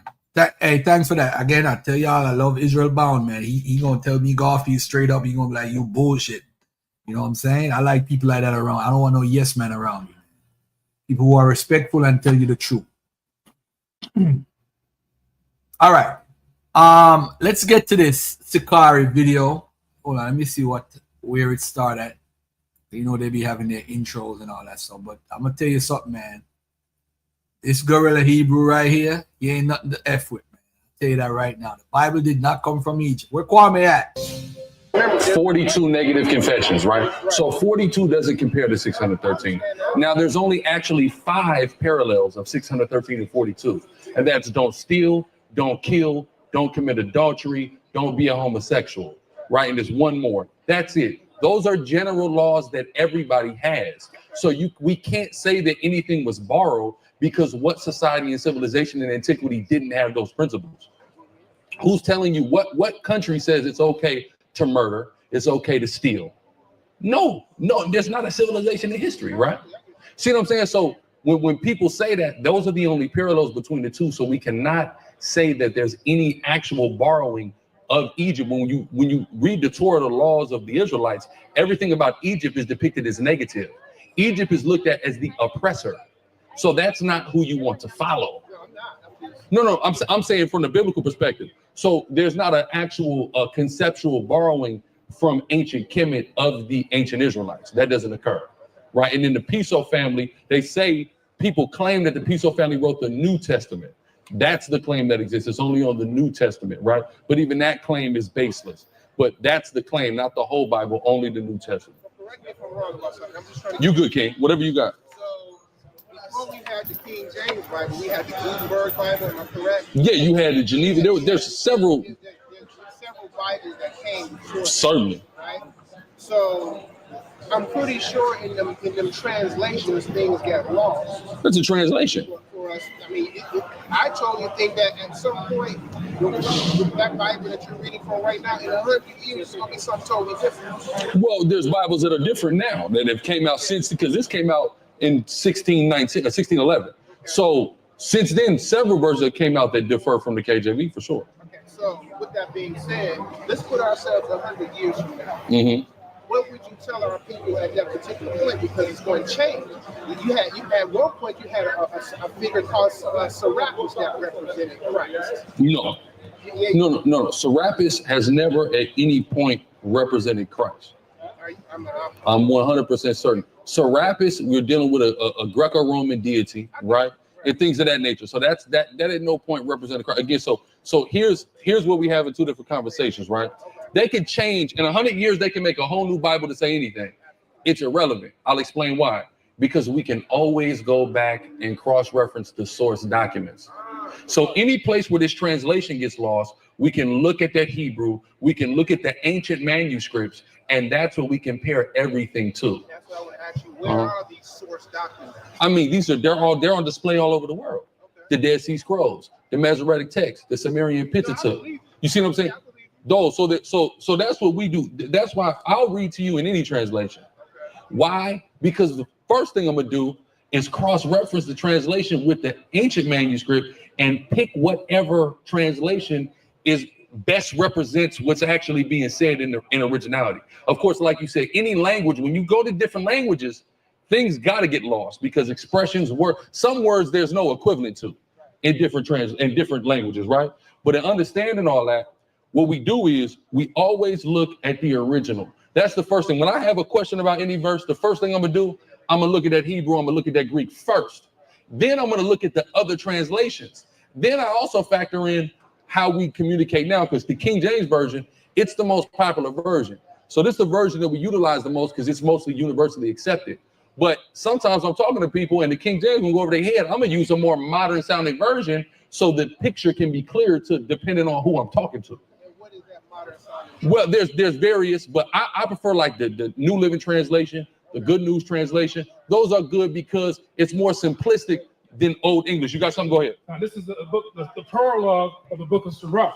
It says, for the same things uttered in Hebrew and translated into another tongue have not the same force in them. So the Bible even tell you when it go from Hebrew to another tongue, it don't have the same force. It don't quite hit the same. So you always got to go back and you always got to cross-reference. We got to see, well, what did they translate from? Because they could change translations, but they can't change the original. You see what I'm saying? So just like, because people go, oh, it's like playing telephone. Well, if we playing telephone and it started with him, we can always ask him what he said. If it gets to me and I misrepresent what he said, he can always clarify. And that's what the original is. Well, what does the original say? You know, because they come and they have certain agendas. Like in the King James Version, it says that they celebrated Easter. They never celebrated Easter. When you look at it in the Greek, it's the word for Passover. That's what they were celebrating. But we have to factor in that what? King James and his translators had a religion and had practices, and we can see that bleed into the translation at certain points. So we have to scrutinize it.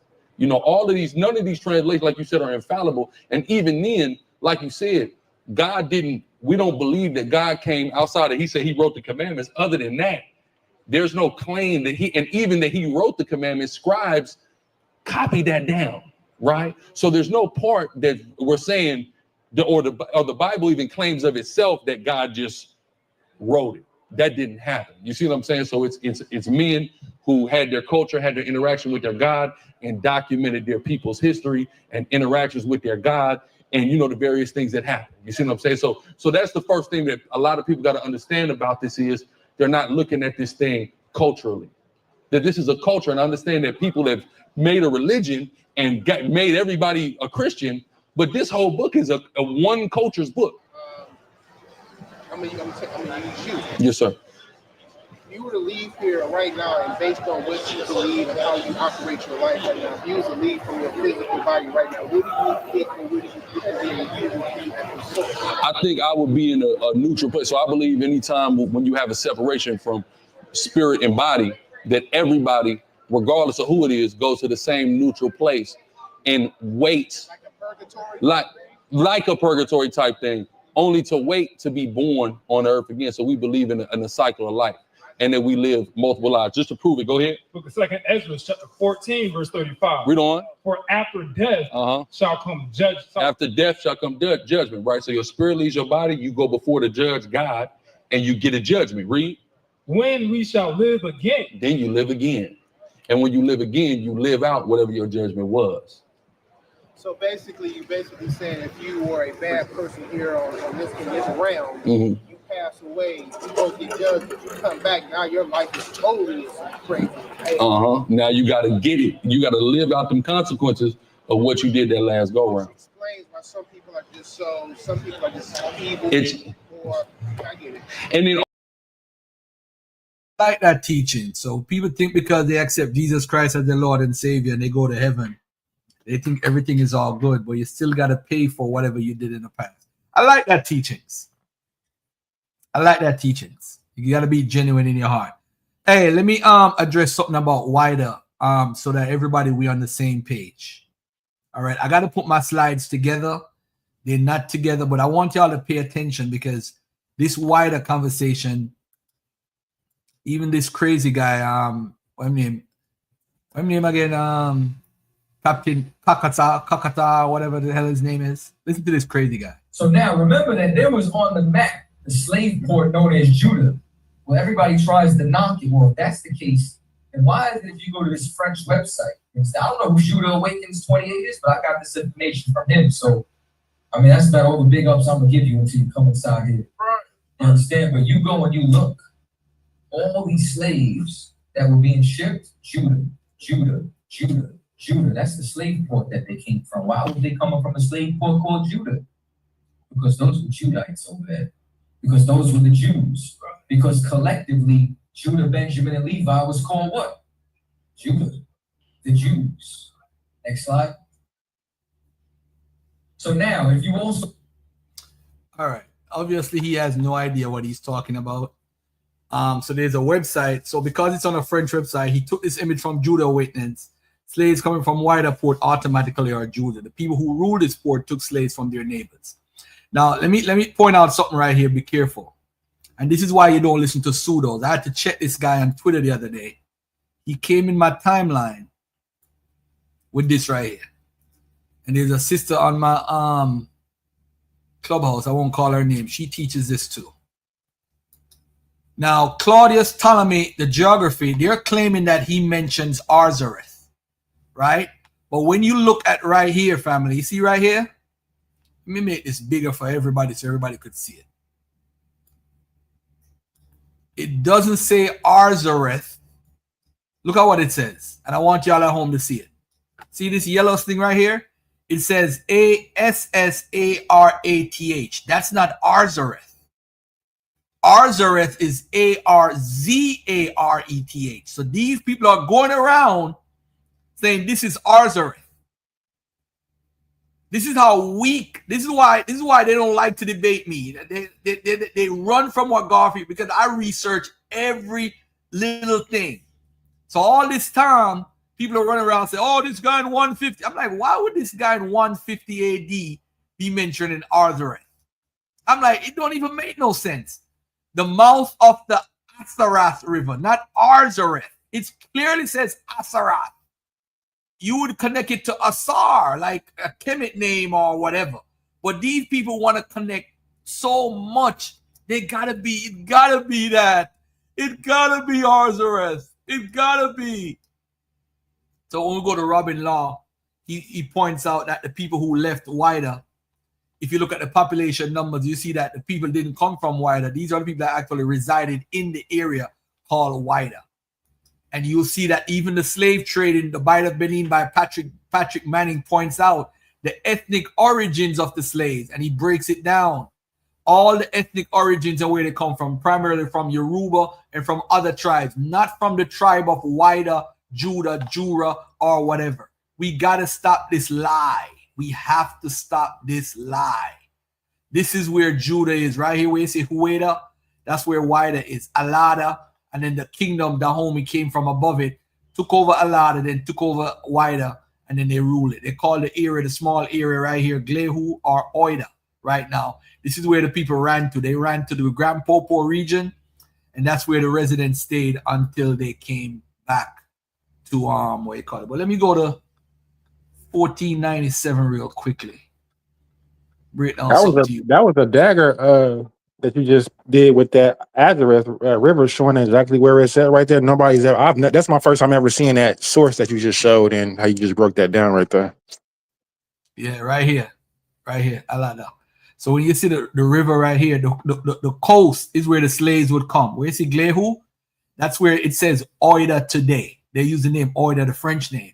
So Hueda is the same thing as Judah or Wida or Ajuda or Fida by the Dutch. It's the same name. So Hueda is what you would call Judah or Wida. But this where it says Glehu, farmhouse, that's the name right there. But I'm going to break down something for you guys That's even better. 14, go to 1497. All right, let me go to this right here.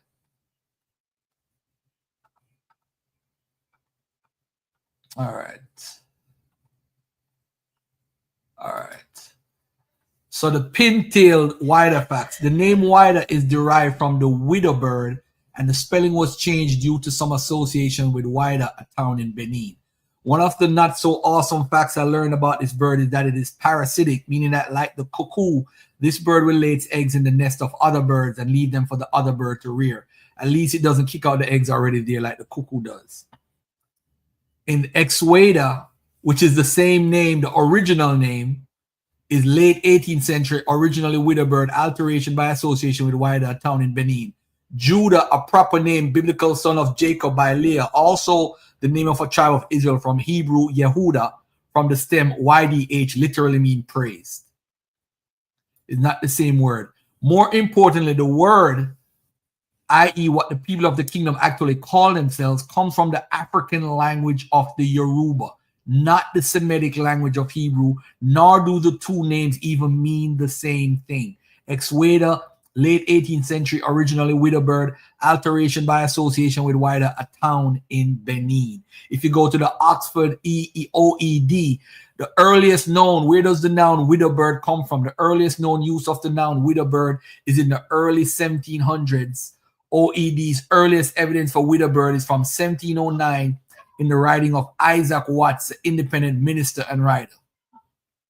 All right, so it's a English word. So, you know, we go, it means in full, wider bird, etc. equal widow bird. You go to the Oxford English Dictionary. The common people were divided, monarchy, Aristotle, That's one of the sources for that. And if you look at the wordings, seven cases, you find the pintail in the names of birds having a pointed tail. You see different things as far as results for the actual term, the widow bird. All right, so let's move on to 2321, which I'm going to break down for everybody. If you want to butt in, you could butt in, my brother. 2321, let's come down all the way down right here. Let's look at this wider again. So we get to wider. So this is the code. So what happened is this map is kind of anachronistic. So what anachronism is, it's not fit to what the time period that it is. And what happened is, ladies and gentlemen, let me just make this right so everybody could see the sources, okay? This is 1747 by Emmanuel Bowen. When he puts wider here and Judah, it's a pronunciation issue.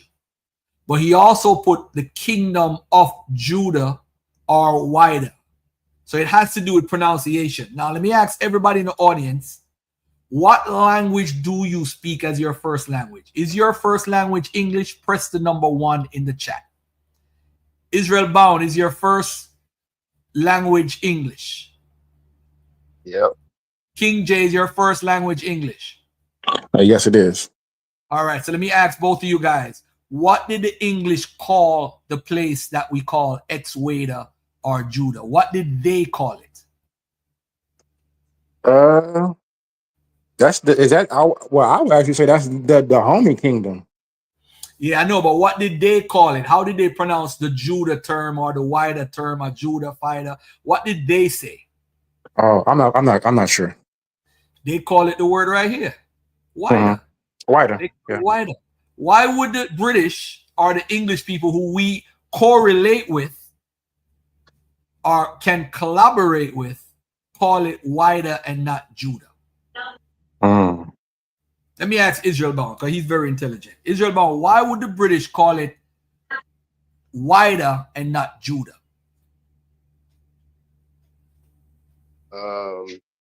More than likely just because of the what do you call it? The dialect of the language. Translation, transliteration, and then pronounce it based off of their dialect. So the British call it wider. The British didn't call it Judah because it has to do with pronunciation and transliteration. Oh, okay. Yeah. So the French call it Judah. They call it that letter J. This is the word that they're trying to pronounce. Let me show you the word that they're trying to pronounce. See this word right here? The word at the top, let me give you the word right here. Where's this word at? It's not even on this page. I'm going to give you the word right now. Let me give you the word. Let me find it right here. An illustrative example. The name of the kingdom from which that of the town of Oida is derived may be written ex-Weda in the phonetic script, Hueda in the Latin alphabet, or Hueda in the French spelling. So this is the word that they're trying to pronounce. Ex-Weda, which is Hueda. So we say Hueda, Hueda. The French say Juda. But it gets even deeper than that. Because in contemporary sources, the name Hueda may have been noted first by Spanish missionaries visiting the kingdom of Alada to the northeast in 1660. But look at how the French pronounce it. They write it down and says it's Jura. Remember, it's the same word they're trying to pronounce, ex-Weda. But you're talking to Africans and you're trying to communicate. So when you writing it down, ex-Weda, you end up writing it as Jura or Lura. So you're trying to pronounce or transliterate a word that is from a whole different culture. This is where the Judah comes from. So in 1660, the Spanish said Jura or Jura. More certainly, it enters the historical record 11 years as Judah when the French first established a trading factory there. So that's how Judah got into the picture. Not from the indigenous people, because the indigenous people would have pronounced it Hueda, Esweda. Listen, and if you guys don't believe me, let me bring up a video right now and show you why I know exactly what I'm talking about. What's her name again? Nefertiti Judah. Let's go to her video real quickly. Right here. Right here. She got over 8,000 views in it. Let's look at this video real quickly that she brought up, just to make my point clearer to everybody. Rest in peace to this beautiful sister that died, I think, like a year ago. Shout out to her and her family and her kids. Are several factions of Hebrew Israelites. They have varying beliefs between them, but the underlying current, the thing that holds them together, is the idea that the Bible speaks about prophecies that would happen to the children of Israel if they were disobedient to God, and that those prophecies have been fulfilled during the transatlantic slave trade. Their belief is that we, African Americans and the people in the diaspora, are the true children of Israel. In America, people say that Weda means Judah from the Bible. Is there any truth to that? Is there any truth, like it has a tribe outside of the phone called Hebrew Israelites? Have they ever came or settled here in Weda and called it Judah, but then changed the name back to Weda? Is there any truth to that? I think now that is nonsense. Because we have nothing like Judah in our things. When we hear Weda, you know, Weda, even the real name is Weda. Weda. Because the people who are living here in the former time are Weda. Okay. People who speak Weda. Okay. Now, when the settlers came, I mean the Europeans, talking about the French people, Portuguese, we have also American, we have different masters that time at colonial time, you know. So when they wanted to pronounce Weda, right, French people say Weda, and Portuguese say Judah, other people say Wida.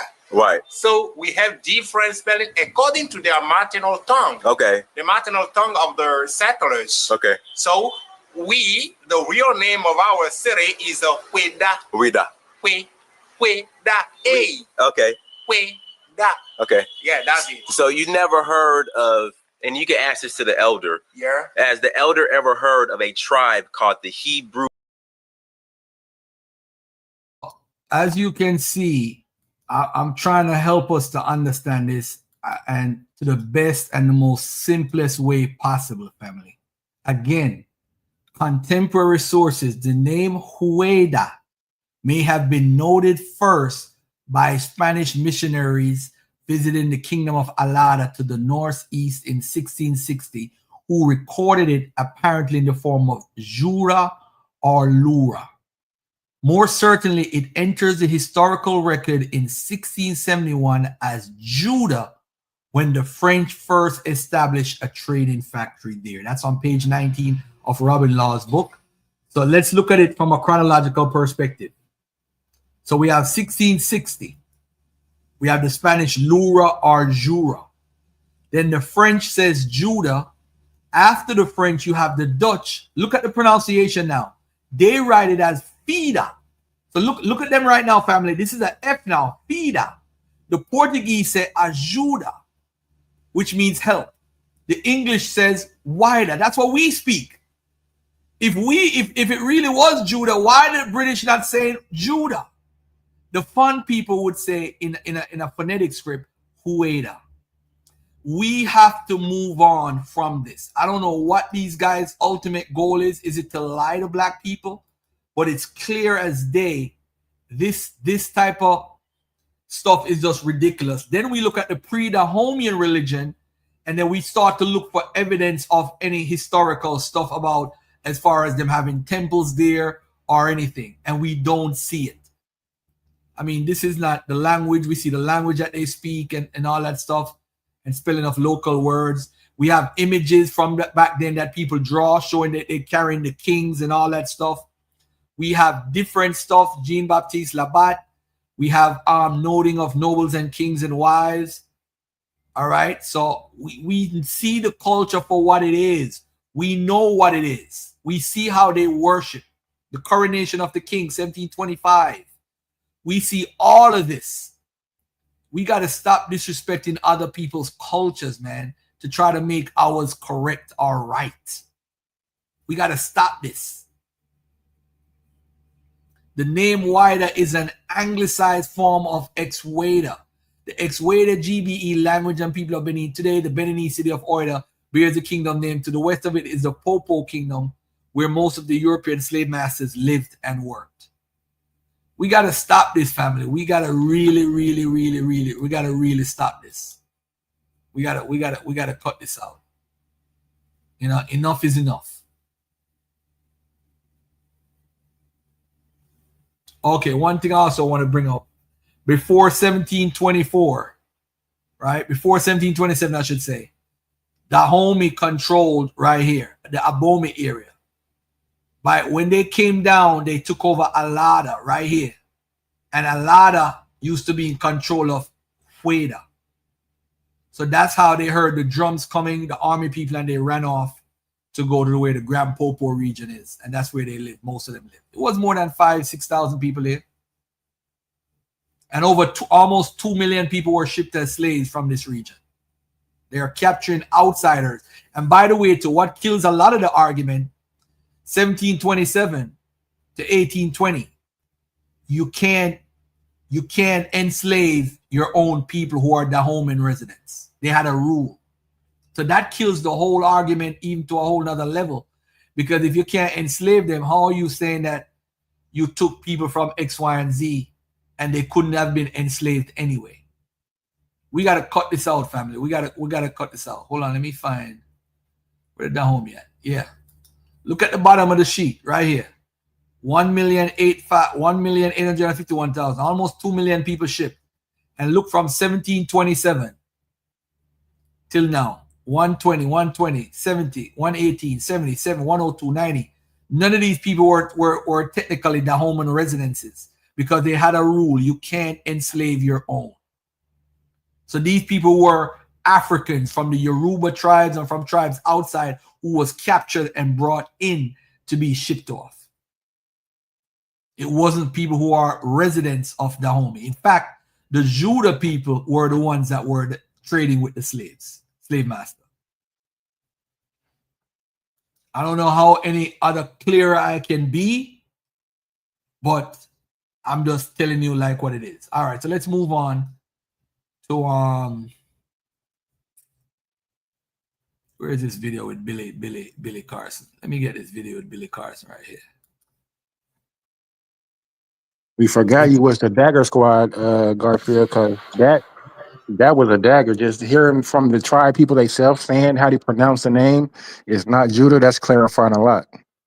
Yep. You don't have to, if you are the people, you don't have to go through all of this to prove you're the people. You are, that's why I know we are not the people. We ain't got to go through all this. Well, the prophecy says and nobody else and all this stuff. That's when, you know, you're going through all of this to prove what? If you are the people of the Bible, it speaks for itself. You don't need to prove anything. I wouldn't even debate anybody. I wouldn't. It's a waste of time. But let's check out Billy Carson and see what he's up to.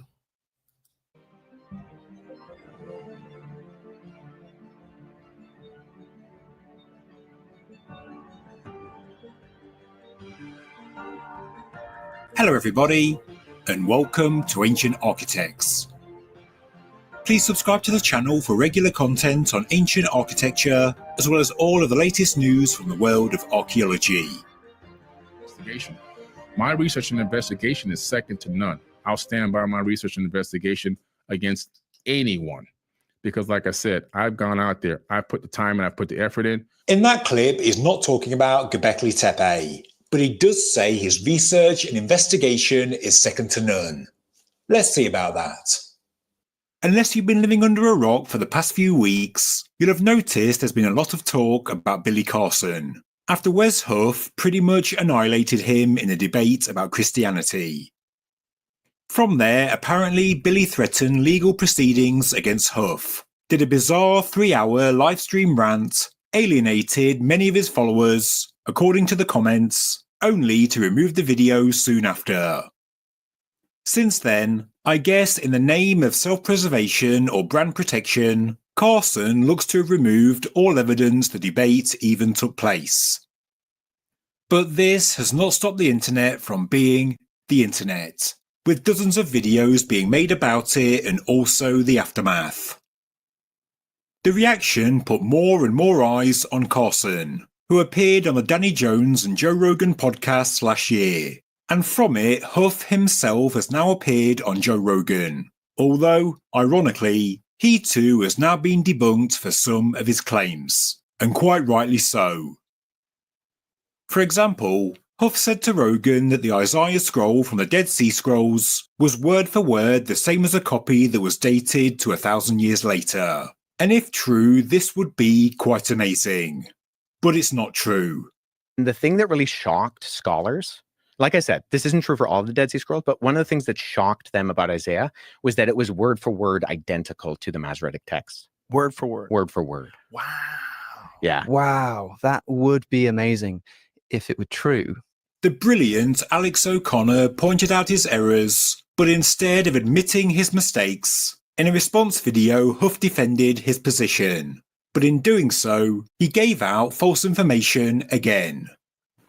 O'Connor has yet again pointed this out, points echoed by the brilliant Gnostic Informant and the Myth Vision podcast.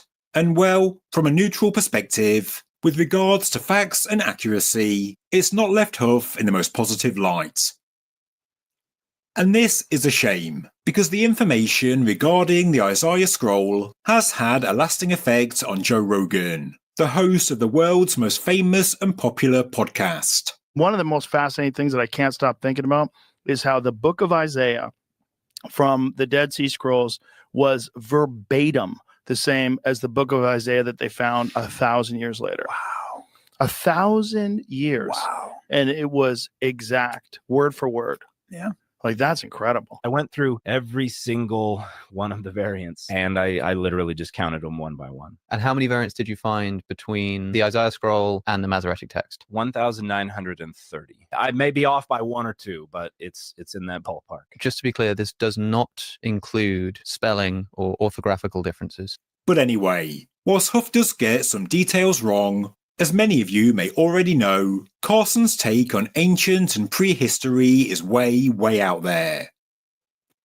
Now, I'm happy for anyone to speculate about our ancient past. Nobody has all the answers, of course. Certainly not me. The archaeological record is far from complete, and speculation and hypothesis is what makes this a fun subject. but you have to speculate within the realms of possibility, by using the data we have, and by being as logical and realistic as possible. Therefore, it's probably no surprise to you that I don't agree with much of what Carson claims, and it seems that even Joe Rogan takes his bizarre interpretations of history with a pinch of salt. He was a nice guy. I really enjoyed talking to him. I really do. I think his videos are fun, but I also think truth is important. And I agree. His ideas may be fun, but his work is certainly more entertainment than education. But the problem is that he does have a large following, people that do genuinely believe what he says. So, in this video, I want to address his bizarre claims about a place close to my heart, Göbekli Tepe, from a video the algorithm presented to me because of my interest. Last year, Carson made a YouTube short on site in front of the T-pillars, and I couldn't believe what he was saying. Even more shocking were the positive comments that were made on the short. I assume the footage comes from a Tory led in Turkey, but I can't help but feel the tour guests got shortchanged and left this magnificent ancient site far less informed than when they arrived.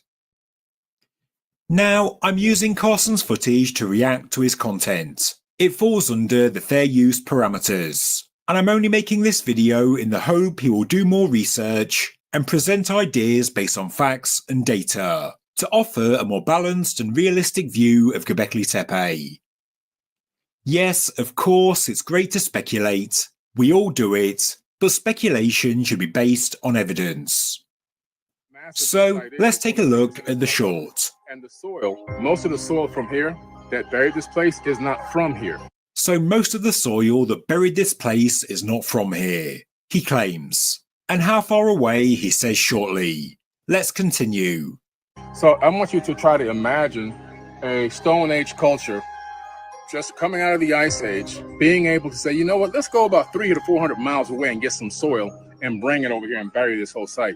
So he says a Stone Age culture came out of the Ice Age and they decided to travel 300 to 400 miles to get soil, to bring it to Göbekli Tepe and bury it.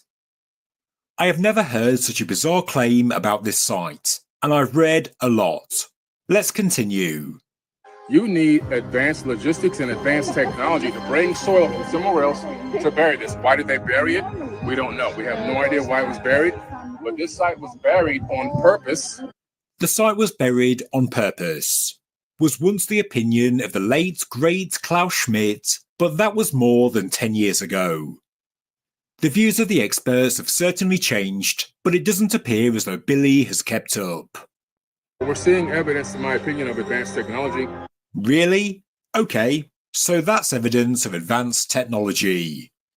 Bringing soil from 300 to 400 miles away to bury Göbekli Tepe is apparently advanced. I really don't know where to start. Right, from the radiocarbon dates acquired from the mortar in the walls of the structures and organic material within the fill, Göbekli Tepe started life after the Younger Dryas, aka after the last ice age. Of course, people can speculate it is older, but at present, there is zero evidence there was any kind of structure at Göbekli Tepe during the Ice Age. But in the early Holocene, from around 11,400 years ago, it was used and lived in for hundreds and hundreds and hundreds of years through the pre-pottery Neolithic A and B periods. Yes, it was once thought by one man, a great and highly educated man, that Göbekli Tepe was purposefully buried. But since the death of Klaus Schmidt in 2014, in the past 11 years a lot more analytical work has been done. The fill has been reanalyzed, scale diagrams have been created, the site has been modelled, and the leading experts on Göbekli Tepe now believe the site was filled in from natural slopeslide events. And that's what happens. Ideas get updated based on new data. If we didn't do that, we'd all still be thinking the Earth was 6,000 years old and flat. But how can it be a natural event if the fill of these buildings came from 300 to 400 miles away? Well, firstly, soil is not the right word. The amazing oval buildings with T-shaped pillars are filled in with rubble, earth, bones, domestic objects, and waste material. All the crap that makes up a settlement. And that's because a settlement encircled the oval buildings on higher ground. Since day one, there was always a settlement associated with the oval structures, and this ancient settlement is the source of the fill. The oval buildings are not filled with soil brought in from 300 to 400 miles away, and I have absolutely no idea where this comes from. How did Billy come up with this? And how can he keep a straight face while saying it? The rubble, aka the small blocks of limestone we find in the fill, are all local to the area, because the people that lived at Göbekli Tepe use local limestone in their building projects. For example, the T-pillars were quarried quite literally on site. They were quarried and dragged just meters, not miles. This is a 300-mile radius around Göbekli Tepe, and this is 400 miles. So, Billy stands in front of the famous oval buildings, and keeping a straight face, he claims the fill of these buildings came from somewhere in this region, 300 to 400 miles away, with no sources mentioned to back up the strange claim. Maybe some stone tools, a few pieces of obsidian, flint, or basalt could have come from this far away, and that's due to Neolithic trade networks, but not hundreds of tons of soil. The claim is just, well, a bit weird. He says it again in another video on his Forbidden Knowledge Network podcast channel. The more they dug, the more they found, and they kept saying, how much more is there? So they started doing these scans, these ground-penetrating radar scans. They discovered that the sand that buried the rest of the entire site is not from there. Wow, what? The sand that buried that entire place isn't from that place. It's from about 400 miles away. Really? For a start, a ground-penetrating radar scan will not tell you the origins of the fill. That isn't how it works. And in this video, he calls the fill sand, which it isn't. Göbekli Tepe was not buried with sand, and the fill does not come from 400 miles away. The fill all comes from the site, fallen in from above. He then goes on to discuss some gibberish Anunnaki Atlantis pyramid war, claiming Göbekli Tepe was part of Atlantis and weapons of mass destruction were used. And well, I won't go into it. There's really no point. In the same video, Carson also says this. Massive, we're talking about 10, 15, 20-foot stone pillars weighing anywhere from 50 tons to 100 tons. Wow. Some weighing, a slight less. Okay, no pillar that is standing or fallen at Göbekli Tepe is believed to weigh 100 tons. In fact, no pillar is believed to weigh even 50 tons. The pillar that's still in the quarry, this one that I made a video on quite recently, is believed to weigh 50 tons. But this is larger than any pillar on site. The majority of the T-shaped pillars do weigh considerably less than 50 tons. Figure out the orientation of the pillars, they complete the Fibonacci sequence. Wow. So that's they're mathematics. Mathematics. Mm. So they're Fibonacci. Wow. I've never heard this before. There is a claim that the art on Pillar 43 contains the golden ratio. But as far as I'm aware, there's nothing regarding the orientation of the pillars. He believes Göbekli Tepe was covered up deliberately, and that's because he says it had a technological function. And again, it's absolutely fine to speculate, to have some fun with your ideas. I've got no problem with that. But when you speculate without the facts, when you speculate without any kind of data, Well, you end up with the idea Göbekli Tepe was part of some Anunnaki-Atlantis pyramid war. Now, I would go further and argue with his ideas on Karahan Tepe, but when you hear this... Karahan Tepe. Karahan Tepe has a lot of evidence of beings not of this world. That's what I'm... Well, I don't think I'll bother.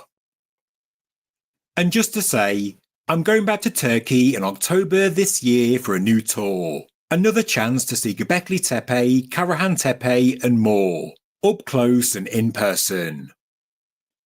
So if you'd like to join me this October and learn... Yo, that's crazy, yo. That's crazy. Oh wow, Bill. Hold on, let's get to this video right here real quick. Hold on 1 second. Let me get this video. This is a short from Dan McClellan. Dan McClellan is a teacher of history and the Bible. And this is why I said biblical Hebrew Israelism, the failure of Hebrew Israelism. And this is one of the reasons why I say it. Absolutely none of the Bible was written for us today. Hey everybody, I'm Dan McClellan. I'm a scholar of the Bible and religion. The fit for this video is Cameo and Spider-Man. And every last syllable of the Bible was written by a human being who was operating within a specific set of social circumstances. And those social circumstances influenced their perspective and their thinking and their rhetorical goals, which were associated with trying to influence those social circumstances.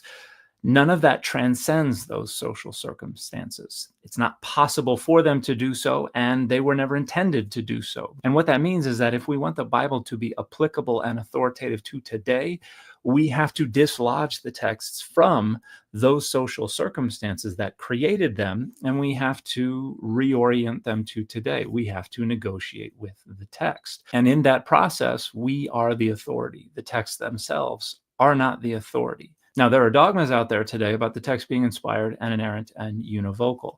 And because of those dogmas, the text is thought to transcend those social circumstances and be directly transferable to today.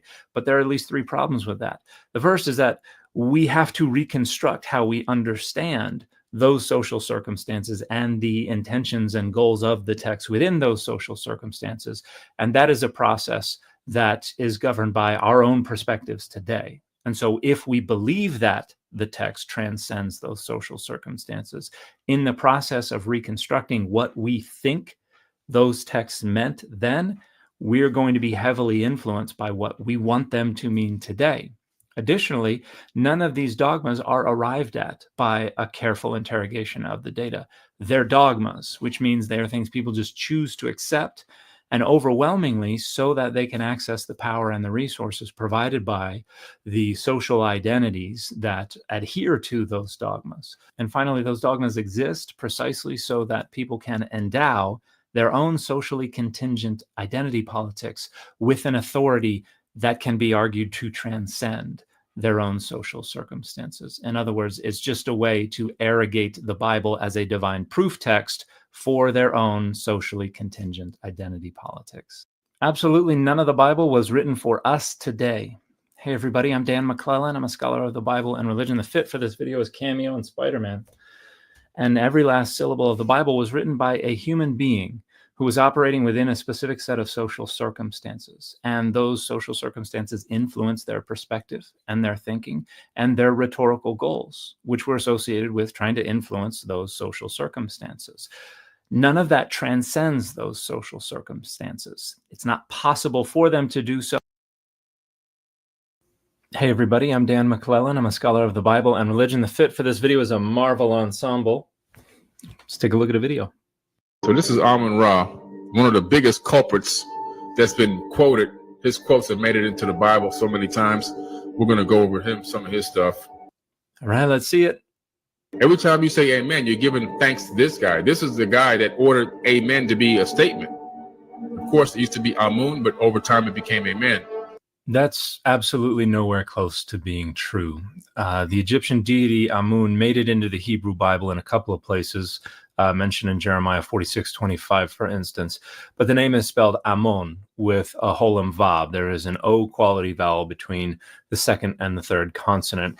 It has absolutely no etymological relationship whatsoever to the Hebrew word amen, which means surely, and is a declaration of confidence, of trust. And it derives from the verbal root aman, which means to be trustworthy. And once again, there's absolutely no etymological relationship whatsoever between the word amen and the Egyptian deity Amun. That is 100% made up based on the perception of some kind of similarity in the English transliterations of each word. You're giving thanks to this guy, the most brutal ruler of all time. And then you're calling on the name of Jesus, which has no power whatsoever. Jesus means hail Zeus. Okay. This is also entirely made up based on the perception of similarities in English transliteration.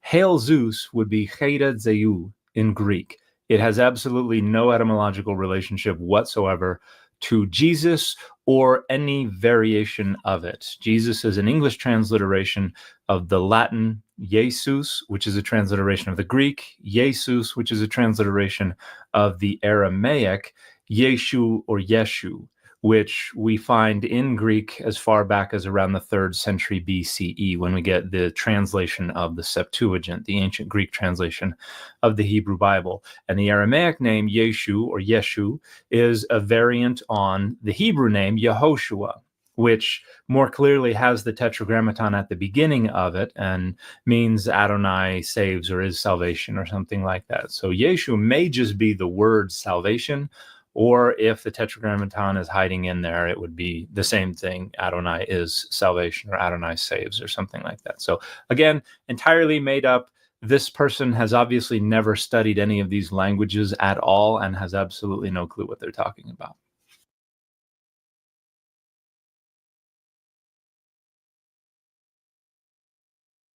Hey everybody, I'm Dan McClellan. I'm a scholar of the Bible and religion. The fit for this video is Venom. Let's take a look at a video. When was the book of Daniel written? Well, the book gathers court tales from probably the 5th and 4th centuries BCE and combines them with some apocalyptic texts that probably originate in the 3rd and early 2nd century BCE. And hey everybody, I'm Dan McClellan. I'm a scholar. Hey everybody, I'm Dan McClellan. I'm a scholar of the Bible and religion. The fit for this video is Venom. Look at a video. When was the book of Daniel written? Well, the book gathers court tales from probably the 5th and 4th centuries BCE and combines them with some apocalyptic texts that probably originate in the 3rd and early 2nd century BCE. And the final literary layer was probably composed in the early 160s BCE. So the book of Daniel, as we have it today, probably took its main final form in 167 to 165 BCE. Many people assume it was long after the events it describes because it also contains detailed and accurate prophecies about future events. And of course, if you don't believe that prophecy can happen, these things must have been written later on. But there's a methodological problem here, because once you allow for the reality of prophecy in any text, you have to allow for it in all texts, because there is no non-dogmatic way to determine which texts get to be exempt from the imposition of historical critical methodologies. And that's what it means to allow for the reality of prophecy, and which texts do not get to be exempt. And one of the reasons given in support of this late dating of the book was that the author of the book seemed to get things wrong. For instance, in the book of Daniel, the last king of Babylon seems to be a guy called Belshazzar, but in the historical record, we know it was a guy called Nabonidus. But people don't use that argument anymore. They don't. You see, we have this thing called the Nabonidus cylinder. You can see it in the British Museum.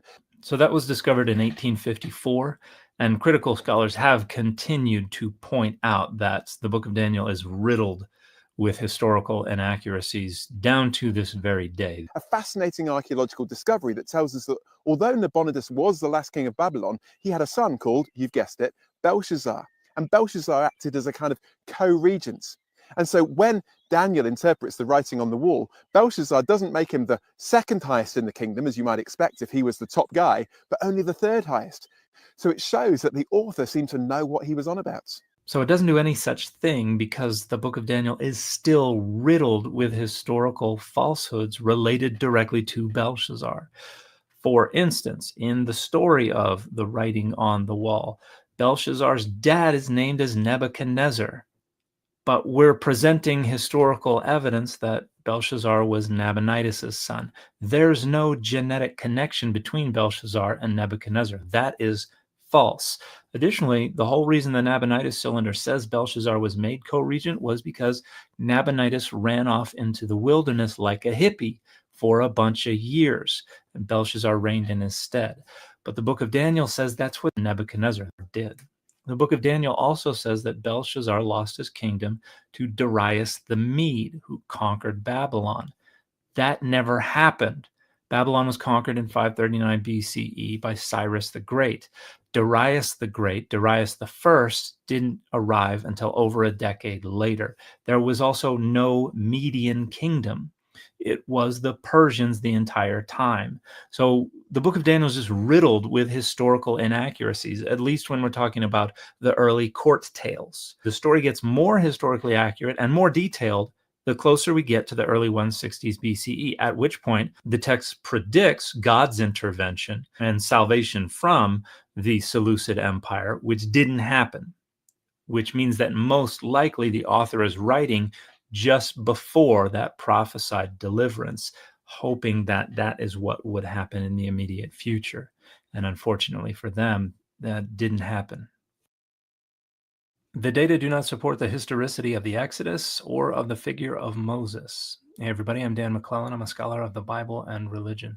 And the scholarly consensus is that the story of the Exodus has all the hallmarks of a narrative developed between the 8th and the 6th centuries BCE. And the narrative itself cannot have been composed prior to around the middle of the 9th century BCE. That's when we first see narrative prose popping up in alphabetic scripts, and it starts with monumental inscriptions and then works its way into other kinds of storytelling. Prior to that, pretty much everything in alphabetic script was transmitted through poetry, and we do have some poetry, for instance, in Exodus 15 that many scholars believe may go back into the 2nd millennium BCE, but it is different from the narrative of the Exodus, and it still doesn't get within a century or two of the window of time within which some scholars think any historical Exodus could have taken place. It also serves the rhetorical goals of writers from much later periods. And the only piece of evidence that could support the historicity of the figure of Moses would be his name. If this does come from an Egyptian word that means son of or born of, then Moses could have been an Egyptian name, but it is incomplete. It would have lacked a theophoric element, which would have been the name of an Egyptian god. And it is plausible that the name was altered to remove, because of embarrassment, that reference to the Egyptian god, leaving this incomplete Egyptian name that would have been perfectly fine for people who did not speak Egyptian. However, that is not the leading hypothesis regarding where the name Moses came from. Attempts to identify a historical core or kernel to the events of the Exodus or the figure of Moses suggests that maybe it was a very small group of enslaved people who escaped from Egypt, or maybe just escaped from somewhere else in the area of Syria, Palestine, and made their way into the northern hill country, bringing this tradition with them. And over the centuries, the oral tradition accreted a bunch of additional details and became what it is today. But the scholarly consensus is still that the story of the Exodus and the figure of Moses are most likely not historical.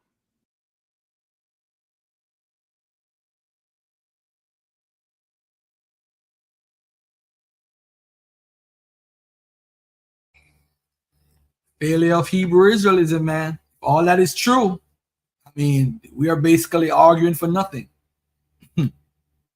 Anybody want to jump on before I get out of here? I got 20 more minutes. Let's go. Anybody want to click the link? The link is in the chat. Anybody want to jump on and have something to talk about? Let's go. Yeah, I got one last thing. Go ahead, beloved. I don't want to hear nobody crying about no damn refs today. Y'all hear me? The refs? It's already over, bro. We already know Casey winning, bro. Chill out. He's America's face of football right now. So you didn't already. So skin woman. The perfect child to be the quarterback. Perfect child in a civil rights era. Come on, bro. He's the perfect child. I can't. Yo, they killed Buffalo, man. Buffalo, you can't win until this guy wins his 7 Super Bowls in a row, and got number 7. This is number what? This is number 4, right? Yeah, if he win this one, it'll be number 4. Oh man, this is I know Tom Brady's like, oh, you coming for my joint. Yep. Yeah, we on this top. As long as Fat Boy coaching, it's a wrap, man. That boy's a genius. That boy. Yeah, this might be his last season though, low key. I hope not. I hope not. Me either. I hope he run. But yeah, to the point of, we got all these different things and disputations about things, man. But at the end of the day, what I found to be consistent is you can tell me if you disagree or not, that when it comes to the Bible, white America was fine with everything in the Bible until they ultimately realized that this book has nothing to do with white people. I disagree. I disagree with that. I disagree. No, it don't. It don't. And they know it don't. Because for one, you know what I'm saying? We talking about you presented a video where the guy said that, if we're going to use speculation, we still got to stay within reason and within the realms of the data that we have available to ourselves. And when you start to talk about prophecies and things of that nature, it took gifted, inspired men of God to read some of these prophecies and to break down some of these visions and things that happened in time spans and things. We can't iron these things out verbatim ourselves all the time. But one thing is for sure is that the very essence of the conversation about what's logical and what's not is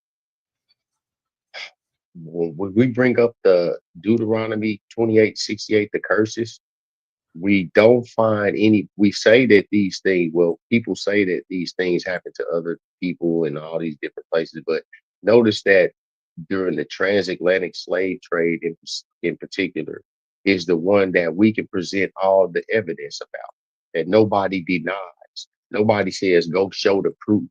Nobody says, where's this, where's that? But when we say that, when it talks about Israelites going into captivity on ships in other time periods, nobody presents this information.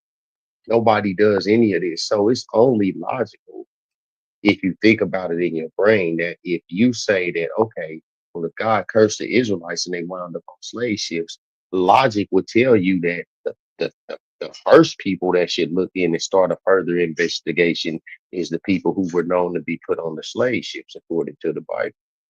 Would that not be a rational line of thinking? Israel Bond, is it possible that you're wrong? No. Now say it again. Is it possible? Is it possible that you're wrong? So you shouldn't entertain the debates then. You should just have historical. These are not these. We call them debates. I just said to you, is it possible you're wrong? You said no. So it goes back to what I said. You don't have a methodology to follow or practice logically because you already made your mind up that it's about you. The truth of the matter is you are going to have a life that you're going to live a righteous life to the best of your ability, and you're going to die. Garfield is going to have a life. He's going to live a righteous life to the best of his ability. And he's going to, I'm different. My thinking is I'm leaving a legacy for my kids, whether it's a house or real estate or property, and they're going to pass it on to their children. That's the legacy I'm passing with the principles. Right. But as far as you being wrong on a conversation when it has to do with history, archaeology, anthropology, and you're going to say, because of my belief, I don't think it's, there's no need to entertain a conversation. Hold on one second. Kwame, be respectful, Kwame. Be respectful before you make a comment. Because I saw your comment in the chat. Kwame, what's up? Kwame, what's up? Hold on, let me switch my device. While he doing that, let me say this real quick, Garfield. I wasn't meaning it in that aspect of as far as like information wise. I'm saying as far as me feeling like this is what I am. No, I don't think I could be wrong about that. That's not belief, that's faith. You know what I'm saying? Now, can I be wrong about information or any given topic that we talk about? Absolutely. I'm not saying that. Let me ask you this. Let me ask you a serious question. Do you think the slaves in Western Central Africa, do you think that those people descend from Israelites? The slaves? The slaves that came over on the slave ship, do you believe that they descend from Israelites? I believe that the people who ended up on the slave ships descended from Israelites. Which tribe you think they're from? I don't get into that because I believe that that's all conjecture, right? Like, what's there's a not reason why the reason I'm gonna tell you straight up, because I'm not trying to get you in a gotcha moment. No, because you good. If they come from a tribe, wouldn't there be some sort of tradition about that tribe in Africa? No, I would counter that with no more than there would be evidence of them moving around in the wilderness, because at that point there are nomadic people. They're not in a place they can call home. They're roaming. They're moving from place to place. So the Africans didn't live where they lived. They didn't call it home. No, I'm not saying the Africans did. Yes, this was the home of those particular tribes of African, what we call quote unquote Africans, whatever they be called tribally. What I'm saying is that when we came amongst those people, we are not at home. We are once again strangers. Matter of fact, not only strangers, refugees. So therefore, when you have colonizers coming from different coasts of the continent, you know what I'm saying, in search of slaves, as you said, or as somebody said in one of the videos, or maybe you even said yourself, these people were not selling each other into slavery. They wasn't selling family members into slavery. Here's these nomadic people that's running around that don't got nowhere to call home. We don't love them. What nomadic people are you talking about? You made that up, bro. I'm talking about the okay. So okay, let me ask you a question. You can identify the slaves, bro. Do you know there's a work? I'm gonna show you a map on the screen. Hold on, I'm gonna show you a map on the screen, and I'm gonna show you something that this lady did named Migdal. We could tell where every African American town and where the slaves went. We could tell which city, which state they come from, which culture they come from, and everything about them. Right here. Let me show you. No way. There what? No right way. here. Right here. Okay. Right here. Okay. Look at. Let me bring this down right here. I make this bigger for you so you could see it. Say, for example, you went to Baltimore. They have the records, bro. They got records. This is how slaves could claim for reparations or whatever, because they know exactly where you came from before you got here. So if you go to Annapolis, or right here into the records, it shows you where you went before you got to Virginia. Oh, we got Igbo people there, people from Upper Guinea. We got people from Jamestown. We got people from Upper Guinea right here in Charleston, Savannah. We got Upper Guinea. We got different areas where they come from in Cuba. Look at Cuba. Congo, Ibibio, Mandingo, Yoruba, Igbo, Ganga. There is documentation.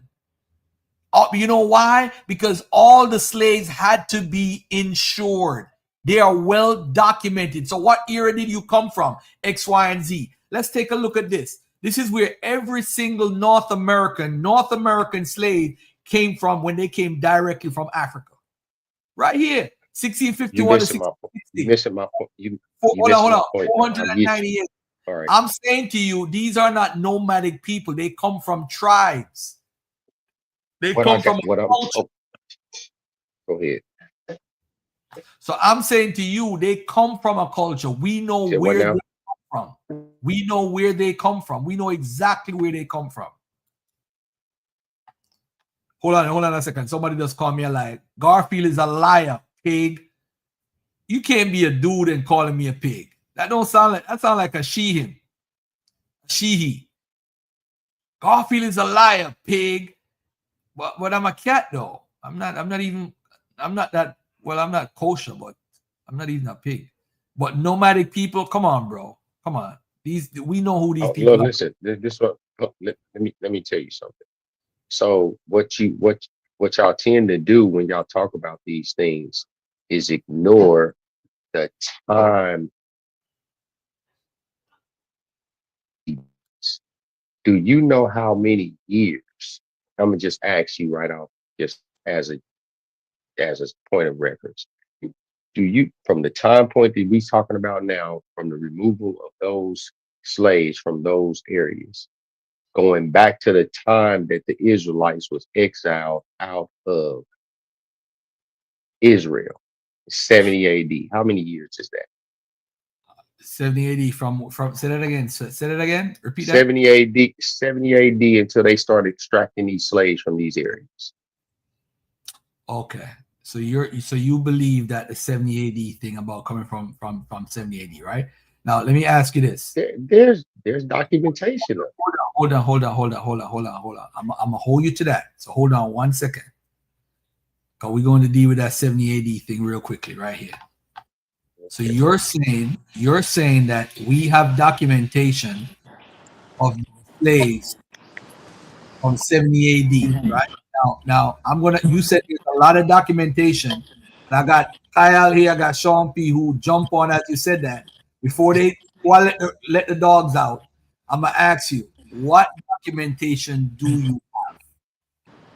Look, now what did you say that I said, just so we clear? Because I don't think you just repeated what I said. You said 70 AD, you have a lot of there's a lot of documentation of people during 70 AD migrating into Africa as far as West and Central Africa.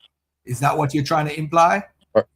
First, I said there's documentation. I didn't say a lot of anything, because there's not a lot of anything that we ever debate about. So what I'm saying is that there's documentation that indicates that people that fled from Israel, some of those people fled into what we knew to be the region of I think that would be the Ptolemy Empire. Some went up towards where the Seleucid Empire was. They went in different directions, but you have no evidence or no right to claim that a portion of these Israelites were not in Africa. You would be in a small minority in academia to believe. You're being very, very slick right now. Watch this. The reason why I say you're being slick is because if you look at the Roman Empire, right, you see that the Israelites are pretty much surrounded by the Roman Empire, right? They control where Judea is to the right of the map. If you look at the map on the screen, right, you see that this is where the Roman Empire control. So if they anywhere they ran, they would run into Romans. My issue is you don't have any documentation of them running into Africa to go into West and Central Africa. There's no documentation that exists that you could provide. And what happened is, I'm going to tell you what kills Hebrew Israelism. What kills Hebrew Israelism is that the people continue to live in Israel all the way up until today. And I could prove it. And the point is, we want to throw this into a black-white dynamic. So the light-skinned people over there today is not the right people, because we know about 1948. But before 1948, what about during the Islamic time? There's tons, over 50 to 60 different communities of Israelites still living in Israel. They're communicating from Happy to Babylon. And they didn't even want to convert these rabbis in Judah because they were... What time period you talking about? Hold on. No, I'm saying, what time period are you talking about? I'm talking from the 2nd century of the Common Era all the way up until today. We could show Jewish communities. Hold up, my brother. If you don't believe at this point, I don't even give a fuck. I'm just dealing with. Why you cussing? I don't even care at this point. I'm just trying to show you why Hebrew Israelism fails, because what you're saying can't be matched on record. You that said place wasn't even called Israel in that. Hold on. I know it wasn't called Israel. It wasn't called Israel from 722. I already know that. The issue that I'm trying to bring to you is said that we have on record of them going in. So what record do you have? Because I don't have that record. So I want to get that record. Let's deal with that first. One thing at a time. Listen. I don't have anything right now, Garfield. It was just right off the top of my head. But I will present you that source that I have. I'll help you out. You know I ain't gonna sit up here and lie to you. I'm gonna help you out. You go ahead. The first thing that we have is just this guy. He's the only guy that documents on record that we could go back to. You have the guy by the name of Rudolph Windsor, who wrote Babylon to Timbuktu. He said 1 million Jews fled into Africa, and this is where we're getting this from. You're part of the descendancy of that false information that people fled into Africa. You're going too far. Let me flip. Go ahead. What's up? What are you saying? Sean? Just brought up the book Babylon Timbuktu. We know that's where the claim comes from. But where's the genetic evidence of this migration of Jews and influx of Jews? Time out. Sean, where are you? You in your car? Nah, I'm in water, bro. Yeah, because you sound like you're underwater. Okay. I just say I got my point. I'll say it when I get clear. All right, this is what I was gonna say right before. Let me mute up Kyle and let me mute up Israel Bound, because that may have something to do with it. Come off mic now, Sean. Let me hear you sound, and I'm gonna mute up. Go ahead. I probably still sound up for a little bit. I'm finding my clip. Yeah, it's your phone, bro. It's your phone. I got my headphone in, so that's what I said. I just wait till I get out of here and I'll say my point. All right, cool. All right. Look at this. Garfield, Jerusalem was majority Jewish until 19. Usual, you don't have to tell me, bro. This is what kills. This is why Hebrew Israelism fails. They look at light-skinned people like usual and say, oh, that's the fake Jew because he's light-skinned. He ain't light-skinned, he white. Why are you saying light-skinned? Israel, can you stop, bro? Let me finish talking. Stop Let me with the finish rhetoric, man. Let me finish talking. So watch this now, family. They don't realize of the history of Israel. And I'm calling Israel. Let's call it Judea. Whatever name. That area that we call Judah or Israel or wherever, or Canaan. They don't realize that Jews have lived there from way back. They could trace back to 2nd century BC. And what happened is, even the rabbinical Jews that they condemn, those rabbinical Jews come out of the Pharisees community, which these guys are claiming they are Israelites and they come from them too. So the rabbinical Judaism that we talk about with the oral law comes from people who you say you descend from. And what I'm saying is, these people, some of them went to Babylon because Babylon became the home of Judaism, and some of them stayed in the land. Who dares dispute me or challenge me that they never lived in the land? They have always. Bro, do you even know what a Pharisee is? Israel bound. Chill out, no, man. Let me finish, no, man. I'm just asking you. Do you know what a Pharisee is, though? Yes, brother. Yes. Okay. When you get done, tell me what a Pharisee is. That is beyond what the conversation is about. You had Sadducees, you had Zealots, you had Essenes, you had over 600 different Jewish groups, bro. It don't matter. What I am saying is, hold on, bro, chill out. Let's say when you throw a stone in a pig spin one. This is what kills. This is why I put the failure of Hebrew Israelism. They don't talk about the people that stayed there and lived there after 70 AD. The problem is they thought that the people exiled after 70 AD and use Luke 21. Luke 21:24 is what have you guys all messed up in the head. The Jews continue to live there. They documented. They said they moved from Jerusalem to Pella, which is near where Galilee is. They never lived out of overall Israel as the land. They left out. Some people may have left out because of trade or work or to make money or to hustle, but the Jews continued to live in the land. Even when the Arabs came, and who could confirm this? Probably Sean can, and probably Kyle, who knows the history, or King J. The Arabs was helped by the Jews against them because they hated the Byzantine Empire. Jews was helping them. So where did these people go? They didn't go anywhere. They were always there. So you can't say the people fled into Africa and went everywhere. Right. When the people documented that they stayed in the land. It's documented. You just said you had documents. I have documents. I got Flavius Josephus. I got Cassius Dio. I got Eusebius. I got rabbinical literature. They all stayed in the land. They did not leave. Man, if you believe that all of the Jews stayed in the so you saying that all the Jews stayed in Israel during the siege of Jerusalem? In the siege of Jerusalem, they all stayed in Israel. I'm gonna tell you why. Oh my God! Hold on.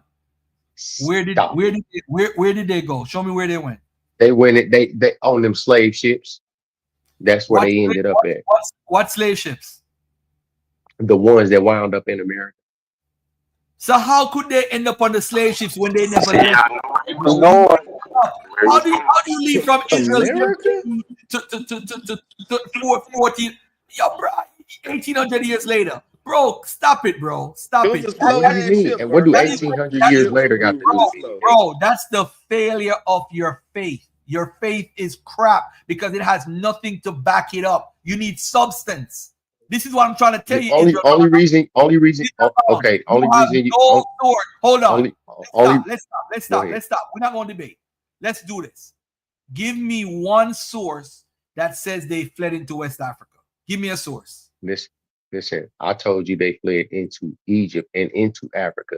What I said is that also show me when they went into Egypt after Josephus. Josephus is the only historian. You got to show me. You can't make it up, bro. We're not going to make it up. We're not making it up. What's wrong? What's wrong with Josephus? What's wrong with Josephus? You said. Show me Josephus saying that they fled into Egypt. Go ahead. Who brought Josephus up into this other than you? Because he's the only historian you could go to. You said records exist. Let me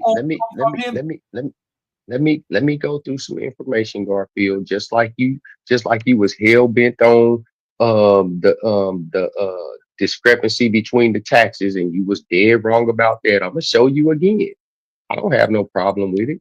You know what I'm saying? You thought that it was two different tax times. You thought that it was the discrepancy between Cyrus's taxes or whatever that situation was. You know what I'm talking about. But you was wrong about that, and I proved it. Just like you gonna be wrong about it. I don't recall that because we're talking about it right now. That's cool. That's fine. No, fine. The point is, I will prove my point once I get that information. That's my point. Okay. You have my word. But those who are listening, there is absolutely no records on record right now. In fact, if you look at this right here, I'm gonna show y'all something else. If you look at the Bar Kokhba revolt, I'm gonna show you something right now. I'm gonna show y'all something right now that's gonna blow your mind. I'm gonna show y'all something right now. A primary source of something that's gonna blow your mind right now. Watch this. I'm gonna show you what kills Hebrew Israelism, and I'm calling all of them out. Stop lying to the people. It is a lie. It is a straight. Read my book. I go into all three revolts: the 70 AD, the Kittus War, and the Bar Kokhba revolt. Look at what happens after the Bar Kokhba revolt. And when was the Bar Kokhba revolt, ladies and gentlemen? Look at this right here. I'm gonna read this source right here. Look at this right here. This kills the whole Hebrew Israelism. Remember, he said, right, that they left and fled into Africa, right, from 70 AD. Look at this. This is from Cassius Dio, from his Roman history, 6914, primary source, talking about the Bar Kokhba revolt. The Bar Kokhba revolt is 65 years after 70 AD. 50 of their most important outposts and 985 of their most famous villages were razed to the ground. 580,000 men were slain in the various raids and battles. Now look at this, family. Where did these 587,000 people come from? Remember, they fled into Africa, 70 AD. Where did you get these people from? Remember, they never stayed in the land. They fled. Remember, he said they went by boat. That's what he said. They went on boats in the transatlantic slave trade. Where is these 500,000, 80,000 men were slain in various raids and battles, and the number of those that perished by famine, disease, and fire was past finding out. Thus, nearly the whole of Judea was made desolate, a result of which the people had forewarning before the war. For the tomb of Solomon, which the Jews regard as an object of veneration, fell to pieces of itself and collapsed, and many wolves and hyenas rushed howling into their cities. Many Romans, moreover, perished in this war. Therefore, Hadrian, in writing to the Senate, did not employ the opening phrase commonly affected by the emperors: "If you and our children are in health, it is well, and I and the legions are in health." Okay, let's move on a little bit. But guess what happened? After that, within 50 years, we find Jewish culture flourishing, there again under the leadership of Rabbi Judah Hanasi, who edited and compiled the Mishnah and is recorded as being on excellent terms with the Emperor Antonius. The Jewish population of the province is recorded, keyword, recorded by both who? Christian and Muslim sources as assisting the Muslim takeover and removal of the Byzantine rules in the 7th century CE. You know what this means, family? That means they continued to live in the land until the 7th century and beyond that. We have records beyond that. They didn't go nowhere. So what is he talking about? They end up on transatlantic slave trade.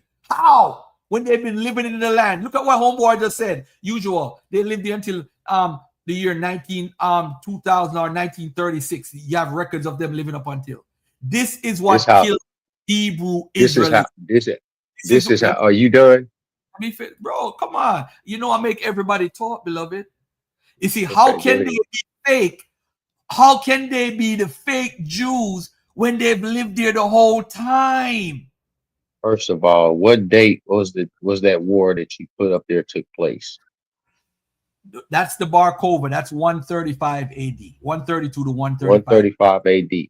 Okay. So now when you're talking about 70 AD, right? Yes, and you're talking about the people who fled from the Roman Empire, and the people who actually said, nobody said that, just like any of the other captivities or whatever, you still had the people who, once again, this is why y'all don't talk about the Hellenized Jews and the Hasmonean Wars and all of these things, because these are the people who were in agreement and under the influence of the Roman and Greek Empire. Because keep in mind, the Roman was just an extension, as far as culture was concerned, of the Greeks.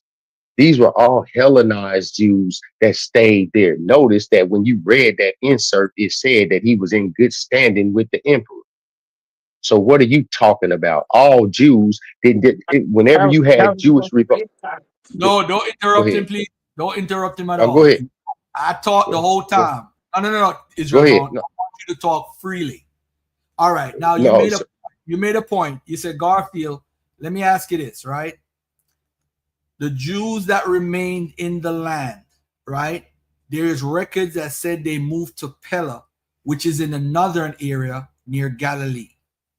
I am saying to you, right? We have records of people even being removed, but they're leaving from one part. Let me go to my book, my great book, Misconception and Misinformation by the Black Hebrew Israelites, because I do have the primaries right here on deck. And I want to read something to you carefully so people can understand this 70 AD thing is crap. You see, one thing you got to prove is that the people that were taken out of the land were taken to a part in Africa, or there's a documentation of them going into Africa. I don't think you can provide that. And this is what I'm gonna say right now. Let's look at what this 70 AD stuff from right here. Hold on 1 second.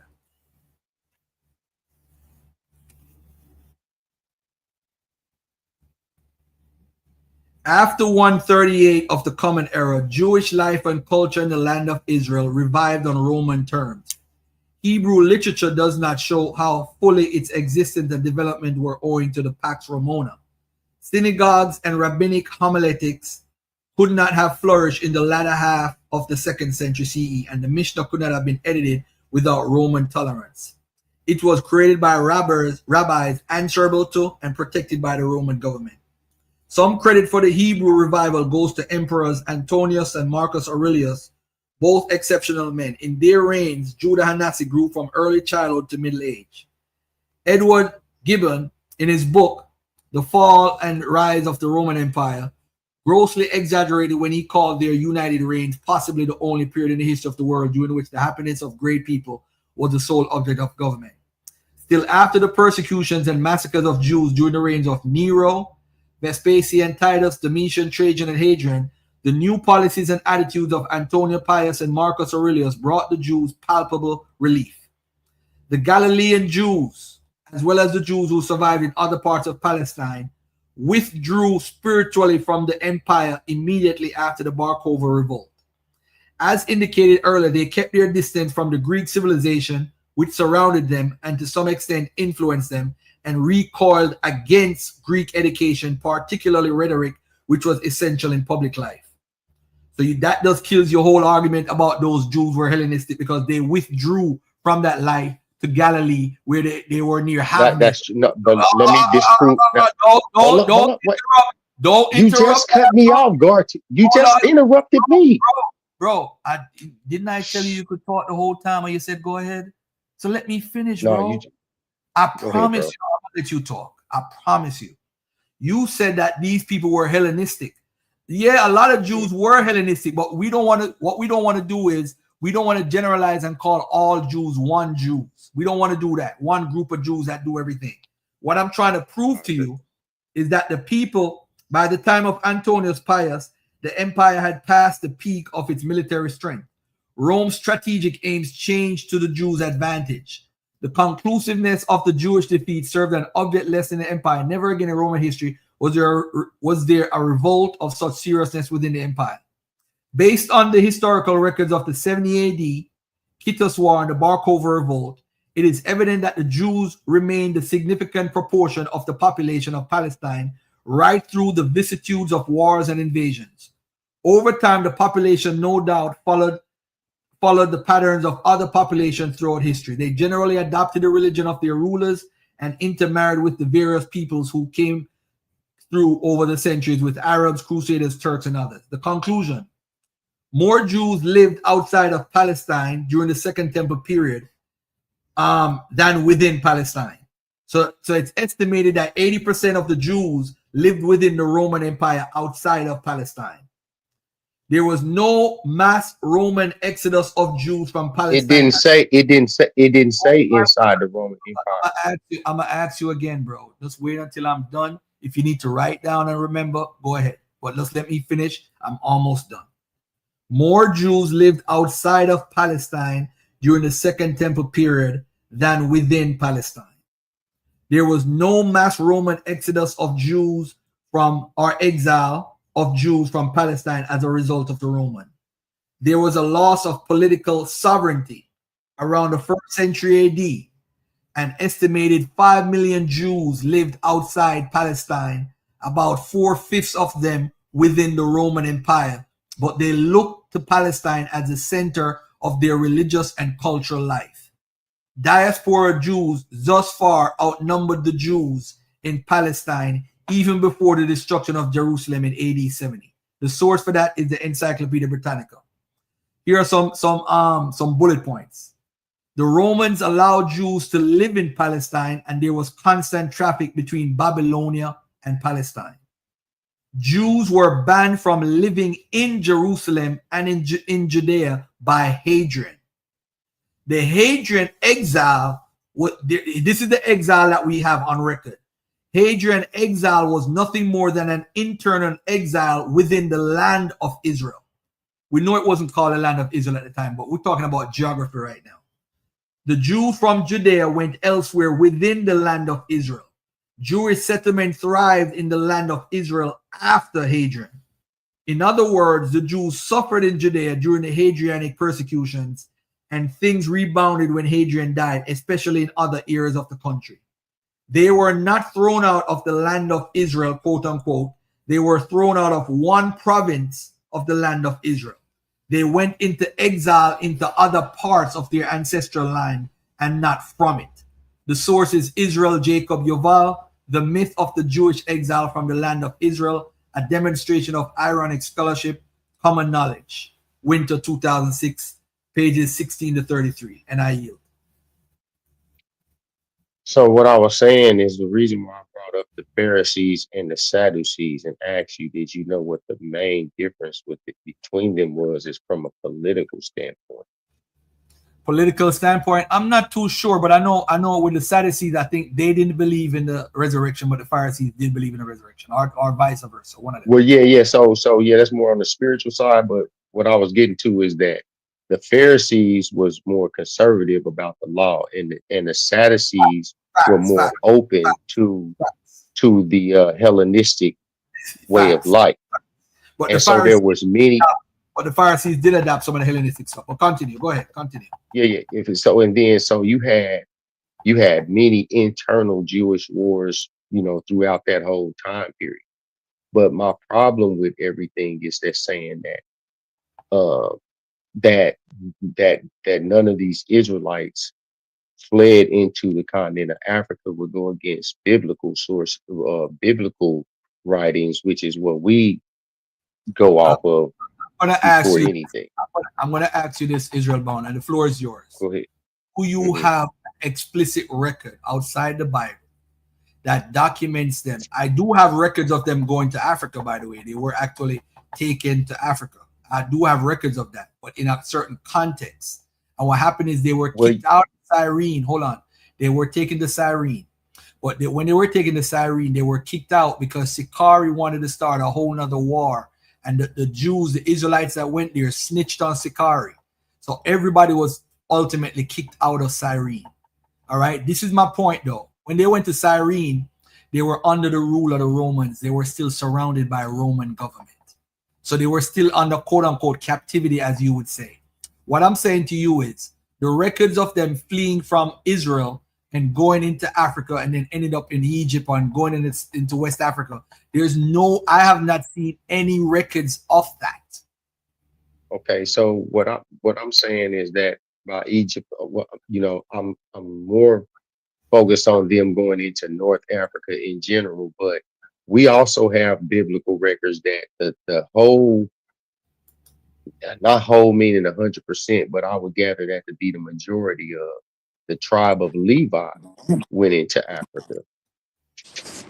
But biblically, I'm confused. from How do you? No, Kyle, you said the tribe of Levi did what, my brother? They went into Africa. They left under King. I think it was under King Josiah when we're talking about 70 AD, brother. We're talking about 70 No, AD. I got you. I'm saying, but they never returned to Israel. There's no record of them ever going back.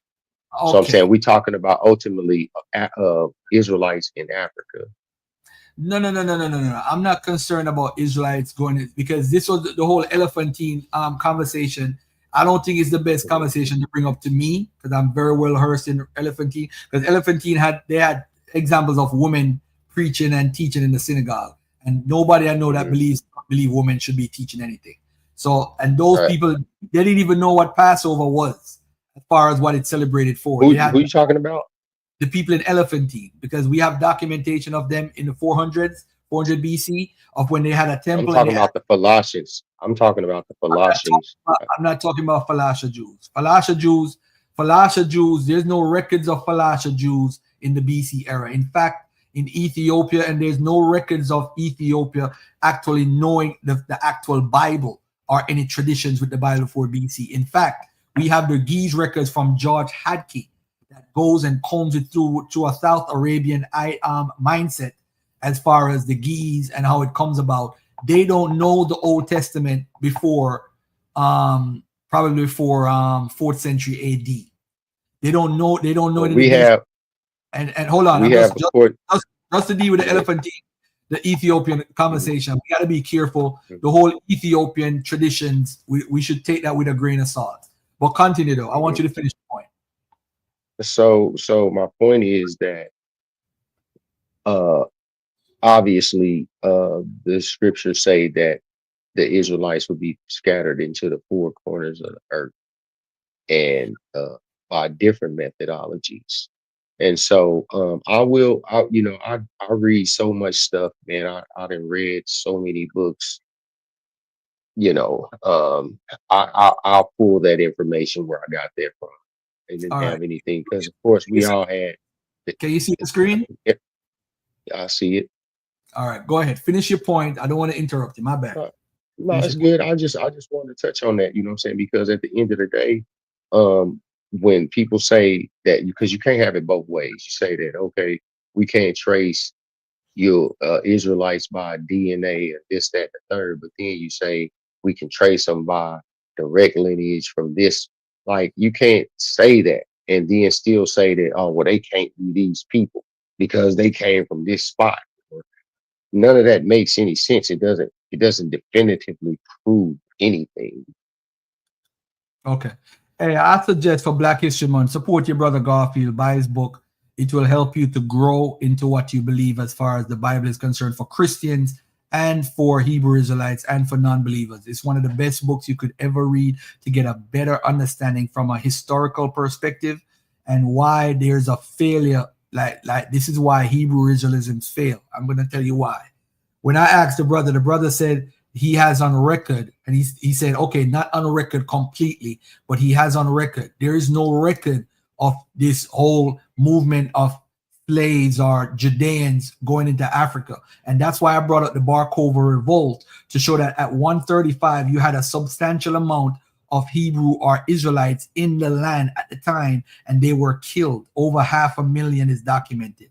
Now, at the end of the day, if they ran off and went into Africa or whatever, for one, they wouldn't have known the New Testament. So at the end of the day, what are we saying as far as Luke 21:24, that they knew about the prophecy and then they fulfill it? What we're doing is, as Dan McClellan, my Mormon brother, just explained, he just explained something. The Bible has nothing to do with you today. It's all in your mind. You got this Bible. Most of us, 99.9% of us, got this Bible from the white man. And what we did is, because we look at the white man as superior and he was winning because we were in slavery, we tried to take that God from him and remix it and give it the remix, give it the Puff Daddy remix, and then say, hey, what? This is applied to us. But this is the trick of the game. The white man or the slave master would have never gave you the book if he thought that it would benefit you. He would have never. Where was the white man? Why was the white? Where was Israel bound? Hold on, let me finish my rant. What happened is, the white man is the one that gave the slaves. We never had no Bible in Africa. The only place that got it before was Congo. When Congo, they went there and the Congo started remixing the Bible and said, here what? The Bible comes from Congo and Jesus is from Congo, and say, hey, this sounds like our tradition. And they gravitated to it. That's when the Congo, people of Congo, and then they were taken to Portugal. Them Negroes was taken to Portugal. I'm talking about the slaves that came on slave ships. When you came on the slave ships and they started giving you the Bible, you know what Elijah Muhammad said? He said, if a man won't treat you right, what makes you think he would teach you right? We got this Bible from the white man. You can't show no tradition or no ethnic connection to the biblical text because you're essentially from Western Central Africa and you are ashamed. Most of us are ashamed because we think Africans have no salvation or can't come back to life. Our systems don't bring us back. Reincarnation is not good enough. We want to be a part of a wait and see program that has not done nothing. And you know what the craziest part of it is? This is a God who they say, oh, he said, I'll curse you. All these brothers right here, Israel bound, whoever else is in the chat who's an Israelite is living by this law, statutes, and commandments. And let me ask them this. Has your belief ever killed white supremacy? It can't do it. You can't do it. Nothing you believe can stop white supremacy. 5,000 years from now, white supremacy will still exist because it's an idea. Never. They will never. You can't get rid of white supremacy. So even when we go to a bank right now, golf, you're trying to buy a house, I'm still going to get charged extra by Wells Fargo or Fifth Third Bank because of my skin tone, and they think they represent me like I'm a regular black guy all over Jamaica. None of what you believe can't stop nothing that exists that's evil today. It can't stop nothing. Hold on. We're all a part of a wait and see program. We're waiting to see some God to crack the sky or come back to defeat this wicked world. but you can't defeat white supremacy. It's an idea. So what purpose does it serve if you can't kill it? Who cares about white supremacy when All do you right. think Chinese supremacy? Hold Do on. you think Chinese? Hold on 1 second. In all fairness, Kyle been trying to speak for 30 minutes and Kwame been trying to speak for Okay, yeah, so, go ahead. Kyle, go ahead, my brother. All right, and peace to you, Garfield, and to everybody listening in the chat the whole night. I was listening to you, brother, Israel Bound, and I really was listening from a position of I've literally been there before myself, right? And I noticed you said a few things that were contradictory, but you also said some things that when you process it, is not gonna make a lot of sense to you, right? So one of the things that kind of stood out to me was when you were talking about this is about 20, 30 minutes back, but I hate to go back that far, but you were talking about how Africans didn't sell Africans and they would sell the Jews that was in West Africa. And my question for you is, how would those people in that area be able to separate the Jews from the indigenous African populations? And I have a follow-up for that as well. Okay, so I think you might have kind of misinterpreted what I said. Not really, but kind of. So what I said was that if you have, and I based my statement on a video that he played that said that that group of people in that tribe, they had came up with some laws or something that said they couldn't sell each other as slaves or whatever. But I piggybacked off of that and said that that they distinguished between who was a Jew and who wasn't. I'm just saying that if you are in a land and there are people who are not of your people, those are the people that, you know, say, because you hear like you've heard the argument that white people or other people might make say, oh, well, black people sold other black people into slavery. So the argument that I make is that, yeah, but those people wouldn't have been part of the same nation of people, if you kind of see what I'm saying. Yeah, I do see what you're saying. And so like my response to that would be that if you look at the annals of history, you'll see that, like, for instance, Yoruba, the Fulani, the Hausa, Igbo people, the Dahomey, like these people all are what make us up. So if one particular group was the oppressed group and one the other groups were the ones that were selling, how do you then determine who was the Jews if everybody from each of these groups was selling the other groups to slavery? Well, you won't determine. So that's part of the history. That's why everybody thought it was funny when I brought up how much time had passed between 70 AD and the time of the extraction of the slaves. Nobody answered that question. Okay. But the Hold on. What do you say that question was? Say that again. How many years passed between 70 AD and the destruction of Jerusalem? That's irrelevant to what he just said to you, though. Hold on. I'm not talking about what he said to me. I'm responding to what you just said to me. Hold on. Let me hear that again. Say that again. How many years between 70 AD and what? See how I'm saying? You can't have conversations with people, man. They start all this weird shit. What I'm saying is that he asked me a question that I'm trying to answer.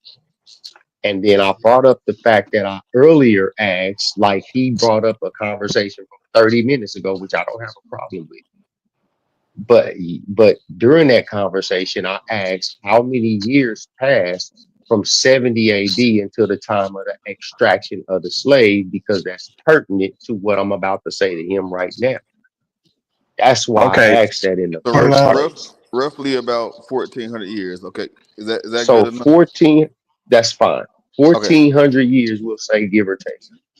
1,400 years passed, based on my theory and what I believe. I'm not saying this is what you or Garfield believe, but I'm saying, let's say, based on what I believe, 1,400 years has passed. Yeah, I'm listening to you, bro. I'm listening. 1,400 years passed since Israel has been a part of the commonwealth of their homeland. So as the scriptures dictated, they would lose everything, their identity, culture, No, they language, wouldn't. so on and so. Hold up, Okay, brother. Am I'm I with you. answering this? I'm with you. This is So Kai. I'm I'm listening to saying, you though. I'm saying, according to the Bible. Now, according to you, that's what you believe. But the Bible says that they would be stripped of all of these things. Now, whatever you believe is what you believe. So therefore, by the time you reach this point in which you facing the people who claim that they are these people who just happen to be stripped of their land, language, culture, and all of the things above, and just so happen to wind up on these slave ships that the Bible is talking about, and just Kyle, please. Kyle, please. Hold on one I second. want to get Now Hold on that one second. would be a fair question for myself. Let him I finish. was setting myself up for. I'm gonna land it right here. And just because you have the lack of evidence proving where these people came from and where they migrated to and all of that, doesn't make it not true. I don't, Yes, it it doesn't does, move. because there's evidence Okay. for these things. There's migrational patterns, there's trade networks, there's things that take place. Humans are distinct in leaving their genetic evidence everywhere they have ventured on the face of this planet. So for you to come out your face and say that is wild, crazy. And to go back to the part about Africans selling Africans, Africans knew, West Africa more specifically, knew exactly who their neighbors were, because they had markers and identifications and tats that told them who these people were, of what lineage, and what these existences meant when they did scarification and body tattoos. So, and hairstyles. So they knew who the Fulani was, the Hausa. They knew who the Wolof, the Sicarii. They knew who all of these different people were. And the Yoruba, the Igbo. There was no indicator that they did not know. So for you to say that there was a mixed confusion or a bag of Skittles and everybody in there was didn't know which one the other was, that is bull junk, bro, historically. So when you start saying these things and professing these things like a migration out of Israel into Africa, whether through slavery or force or running away, you have to show the genetic evidence of that gene flow coming into North Africa, which you claimed. Then you have to show it dwindling from North Africa into Central and West Africa, and then coming to the United States. You don't have that, bro. You don't have that. You just have a staunch belief, and that's it. Time out. So- Time out. Go ahead. Everybody mute up. Everybody mute up. We're going to take a break for 1 second, all right? Let me say this. Let me just respond to my sister Queen, Trice Copeland. Peace and love. The slaves never got the Bible. They got a slave Bible, which was a different book with random scripts and additives. Garfield, as well researched as you are, you didn't know there's a slave Bible. I actually have the slave Bible right beside me right now. The issue is not the slave Bible. The issue is Bible. That's a general statement. They gave them a Bible. That's the point.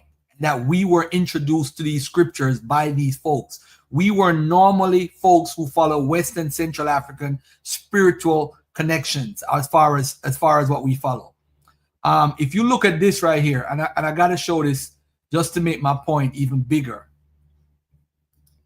in that we have an idea of where we came from as far as a culture.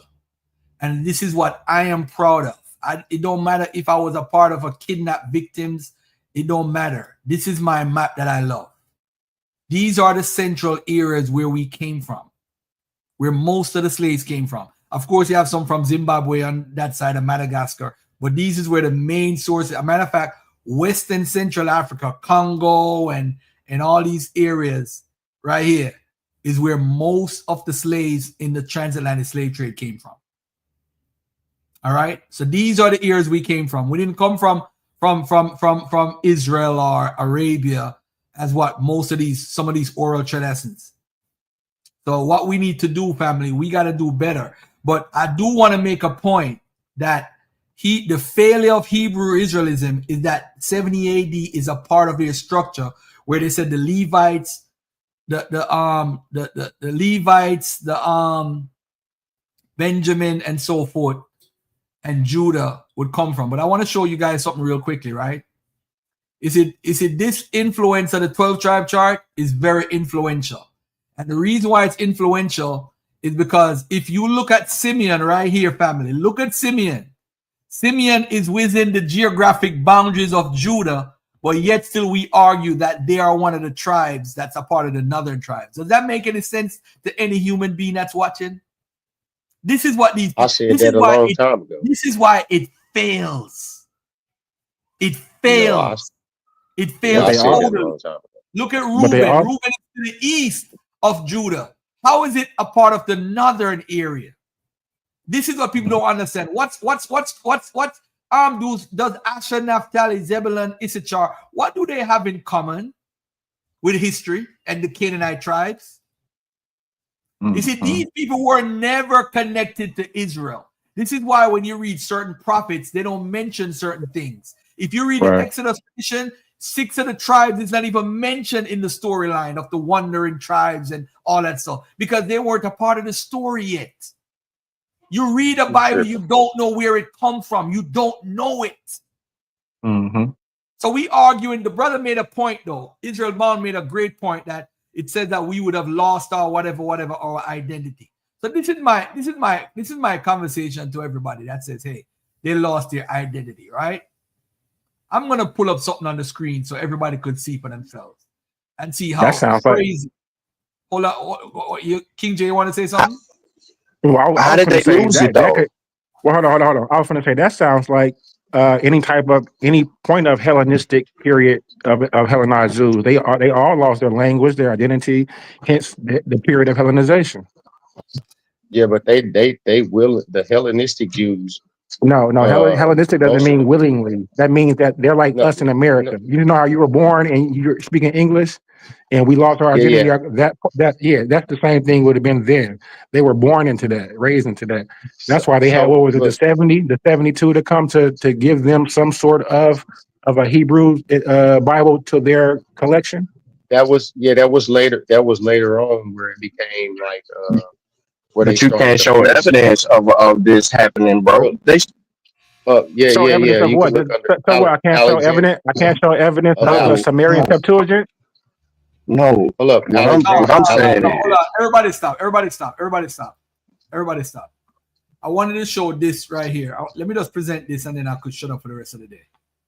What I wanted to show the brother, right, is that when every culture. So this is the Medes Empire. Right, supposedly Medes Empire. I don't even know if the Medes actually had an empire or existed. If you look at Rome, right, you see Rome, where Rome is. You look at the Hellenistic Greeks, where they control. So we're looking at everybody and where they control, right?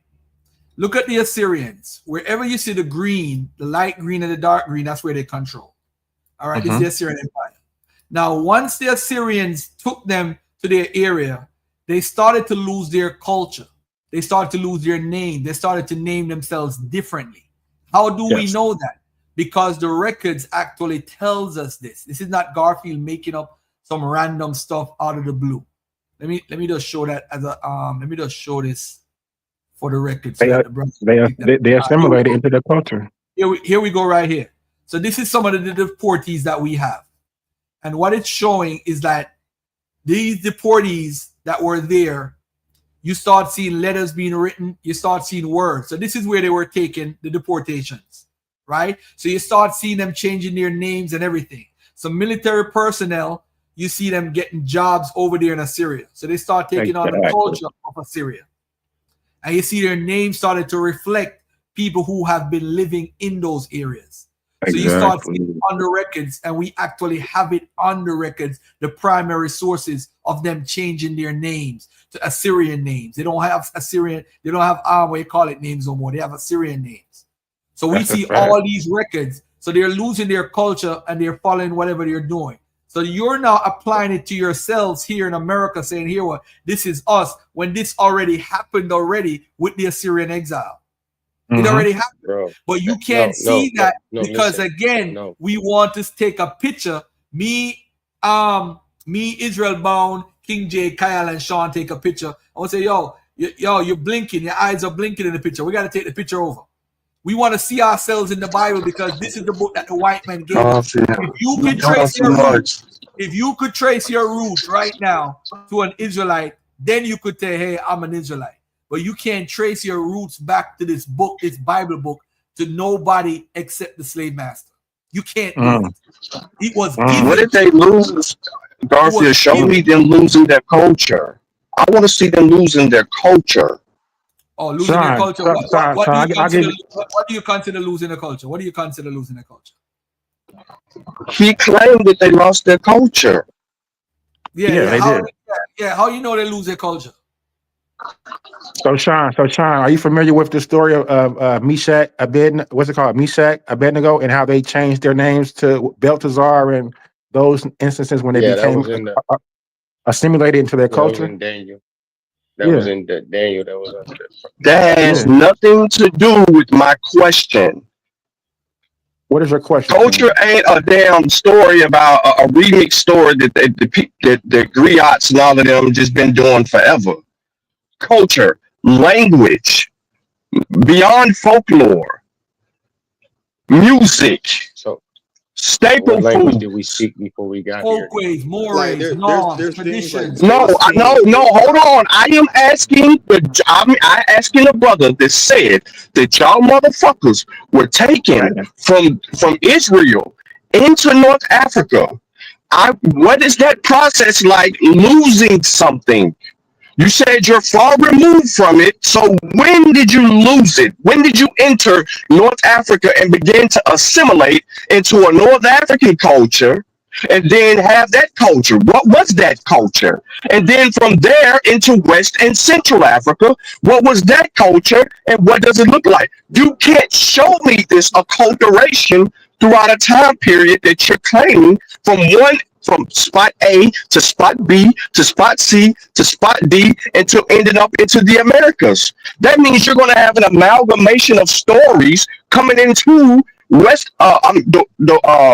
New World, and then providing some type of storyline beyond that, because people aren't possessing and losing things like that, bro. Hey, they're not possessing and losing things. So I just want the evidence. I don't want to be talked to or lectured. We got you.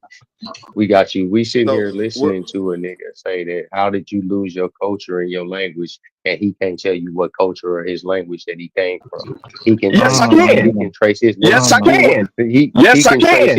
You can't make that claim. You can't make that claim. I'm an amalgamation of West Central. I'm an amalgamation of Western and Central Africans. That means Yoruba, Igbo, Zulu. I can Congo. I can go on and on. I didn't lose. I didn't lose that genetically. I didn't lose. No, you said that I lost something. You just right. Exactly. Because I'm an amalgamation of that due to the Holocaust. So you can't sit here and claim that. I know exactly who the fuck I am. You don't know who you are. Why are you afraid of being black? No. It don't matter about none of that, bro. It don't matter about none of that. When you tell me I don't know what the fuck, you can't sit here and tell me that. I didn't lose a language forcibly. I can show that I lost the language by evidence because of the experience. You can't show me what you are acculturated into coming into North Africa. You don't know the language. You don't know none of the mores. You don't know none of that. Then you can't show me that coming into Central and West Africa. You can't do none of that. All I gotta do is show you. All I gotta do is show you going back to West and Central Africa, an amalgamation of different culture and languages. That's period, point blank. I don't have to know all of them. I can show you that, and I have the evidence for that. What I'm asking you for, you can't provide because you don't know, and you won't yield to that. What I'm saying is that, first is start off by, I don't give a damn about the dusty ass Africans. That's first. And secondly, right, so goddamn it, I'm gonna keep on cutting you off. You don't give a fuck about Africans, nigga. I don't even give a fuck about you. What reason is it that you're on the panel to even speak to us if you don't give a fuck about Africans, nigga? Because it's all of us up here. And so what? And I'm gonna keep talking every time you talk. If you don't like Africans, nigga, we don't like you, nigga. Fuck you. Who the fuck is you? That's how we rock it. That's how we rock it. You don't exist. You don't exist in history. You have no history. You have no culture. You don't even know who the fuck you are. But you don't like fucking Africans. You don't even know who you are. You don't even know who the fuck you are. You just on a panel running your mouth, talking about we don't even fucking like Africans. Nigga, genetically, that's all the fuck you is. It's 86% West African. And you're gonna run over here, oh, I ain't African, I ain't this, I ain't that. Yeah, yes the fuck you are. Yes, the fuck you are. understand You what was, your brother and is if saying you a claim to little be a bit. Jew, you was never in the slave trade. Period, nigga. Because the Jews that participated in the slave trade was the motherfuckers with the funds on the trade routes, brokering it, sponsoring ships, insurance ships, collecting money. You are broke. They've been telling y'all that. You're angry Christians. Why the hell are we sitting here having this conversation? Yeah, you broke. You broke. Because the Jews got money. Somebody What angry. you got? This nigga just called somebody angry. You are angry Christian. Yeah, I'm about to block Sean, yo. I'm about to block Sean. Straight up. How you gonna This tell me nigga called somebody angry. He turned up. You are angry Christians. Just admit it. Just accept it, bro. And a cell warrior, because you wouldn't say none of that shit to nobody's face. You a goddamn liar. I don't know who you think you talking to. I don't know who you think you talking to. I said it. Where you at? Where you at? I said in your face. Whenever I'm in your town, I make sure to say it to your face. I done came in front of 12, 15, 20 of y'all and said it to y'all face. Let's get back to the information. One second, guys. Time out. Listen, there are some Jews that help to finance the slave trade. Not all Jews. I don't want to do the whole all is one and one is all and talking absolute. Yes, some Jews participated.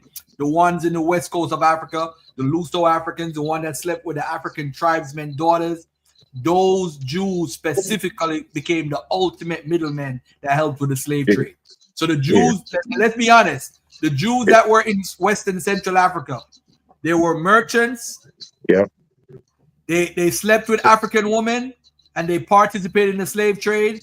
And basically they were screwing black women, enslaving black people to get in. Merchants, and they got in, and they were trading, and they were merchants. That's it. So my last question before I go, Garfield, and ain't none of them on the panel, and ain't none of them on the panel. My last question to you, Garfield, before I go is this: so you telling me on the record that the Jews that you talking about that was in West and Central Africa participated in these acts was European Jews? Garfield, I can't generalize. I never. Hold on, guys. Hold up, I just asked Garfield a question. Hold on. We're what? European Jews? What do you mean by European Jews? They did come from Europe. Some of them did come from Europe. The Jews that you trying to call light skinned, which you know ain't light skinned, ain't white. Not necessarily. I'm asking you right now. Wait a minute. Let me clarify my question. I'm asking you that you just said that they was doing this in West and Central Africa, screwing white women, screwing African women, and all this. So you're saying that these were European Jews. If you mean European as far as Sephardic, yes, they were Sephardic Jews. Yeah. So white people. What's your point? Lighter complected. Middle. What do you mean lighter complected? White people don't have no complexion. No, we're not dealing with no complexion because that's the game he wants to play. Playing that no, it's hold on, Sean. We're not playing the color game. We're not playing. It's not about color. You sit here talking about we don't have white people and black people. Stop that bullshit, Garfield. Listen. You know why I don't want to do that? Because I know race is a social construct, and what happened is just like Dante in the debate with Vocab, try to play the race card just to get us emotional. No, you're not gonna get me emotional or my audience. That's not what I'm trying to say. I was not there. I don't know what skin tone they had. I don't know what phenotype they had. I was not there. What I'm saying to you, so that ain't important to all of this. Hold on. I am saying to you because what you want to say is that these were European Jews that participated. But no, remember, if you study what the mulatto class is, they were sleeping with black women, and some of them look like mulatto, some of them look dark skinned like me. It doesn't matter. They were Jews. That's the bottom line. Their skin tone has nothing to do with it. They were there for a reason. They were hustling. They were making money. That's what they were doing. And it felt. So why are all of that? So why are all the offspring of the so-called Jews today? Hold on 1 second. I need to make one. That wasn't even me, Garfield. Oh, okay, my bad. Yes, it was. Life. That's what the Israelites do, man. What up, Sabio? What up, Sean? Hold on, let me make this great point real quick so that we could end this part about the Jews. Hold on 1 second. Let me just do this.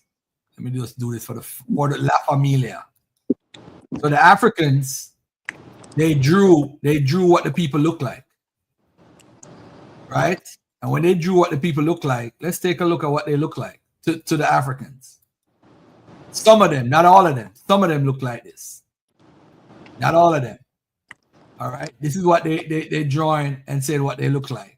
Portuguese archives confirm the importance of ivory exports at the time in Senegambia. The Jewish merchants obtained their ivory both from Africans and from New Christian Lancados. The Lancados had established contact with the Dutch Jews as soon as the latter settled in Senegal, which strongly suggests pre-existing contact. And they all trade in hides and wax and ivory, which they buy there from local non-Christian Africans and from white men who are Christians, who they deliver the goods to Flanders where they have commercial contacts. So this is what some of them look like. Some of the Jews, this is what some of them look like. All right, the Africans join them. But I do want to point something out to you right here, real quickly, right here. They look like Vikings. Right? White Jewish men took black women to create mulatto, Lancados. The mulattoes that stated were better suited to the air climate due to being mixed. Then we have Barbo speaking on Jewish mulattoes in Sao Tome. Then we have the Lanzados were often Jews and are described as white. They're also called New Christians. And by the way, too, when you see white or black, it don't necessarily mean white or black.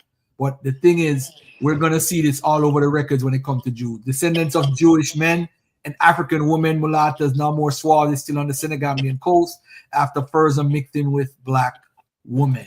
So we have records of light-skinned men and dark-skinned women and dark-skinned men and dark-skinned women and whatever.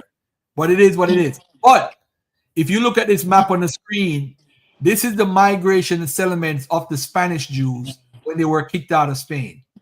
If you look at exactly where they went, the majority of them went to Europe.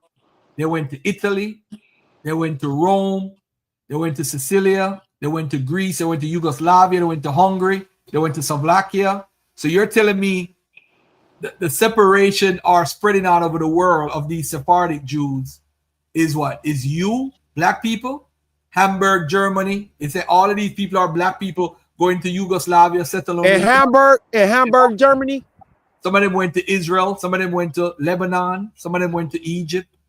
Some of them went to Tunisia. They went to Algiers, Morocco.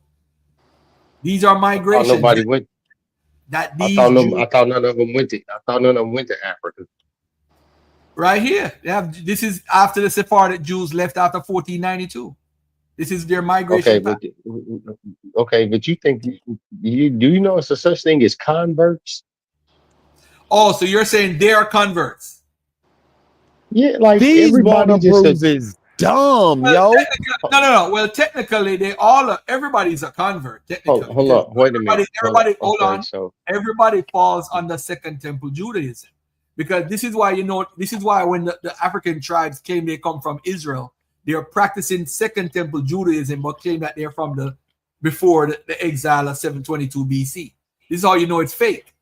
Because they're not practicing what they were practicing prior pre-exilic time period. They're practicing after the Babylonian exile Judaism. But anyway, that's another point. But before we get out of here, I want to say this.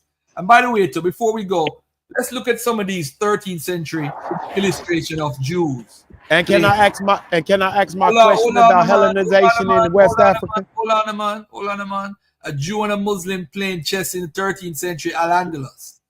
Observing the Habadal ritual, 14th century Spain. The Lisbon massacres started the Jews whom they suspected were Jews, anti-Semitic riot killed as many as 4,000 Jews. These surely look like us. These are us. All of this is us. This is us. Hey, and by the way, there ain't no damn Hellenistic period in no West Africa, bro. Hold on, man. I'm gonna show y'all something that's very funny.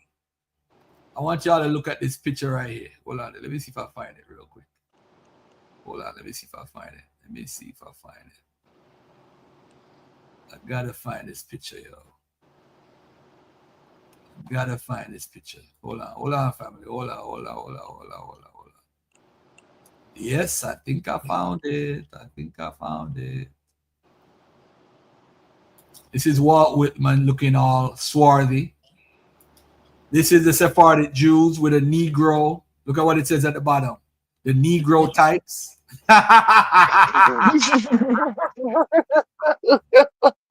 Yo, look at this right here, right? The natural history of man, right? Dr. Pritchard describing Portuguese Jews as dark. You show me the dark Jews in this picture. Look at these Jews that they call it dark. You see, so when you read the literature, family, it's telling you that they dark and they light. I don't pay that no mind. That's why I say I don't want to get into that. Look at Nah, Garfield, that's culture though. That's culture. Oh, look at this though. Which one of them is the Jew? The ones The who white were ones? with the yellow badges. Who got the yellow badges? Yep, the one. That's all you gotta look for is the yellow badge. For the yellow badges throughout the Muslim The white ones got the Throughout the badges. Muslim world. Yep, the white ones. The Jews got the yellow badges. That was their distinction. Al Capone, Mr. Dark and swarthy complexion. This guy. Right. Look at this guy, swarthy. Also called Tony. Oh, they're black. They're black. Boxwood. They said that what the Jews look like in the Mishnah. 1st century, 2nd century AD. Boxwood. That's what they look like. Let me ask you a question, Garfield. This is what Jesus looked like. The oldest pictures of Garfield. Jesus. What he look like. Garfield. So you said that I agree with you on the yellow. Hold on, bro. Look at what these Jews look like. I don't care. You agree on the yellow badges. We got you. We don't need your agreement, but we got you. I do agree on the yellow badges. I agree on the yellow. Hold on. Let me ask you a question about it though. What was the yellow badge for? The Jews in England that they say we come from, the Anglo-Saxon Jews who were black. King James is black. This is what the Jews drew themselves and they look like in 1290 when they were expelled out of England. This is all black Jews right here. Take a look. You stupid as hell, Garfield. These are all black Jews. They were kicked out. And by the way, too, did y'all know in 1290? Did y'all know the reason why Manasseh ben Israel wanted them back in England? Because they thought that the England was the fourth corner of the earth. Did y'all know that? Yeah. Like if the Jews were re-entered England, that would put through the Messianic age. So Jesus was coming back. So right, so Jesus would come back. That's why they wanted. Hold on, bro. That's why they wanted Jews back in England. Where was they wearing them badges at? The Ottoman Where'd you say Empire. that was at? Okay, the Ottoman Empire. Okay, so Hold on, my brother. Hold on 1 second. Now, this guy in the audience, you see, this is right here. Nobody's running from any information, bro. You've gotten kapowed many times today. But anyway, besides all of that, look at this guy. Garfart is a damn punk. You see, thank you for the compliment. It means that I've hit a nerve. I tell y'all, the failure of Hebrew Israelism is simple. The 70 AD claim, it is not historical. You can't prove no bunch of black people who are Israelites ran into Africa. You can't prove. But you can prove a bunch of white ones did. Man, get out. I never said no white boy did. You see, you want to get into the color argument. He never said that. You just said they were. No, he just showed how they were depicted. Hold on, Sean. Relax. I want to get this out. I showed and proved at 70 AD, it makes no sense. So what I did was I showed the Bar Kokhba revolt where over 500,000 people died. Because remember, they were supposed to leave. If the prophecy is true and they're supposed to leave, you shouldn't have had no mass amount of Jews or Israelites living in the territory. Guess what? They thought Simon Bar Kokhba was the Messiah. In fact, they threw Jesus to the curb and said Jesus is not the Messiah. He's the false Messiah. And they said Simon Bar Kokhba, they were beating up the Romans. Study. You got to study. So now Simon Bar Kokhba is not the Messiah, but over 500,000 Jews died. So if the Jews had exiled out of Judea, how did 500,000 end up there so quickly? Then after they lose the Bar Kokhba revolt, we got more information that the Jews continued to live in the land. They built up synagogues, Rabbi Hanassi. Then they're helping the Arabs beat up the Byzantine, the descendants of those same people. They continued to live there up until the 20th century. Stop believing the hype. It ain't you. It's not you.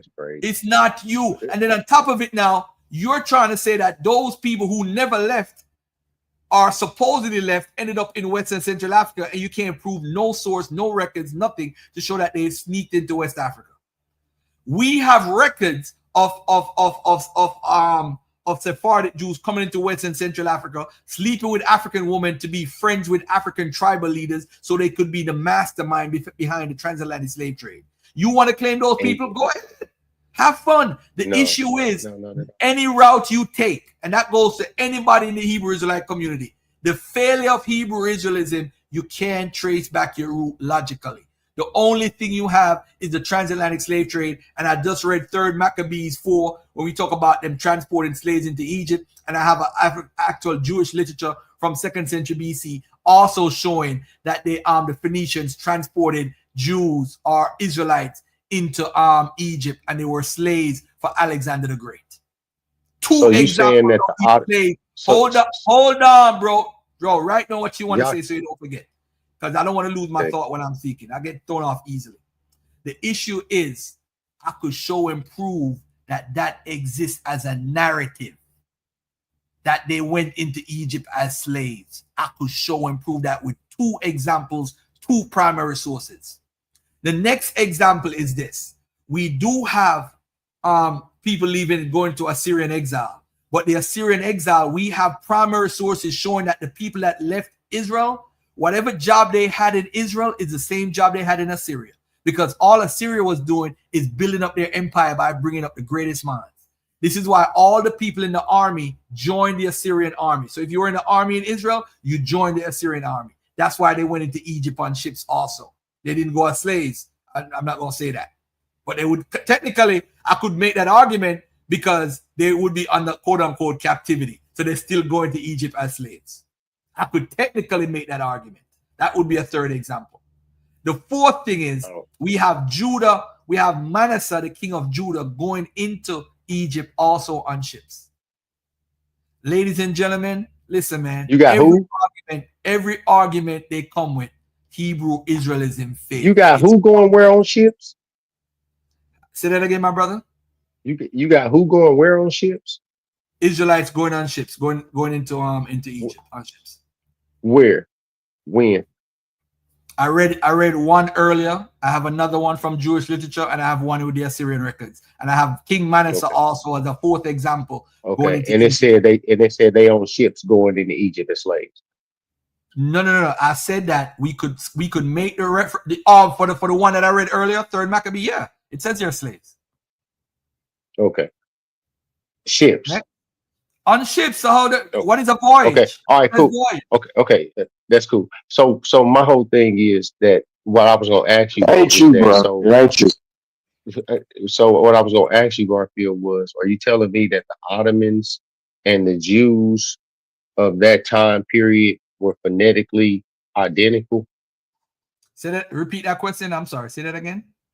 The people who you're calling Jews, all them people that of the quote unquote light-skinned people that you showed, since you don't like to use white, the light-skinned Jews that you showed, right? You telling me that those people were phonetically identical to the Ottoman people? I have no idea what you're talking about. So he's trying to ask you. He's trying to ask you if the Ottomans and the Jews share any affinities, and that's why they had to wear yellow badges. Absolutely. That's why the Jews and the Ottoman Empire had to wear the badges, because they were considered people of the book, and they were lesser men, and they were lessers in the Ottoman Empire. How you gonna present my position, clown? Shut your ass up. But hold on one second. Listen. Hold up, Garfield. Let me present my position. He can't present my position for me. Listen, what I'm saying to you is that if you're going to say that these people that we call Jews today look like the Ottoman people of that time period in that you're speaking of, you're being disingenuous, and you know goddamn well you are. Okay, bro, your imagination is wild. Hold on, Sabio. That's not imagination. It's not imagination at all. Go ahead, Sabio. Respond, Sabio. Go ahead. Let Sabio respond. Go ahead. Bruh, your imagination is wild because those people, those Jews, those Canaanites, those Israelites are the same people. So they've been there since 2500 BC. You better check out Tel Esakon. You're not ready for this conversation, bruh. And the one thing, let me ask you a question. Hey, don't ask me no questions. I was speaking, bro. I gotta respond. I gotta Go ahead. respond. Go I ahead. gotta respond. Go ahead. If you see, we gotta be careful. K-Man, thanks for the compliment for calling me Garfart. It tells me I'm touching a button. Thank you very much for the compliment. And if I'm lying, why don't you come on the panel and prove me to be a liar? Come on. The problem is this, right? I don't want to get into if somebody is light skin, dark skin, white, or black. Nah, you brought up that badge though. That's important when you bring that badge up. That's important. Yeah. Brother. Go ahead. All I'm saying is, what we're doing to ourselves is a crime against humanity. We are lying to ourselves if we think we're these people. And I've shown constantly on my channel, we are not connected to them. And what happened is it has become a lie. You see, what Ong said years ago, a well-organized lie will defeat a disorganized truth every time. And what happened is we're not organized in combating the information. The truth of the matter is nobody can be connected to an ancient Israelite. One, because Jacob, Isaac, Abraham are not real people. They are considered eponymous ancestors. But to you, in your limited understanding, they are real. And if I ask to prove it, you can't. Before Saul, we can't prove anything before Saul's time period was actual history. And what happened is, this is why people are arguing about the Exodus, about the conquest. How could somebody, it's the same argument that I use about 70 AD. How could somebody run out of Egypt when Egypt is being controlled? Canaan is controlled by Egypt, but yet still you run out of Egypt and defeat Egypt while they're literally in control of Egypt. It makes absolutely no sense. The narrative, it's all about etiology and trying to trace where you come from. These people pulled together and decided to create a narrative. Now you're arguing about it 3,000 years later like it's actual facts. And I'm proving to you right now, literally, while you're on my show. I'm going to give one example about something I could easily prove. When Jeremiah 43 talks about Nebuchadnezzar, or Ezekiel 29-30, talk about Nebuchadnezzar going to Egypt and conquering Egypt. Was that true, a prophecy true or not? What happened now is that never literally happened. Nebuchadnezzar never conquered Egypt. So the prophecy of Ezekiel and Jeremiah is a false prophecy. And what happened is Christians and believers are scrambling to say, oh, damn, he never did it. You know who conquered Egypt? The Persian Cambyses II, Cyrus's son. That's who conquered Egypt. But we have the records to prove where Nebuchadnezzar is admitting that Egypt is kicking his ass. So who do we believe now? Do we believe a book of faith, or do we believe Nebuchadnezzar admitting that he's getting his ass whooped? You see, this is the problem with your faith. It's rooted. So Egypt was never under Babylonian control. It was never under Babylonian control. 100%.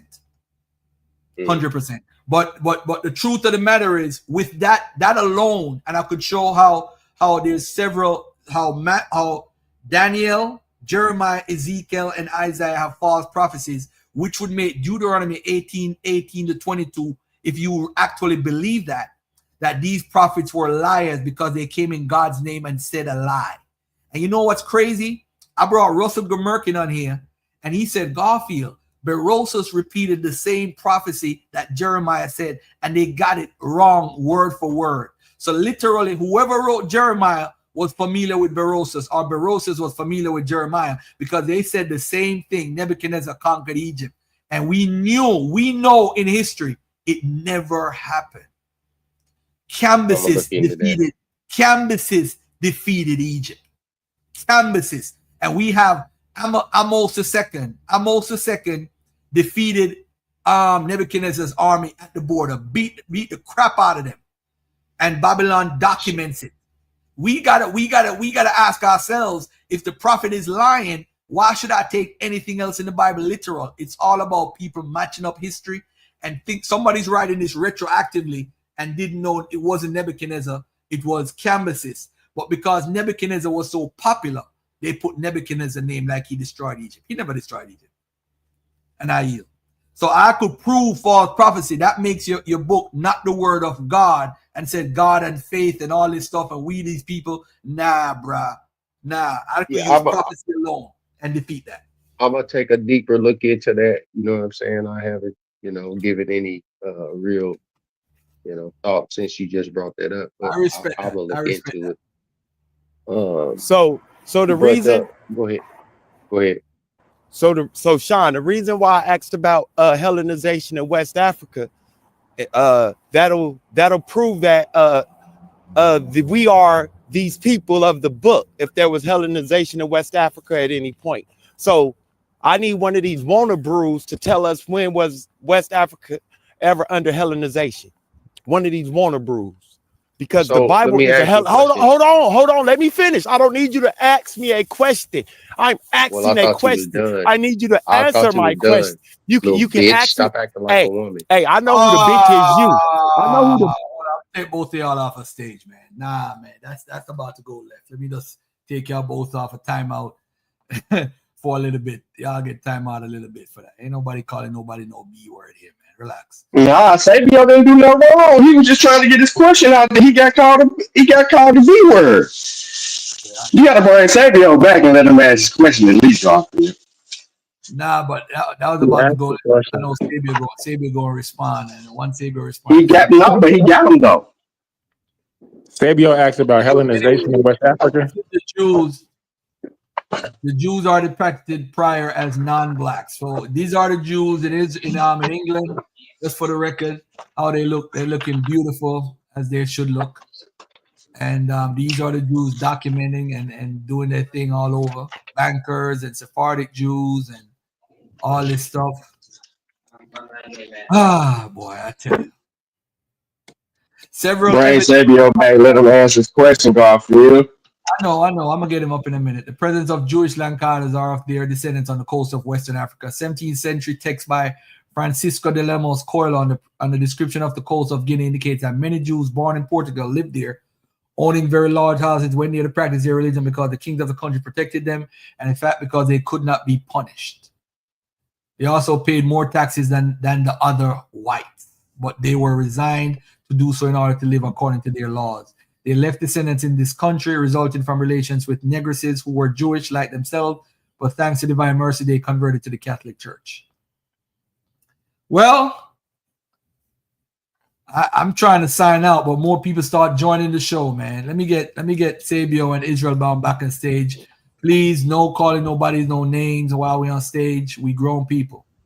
Cool. So I was asking my question. I was rudely interrupted to try to be asked a question in the middle of my question. So he can ask me a question after he answered my question, which is simply, if the Bible is a Hellenized Greek document written in Greek and Hebrew, when was West Africa ever under Hellenization? Okay, you done now? I want to make sure I ain't interrupting you now. We good? Go ahead, bro. Can y'all hear me? Oh, okay, I didn't know if y'all could hear me or not.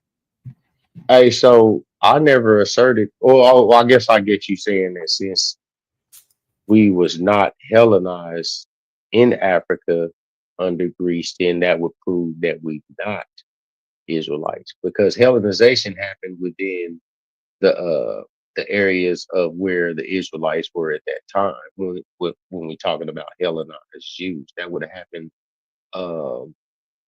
That would have started happening like probably around the 1st to 2nd century BC. Probably like 500 BC. Yeah, maybe so. Yeah, maybe a little earlier. Well, no, because 500 BC would have been during the time of the Babylonians, I believe. So it would have been a little later than that.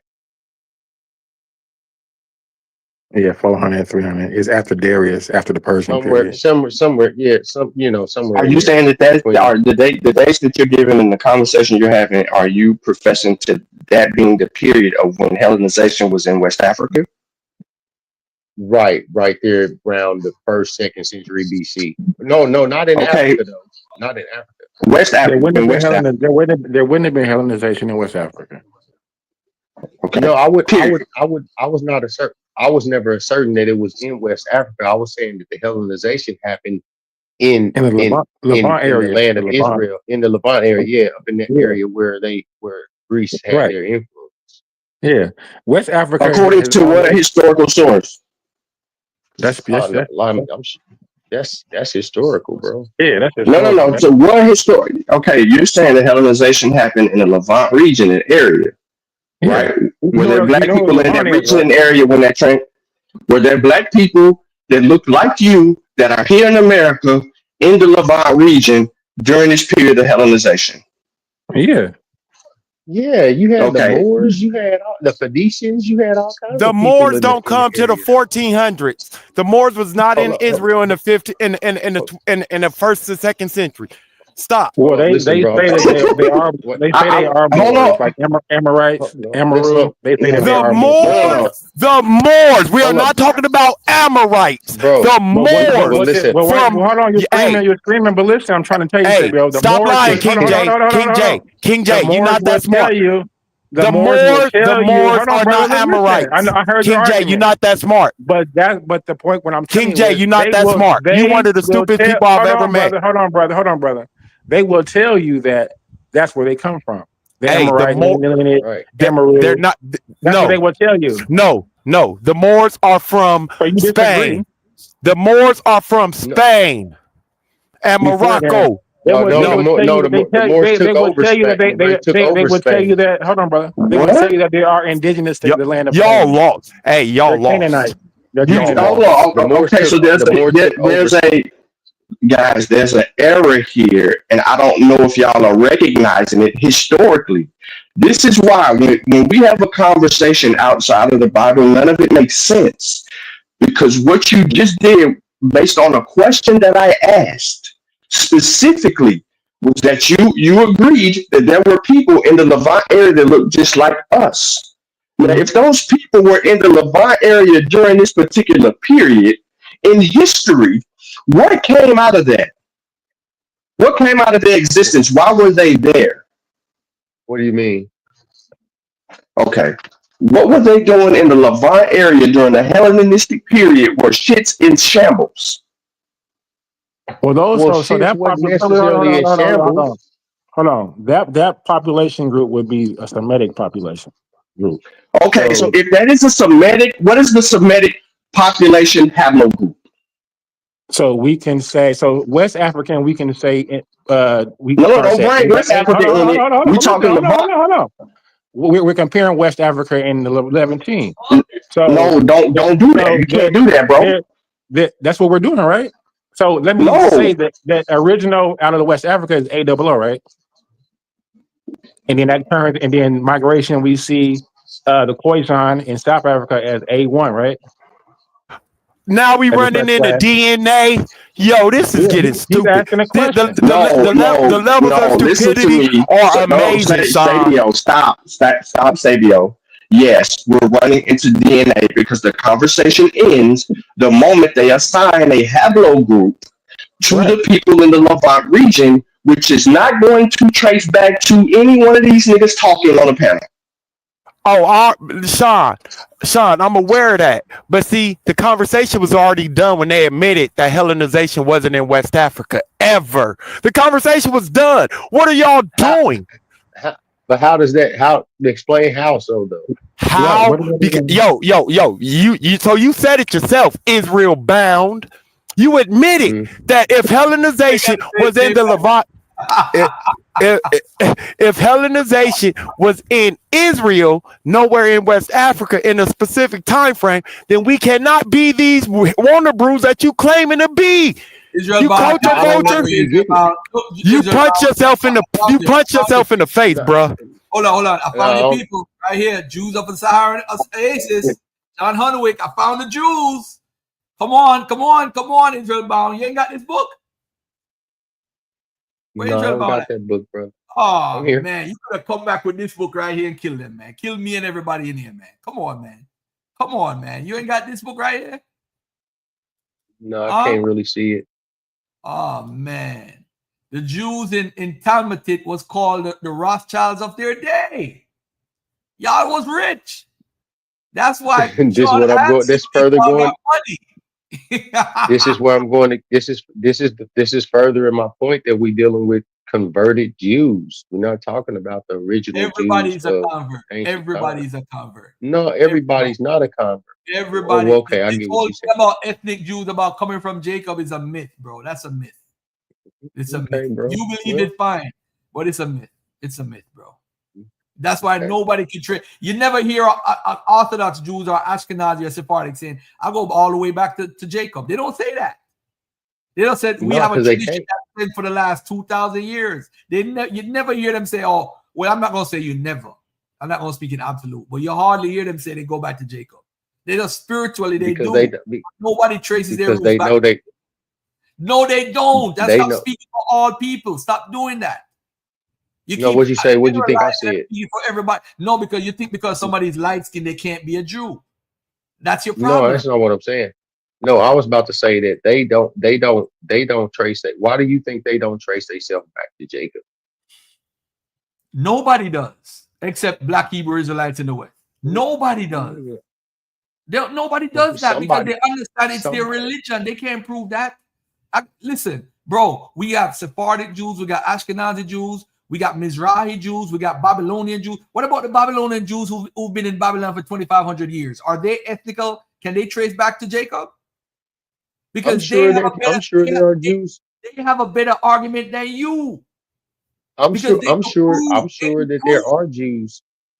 I'm sure that there are Jews that were from, because that's where you had actually where the changing of the language, the script started with that particular exile into Babylon. So I wouldn't be surprised if there were still, ethnical Jews still there. It would make sense.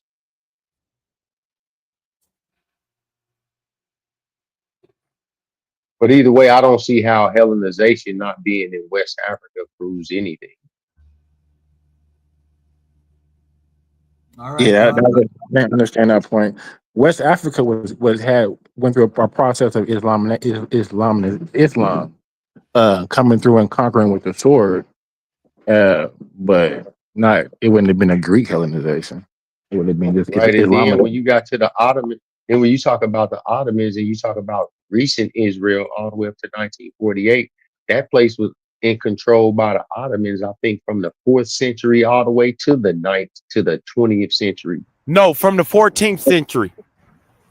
No, from sir. 1453. Bro, y'all got poor chronology, bro. Y'all got poor chronology. The Ottoman Empire took control of the Roman of Constantinople and the known world in 1453, and they ruled that area for 622 years until the end of World War I. They conquered not until 1948. They conquered West Africa at like 600 AD. They did it. Yo, they didn't conquer. They went it. Yo, they didn't conquer it. Yo, they went into parts of North Africa. Yo, the transatlantic slave trade started in the 2nd century. The sub-Saharan slave trade, excuse me, I misspoke. The trans-Saharan slave trade started in the 2nd century and picked back up force in the 7th, 8th century.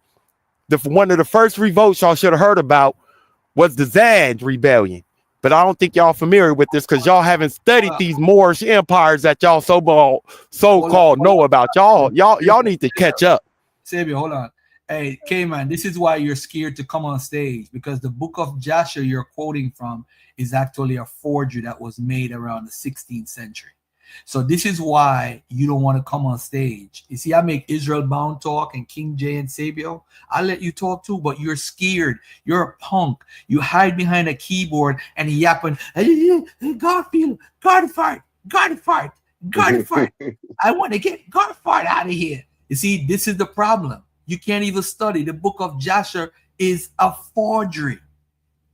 A forgery. This is why you can't have a conversation with me, because now you pull your source out, and what happened? I slam it down right now. Boom, boom, boom, boom, boom. Done already. This is why they don't call Garfield out. You see, they call everybody out. They don't call Garfield out. They don't call Garfield out because the Garfield can expose. This is the failure of Hebrew Israelism. It is nonsense. It's made in America. Just like Morris Science Temple is proud to say it's made in America by Noble Drew Ali. Nation of Islam, made in America by Master Farad Muhammad and made up more by Elijah Muhammad. Then Clarence Turkey next came with his offshoot, the Nations of Gods and Earth, 5% Nation of Islam. It's all made in America. Black Hebrew Israelism, made in America. The Black Church, made in America. Ain't nobody that teach what the Black Church was teaching it back when following Jesus. As a matter of fact, too, I'll go as far as saying this for every Christian who I love. You can't prove what you believe today the earliest followers of Jesus was following. You know why? Because Matthew, Mark, Luke, and John are 4 different traditions. All have something unique to them that was not overall in one tradition together. Not until Diatessaron, when he put all 4 books together and Irenaeus put it in his canon. Bruh, I'm the worst failure of Hebrew Israelism. You can't just the fact that I proved that it's false prophecy alone, put the book in its garbage bin. That means it's on the same level. Hold on. That means it's on the same level as the Greeks' writings, as the Assyrian writings, as the Hittite, Zoroastrians, and the Sumerian writings, Akkadian writings. The Hindu writings, and they all had prophecy. Hold on a second. When Nabonidus, bro, remember when Nabonidus? I don't know if y'all know this. Nabonidus is a king that was after Nebuchadnezzar, right? Nabonidus had a prophecy where the prophets went to him and said, if you don't leave Sumer or leave whatever it was called, Babylon, that the kingdom is gonna fall. So he had to leave for 7 years. Guess what the Bible writers did? They switched the story, switched it to Nebuchadnezzar, and then made it 10 years where Nebuchadnezzar was supposedly mad for 10 years or whatever. It's the same story. It was 7. It was 7 years actually. And when you go and look in it, you look into that history and you look at that those writings, you'll see that word that what's his name? Nebuchadnezzar. Yeah, no, the other one. Nabonidus. Yeah. You, Garfield, you know the history on that. You know that most scholarship believe that's the stroke of one stroke changes that word into Nebuchadnezzar.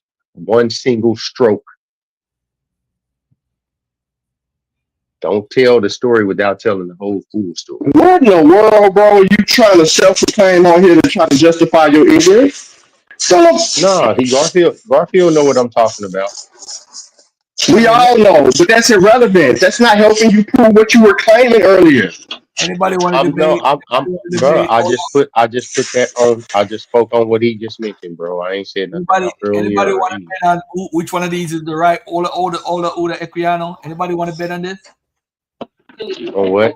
Which one is Equiano? Which one is Equiano? Which one is the right Equiano? I'll say the one on the left. Anybody want to put some money up? Come on, me. Put money up. Let's go. $100. Who want to bet? I say neither one. That's why I laughed.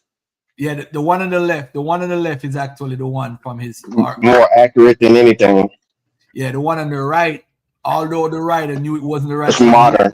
He rewrote it. He rewrote it. The writer. Yeah, he told me on my show live. He told me live when I interviewed him.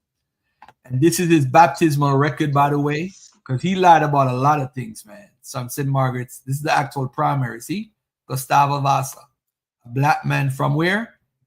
Carolina. He said he was from Carolina, not Africa. And he wasn't 12 years old here at this time. He was actually 14 or almost 15 years old. So many lies. Nigga look 30.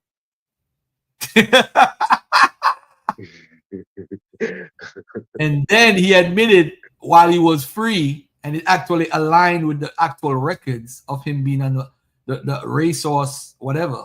And he signed this with a different name, Gustavo Weston, saying he come from South Carolina. He was 28 years old. Never said he was from Africa. Not one time. Until a year before. See here, he signed Gustavo Vasa, all his records, his marriage certificate to that white woman, Susanna Cullen. Yara came on here. Yara said, well, she ain't that white, she light skinned. He's like, oh, she was light skinned and she was that top of the line white woman. Top of the line. Gustavo Vasa, man. But hey, shout out to him anyway, man. Shout out to him. He did his thing, man. And he helped a slave master to get slaves to have a slave plantation in Jamaica. This was after he was free. This is what our brother did, man. This is what killed my brother Reggie in the debate. Hey, Garfield, are you basically, because you said something earlier about them not being able to claim that they're descendants of Jacob, are you basically saying that God need better defenders?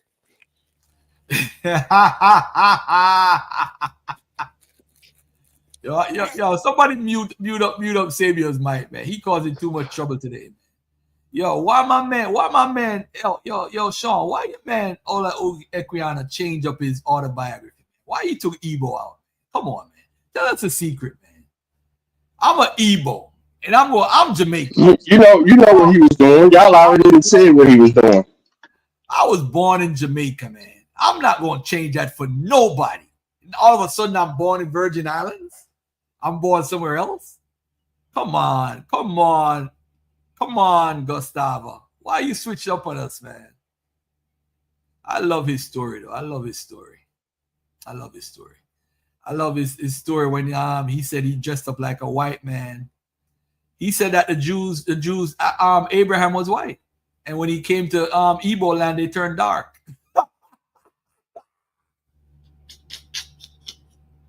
Yo! You ought to stop, man.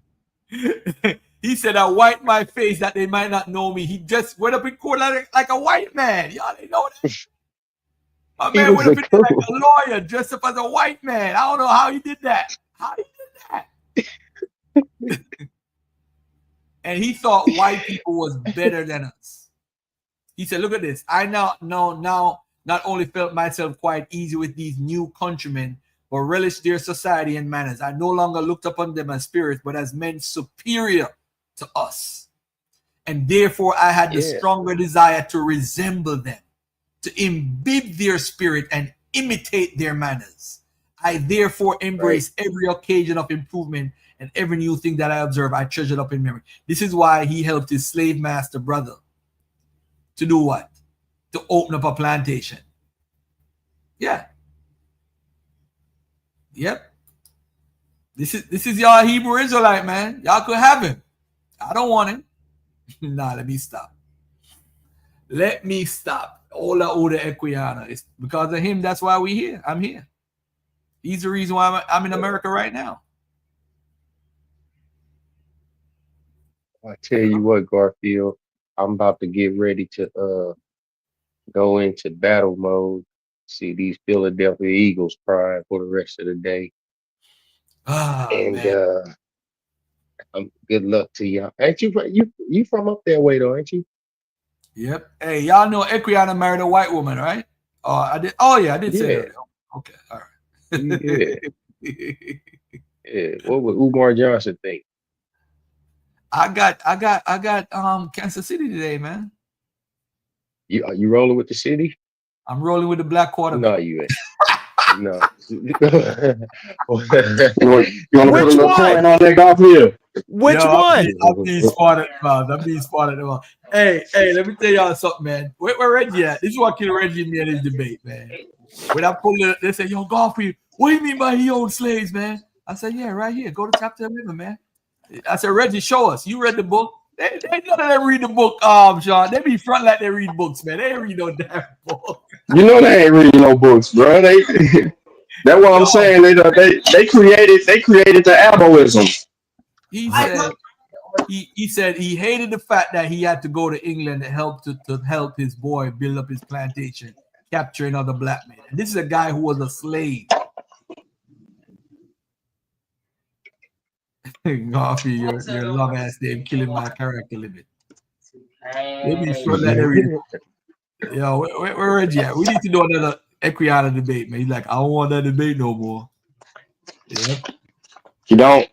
Jabari said I lost the debate because I shouldn't have mentioned the things that I mentioned. To keep the line going, yo. Y'all need to keep the line going. It's crazy out here, man. Crazy out here. Yep. Yeah, that's why I don't use Equiano.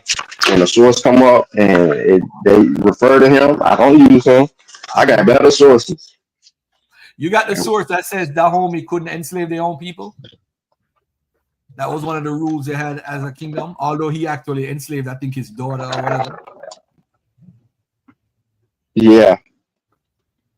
It kills that wider Judah argument. So people know that the kingdom itself had a rule. You can't enslave your own. So people was coming from outside.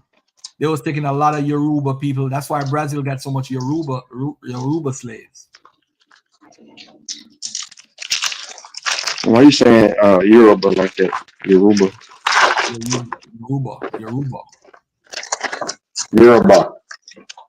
It don't matter, Garfield. Go ahead and do something, bro. I'm using my Jamaican accent. I'm trying to preserve my accent. This is what they was I just want those brothers to know that they got to get a chronology and they have to develop a true methodology and then understand chronology. Because every time they had these conversations, you had these conversations with these dudes, they really don't know. So you want to know? So you want to know what's crazy? Last night, I was on Psycho's show, and there was a couple Bible thumpers on there. Some dude who called himself pastor. This dude, the pastor, he straight said it was a good thing that the Christians came to Central and West Africa and brought us white Jesus, because we would still be over there in Africa waiting on white Jesus to save us from ourselves. Nice. Hold on a second. Garfield, if you can't show me any modern examples of white people or any other group references themselves as Israelites, there's no reason to call us Black Hebrew Israelites. Okay, I got something for you right now. Brother. Hold on 1 second. We have the records here, my brother. I'm gonna play it for you right now. Hold on. Let me find. Here we go. I bring my history. Let's bring the evidence. Let's bring the evidence to the forefront. So look at the question that he asked. He said, Brother Garfield, if you can't show me any modern examples of white people or any other group referencing themselves as Israelites, there's no reason to call them or us Black Hebrew. No. The reason why I call it Black Hebrew Israelites because the Black Hebrew Israelites call themselves Black Hebrew Israelites. That's the only reason why. The elders and everybody. Let's take a look. God in the highest, and on earth, peace to people of goodwill. So back on March 21st of this year, 2024, the Genesis 49ers channel had a video exploring a standard yet controversial aspect of One West Israelite theology and anthropology.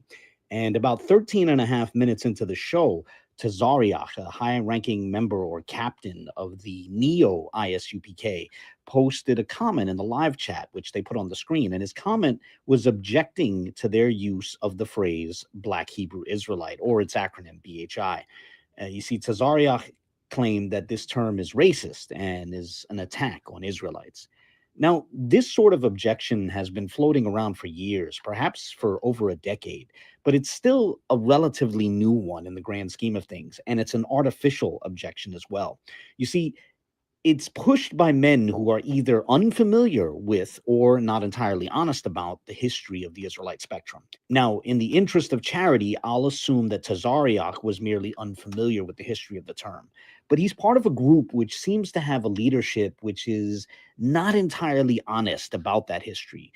For example, the leadership of the Neo-ISUPK has not been entirely honest about how the name of the school at One West was Israeli school of universal practical knowledge, not Israelite school of universal practical knowledge. Israeli, not Israelite. Wine.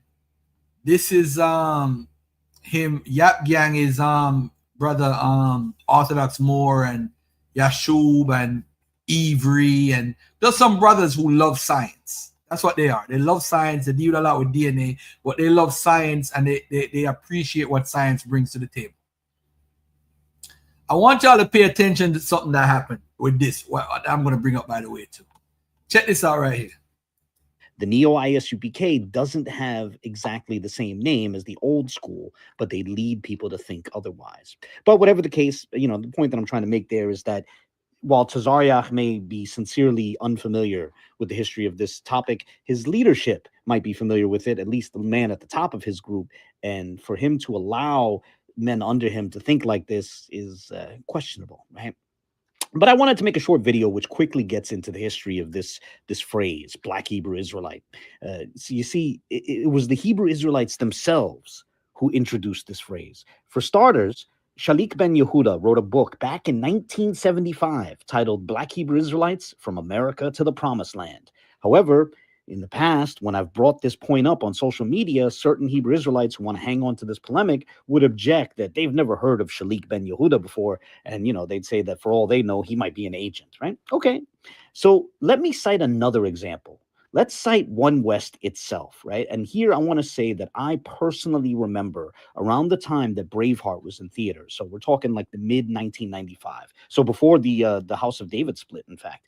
But around that time, mid 1995, when Braveheart was in theaters, Arya, one of the leaders of One West, was in Times Square, and he was repeatedly using that phrase, Black Hebrew Israelite, whether in the singular or the plural. And he was using it partially in reference to that film, to Braveheart, right? And I'm telling you, I was right there on the sidewalk. I personally witnessed Arya say things like, William Wallace was a Black Hebrew Israelite. And then he would say, Edward the Longshanks was a Black Hebrew Israelite. He would say it just like that. And then he declared that Longshanks was a wicked king. And I guess at that point he felt like segueing into other wicked English Israelite kings. And so he declared, King Henry VIII was a Black Hebrew Israelite, but he was wicked. And then he would talk about, his divorces and all that kind of thing. For real, that really happened. And, then Arya went on to say that the Scottish were Black Hebrew Israelites, and the English back then were Black Hebrew Israelites, and the Irish were Black Hebrew Israelites. He repeated the phrase over and over again, and I witnessed him do that. And then he went into that bit. I don't know, some of you are familiar with this, but I personally witnessed him at that moment go into the whole bit where, he says Brit means covenant and Ish means man. So British means covenant man in Hebrew, right? Which makes for quite the awkward fit with Lashwan Kodash.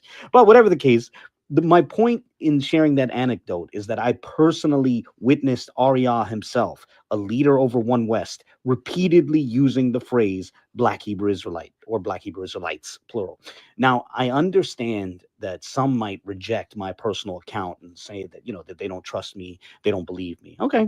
Well, in that case, the old ICUPK website, the website of One West, is archived. You can look at it online, and I'll share a link. I'll share a couple of links in the description.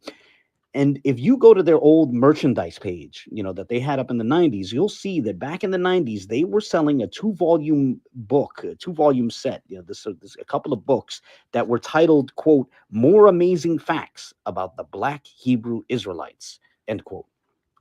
Now, someone like Tazariach might not have ever known that. But what does it say about old-timers like Johanna, who's the leader of the Neo-ISUPK, or Tahar, the leader of GMS? What does it say about these men, and Tahar, by the way, has also gotten on board with this complaint about the phrase Black Hebrew Israelite. He even, had his members sort of launch that as a polemic against Vocab, right? But what does it say about these men, these old-timers who go all the way back to the 90s and before, like Johanna, like Tahar? What does it say about them that they don't inform the younger men they influence about this past use of that phrase, that the leadership in, at One West was itself using the phrase in a positive sense? But whatever, I'll stop this video here. I honestly think this little bit that I've shown here puts the nail in the coffin of this objection. It's a relatively new thing to complain about people using the phrase Black Hebrew Israelite or the acronym BHI. But it was the Hebrew Israelites themselves who originally used that phrase. They introduced it to others, and that's why it became part of the common parlance. And that's even why it was picked up by their critics, because it was just sort of, part of the common conversation about the group. Oh, one last thing on a closing note. If you check out the order form on the old ICUBK site, they have the relevant book listed for $110. That's the price that's listed. I don't know. That's strange.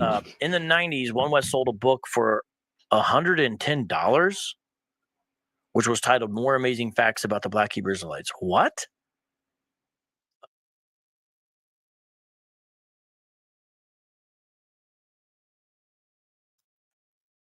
So when I use the term, Judah, I know what you're saying. I'm saying I'm using the term because of the people using it. Now look at this video. This is an interview Tazara did the other day, right? Nice little interview. But check this out. Well, then that's what we do. We go out to Israelites in black and brown neighborhoods, and we teach them to stop being violent against each other. Mm-hmm. So that's what that is. That's not talking about another nation doing something to us. Christ never talked to other nations. He never talked to other nations. Except that one white woman, he called her dog a female dog. You know what a female dog is? Yes. Oh, you can say that. Yeah. So he called the white woman a. Jesus called a white woman a. Yeah, he said it's not good.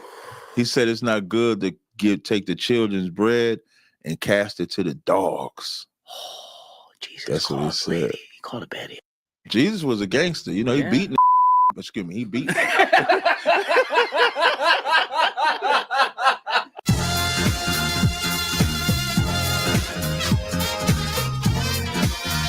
So he beat niggas up and he laughing with the white folks. But watch this though. I found it very interesting. Look at the bottom of the screen. It says part 1 is Black Israelites and Captain's Christian background. You see, we're not using it now. This is the white man using it. Black Israelites.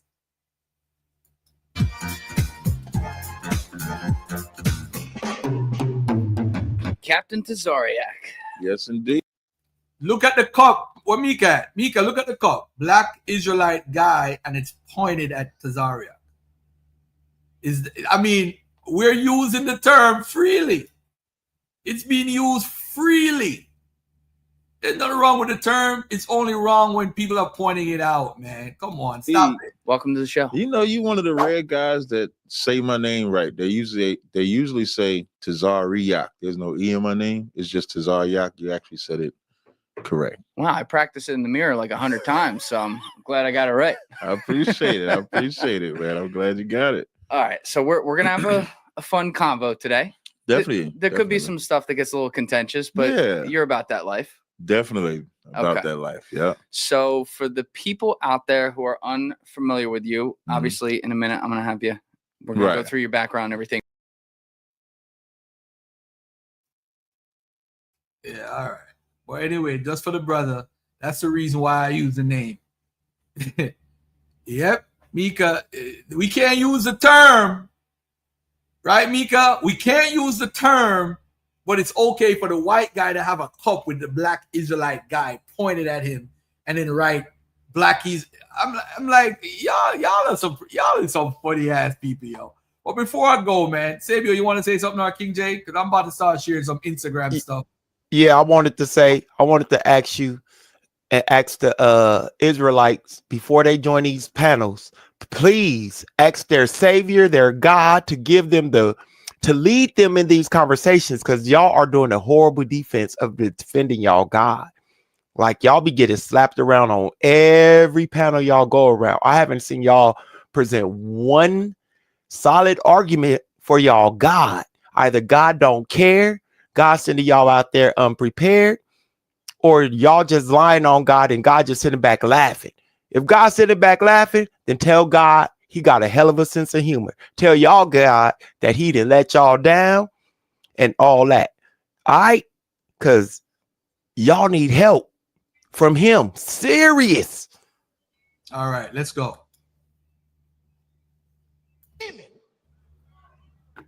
Trying to date one church musician. Can I talk to you? There's something wrong in our church. Because the altos ain't talking to the sopranos because they all messing with the same musician. And they don't understand the altos and sopranos are mad at each other, but he's in love with the tenor. Okay, I'm going to come on this side. And nobody wants to talk about it, but I'm trying to tell you something is wrong. I told the men in my church, I want you to stop shopping at Baby Gap. Those pants are too small. You look like a little boy. I need you to get something that tells me you want a woman. Now, all this, y'all are mad. I'm going to preach. You ain't got to invite me back. I got my own church. Well, this is a male purse. No, that is a woman's pocketbook. And I want to know why you have a pocketbook. Because my mother had one, but my daddy never carried a pocketbook. Men of God, talk back to me. What man wants to carry a pocketbook? Can I preach and you not be mad? Women of God, and don't you fall in love with no man that thinks he's cuter than you. Well, I done lost half the room and ain't nobody gonna invite me nowhere. There are 7 women trying to date one church musician. Shout out to that pastor, man. That was funny. Yo, that was comedy. Yo, check this out, man. Check this out, Mika. Jamaicans are #1 in the paternity fraud, over 62%. Check this out. Research found that 30% of Nigerian men are fathering children that aren't theirs. Nigerian women rank second highest on paternity fraud in the whole world. And guess who ranks #1? Jamaican women. Jamaican women have a paternity fraud cuckoldry rate of 62%. No, that's crazy. You're more likely to get someone else's kid than your own if you're banging up a Jamaican girl. Research found that 62%, y'all. Oh man, 62%. That's crazy, man. That's crazy. Who remember this nasty ass freaky? He was on Sarnetta, man, the cussing pastor. They found him sucking on a strap. I think Captain Tazara did a show on this. Grown ass pastor sucking on a dildo, y'all. This is nuts. Let me deal with the obvious elephant in the room. The video that is going super viral of me and Dale about 4-5 years ago. Now, be careful. I did not say male. I said Dale. Now, the thing that I need to say to you, I don't need to hear no more. Why are you worried about that? That's crazy, y'all. It's crazy. Let me see what else I want to play before I get out of here. Let me see. Cops send fake winning tickets to people who owe child support. Congratulations. All right, thank you. Come on, let's go get that ticket. Kickoff return. Touchdown, Brent. This Lee County man thinks he's won one of the hottest tickets in town, the Iron Bowl, but in fact, he's won a trip to jail for failure to pay more than $30,000 in child support. Let's take a look at the takedown. Yeah, well, I'm Dennis Harrell from Lee County Sheriff's Department. We have a warrant for your arrest for child support. One after another, dads and moms wanted for failure to pay child support walked into a fake tailgate party set up by the Lee County Sheriff's Office at a vacant building. Now, the parents thought they had won Iron Bowl tickets because that's what this letter sent to them by a fake fan group set up by the Sheriff's Office told them. I am now a winner of the Auburn University for 2 free tickets. Thank you. James Johnson couldn't wait to get his hands on the Iron Bowl tickets, but his smile quickly faded when he was told the real reason he was here.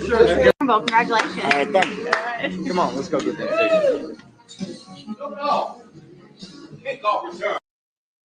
Damn. I didn't realize how many people didn't know how tariffs work, so I'm going to explain it to y'all real quick. Now, I own a company called Black Spades. We sell a few different products, but we're most known for playing cards that are designed for spades. So let's say that one of our products that we get manufactured in China costs us $10 to make. We sell that product for $15, which means that we make a $5 profit on it. So if we get 1,000 of those products made, it's going to cost us $10,000. If there is a 25% tariff put on that product now costs us $12,500 to get here, which means that our profit goes from $5 down to $2.50. Obviously, we're losing money in that scenario. So we would have to increase the price of the product in order for it to make sense on our side. And like, as any business person can tell you, that price increase is probably not going to be proportional to that 25%. So instead of charging you $17.50, I'm probably going to charge you more like $19. So that product that you used to pay $15 for now costs you $19 to buy. Think about the fact that this tariff goes across multiple industries, which means that the prices of your products are going to be much higher than what you're used to paying.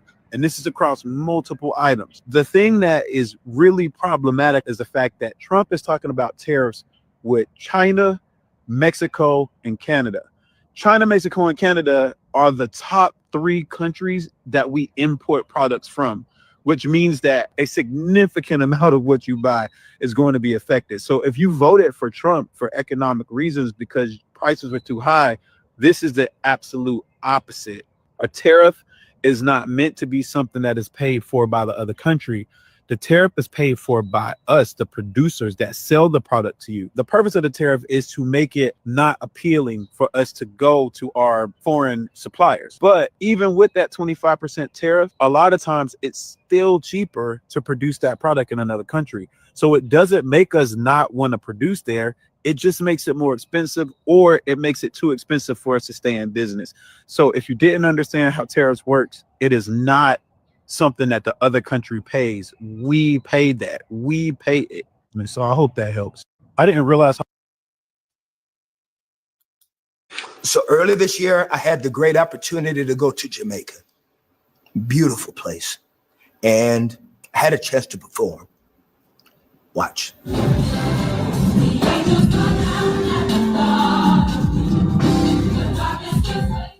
I am aware now that my choice of attire, which as a team we thought was going to be fine, being outside in the weather, was going to be something that would not come across as disrespectful.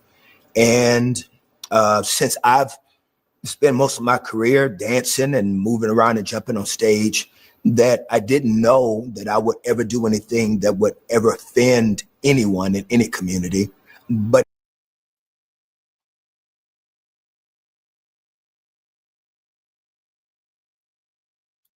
500 cases in jeopardy in Colorado because of this lady. This lady was the crime analysis at the crime lab. She took care of the DNA samples. She is now charged with forgery, perjury. She was taking the DNA and it was contaminated and not telling anybody. Now you have 500 cases that she was involved in that may be screwed up. Could you imagine, folks? People are going to go free. Cases are going to be dismissed. This is insane, folks. And I read the article, and it sounds like she was just taking shortcuts. Like just taking shortcuts because she didn't want to do her job. That's what it sounds like to me when I read the article. 500 cases may be in jeopardy because of this lady. 500. Forgery, perjury, everything. Folks, what do you think of it? This is huge. This is crazy. What do you guys think of the comments?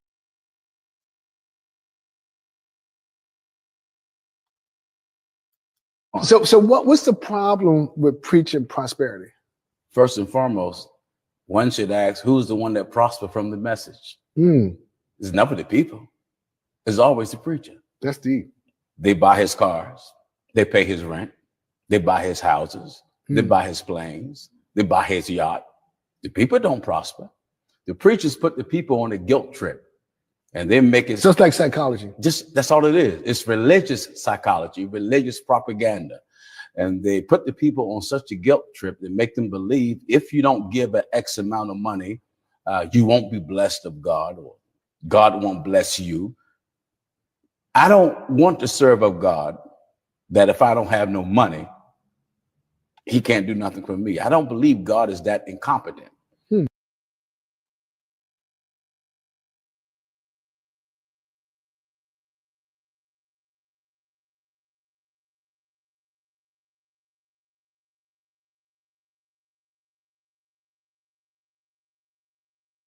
So I'm online on Instagram. So this lady made this comment. I know Sean was here, man. Sean would get into this. Let's set the record straight. The West African Muslim king of the wealthiest empire ever discovered the Americas long before Columbus did. His name is Abu Bakari II of Mali. In a massive expedition of 2,000 ships, King Abu Bakari explored the Americas, bringing with him elephants from Africa to the area, as well as lots and lots of gold. And it's something that Columbus's journals also reveal. The first island Columbus landed on was San Salvador, which used to be named after the Mandinga word Iguana, meaning brothers. In Honduras, they came across a tribe of Muslim natives called Al-Mami. This word was of Arabic and Mandinga origin, standing for Al-Imam. In Haiti, Columbus learned that there were Africans with golden spears, which they called guanin, Mandinga for gold. In Panama, the Muslims were so widespread that even today, the indigenous people are classified as Mandingas. Unlike Columbus, the wealthy Africans did not come to enslave the population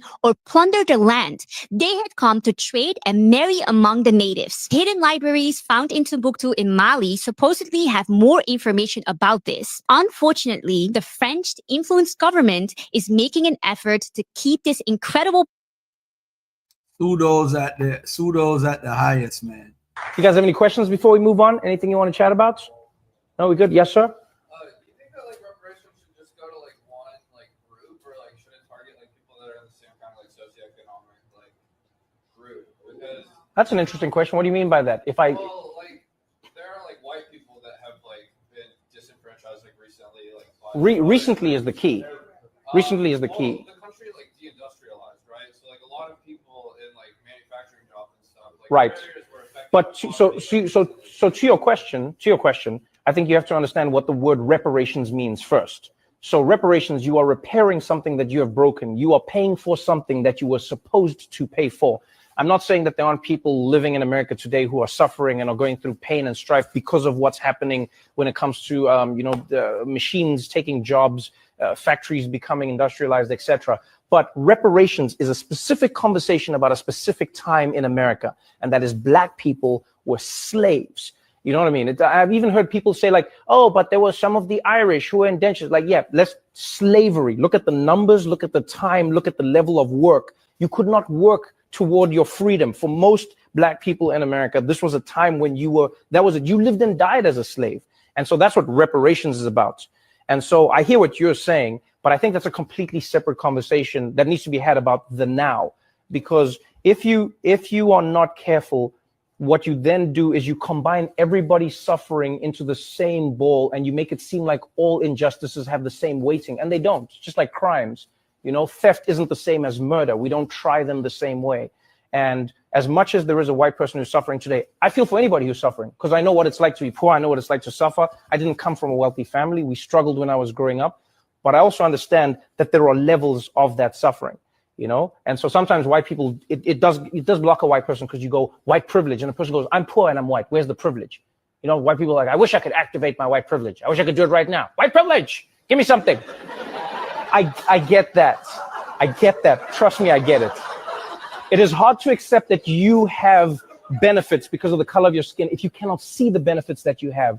But the thing I try to explain to a person is, think of it more like golf. Don't think of it as privilege, then think of it like a handicap, right? In golf, they acknowledge that you are in a position where you need so many advantages to be competitive in the game, right? So what they say is you have a handicap of 15, so that means like you're going to be hitting from this tee and you get more chances to get the ball in, because we understand the position you're in. And if you're a Black person in America, from slavery, from day one, the number of injustices that have held Black people back in America amount to an insurmountable, like you look at Black people's freedom, you look at Black people's land, just land alone. The amount of wealth you can you can acquire over time if you own land is exponential, because you have the land, you have the fact that you can borrow based on the land, you have the fact that you can use the money that you have borrowed to grow more wealth, you can use it to grow your family's wealth. Just taking that away from black people alone is crippling them. And so you combine that with slavery, and then you look at Jim Crow laws. You didn't let black people in America live in the areas that they wanted to live in. They couldn't get loans from the banks that they wanted to get loans from. And then on top of that, when they started getting the loans from American banks were found to be giving them higher interest rates when in fact they were the same risk as many of the other races that they were giving loans to. So when you combine all of those things, I think it's safe to say that black Americans have a conversation that they need to be having with the United States. Doesn't involve me, doesn't involve white people, it's like, yo, American government, meet the black people. That's it. Have that conversation. I've heard him say this numerous times. I've heard Trevor Noah say that numerous times. I respect him for that, for making that separation. Just months after he received You say a hero what? send-off from the hospital, former New York State Trooper Thomas Messia turned himself into authorities, accused of fabricating the shooting that had landed him there. Shot fired, I'm hit. Westbound, Soda City, right before exit 17. Last October, Messia radioing in that he had been shot while approaching a vehicle parked in the median of a Long Island highway.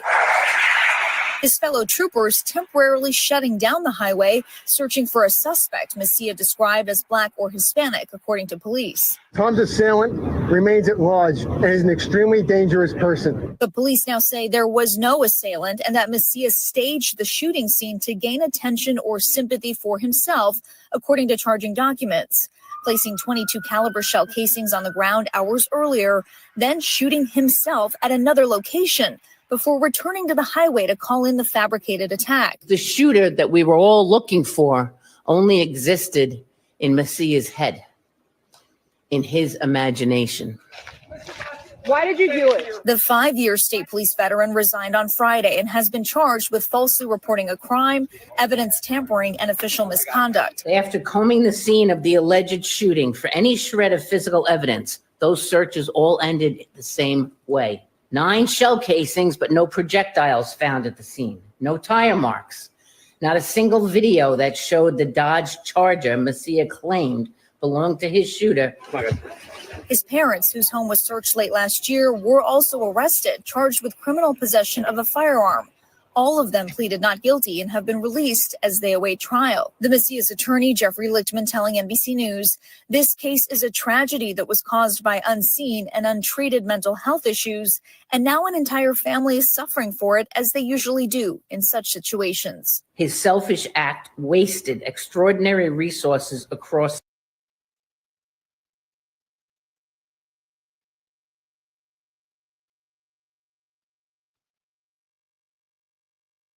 It's my favorite video, man.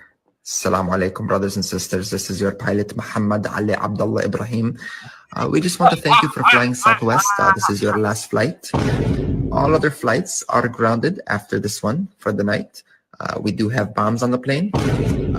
Bombs Burgers is sponsoring the flight, so please enjoy the burger on us. Once we get to California, there'll be another 9/11, maybe 12% chance of rain. So please fasten your seatbelts and Assalamu alaikum, brothers and sisters. This is your pilot, Muhammad Ali Abdullah Ibrahim. We just want to thank you for flying Southwest. This is your last flight. You All other flights are grounded after this one for the night. You play too much. That shit comedy right there. All right, Kemet, the true Israelite. And I know you're a fake profile. I know who you are. You said it has been estimated that over 1 million Jews fled into Africa, fleeing from Roman persecution and slavery. The slave markets were full of black Jewish slaves. Can I get a primary source for this? Rudolph Windsor lived in the 1950s and 60s. I need a primary source that says this. It don't exist. It don't exist. It don't exist. You see, this has to do with you trying to find information to support foolishness. It has been, and by the way, even in his book, he says from 65 BC all the way up to I think the Bar Kokhba revolt, he's saying 1 million Jews overall fled into Africa, fleeing from Roman persecution and slavery. But where does it say the slave markets were full of black Jewish slaves? Because race is a social construct from like the 19th century, so nobody would write that the slaves were black. That's how you know Rudolph Windsor made it up. But you wouldn't dig that deep because you're just searching for something to agree with your belief. This is why I am the guy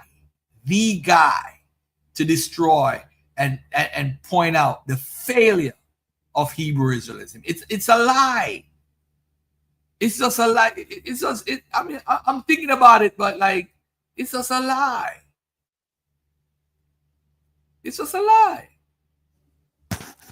Man, at this point, they're doing anything they can to hold on to this idea that we don't know who we are. Hold on. The Lord shall bring thee and thy king with the. Where is your king?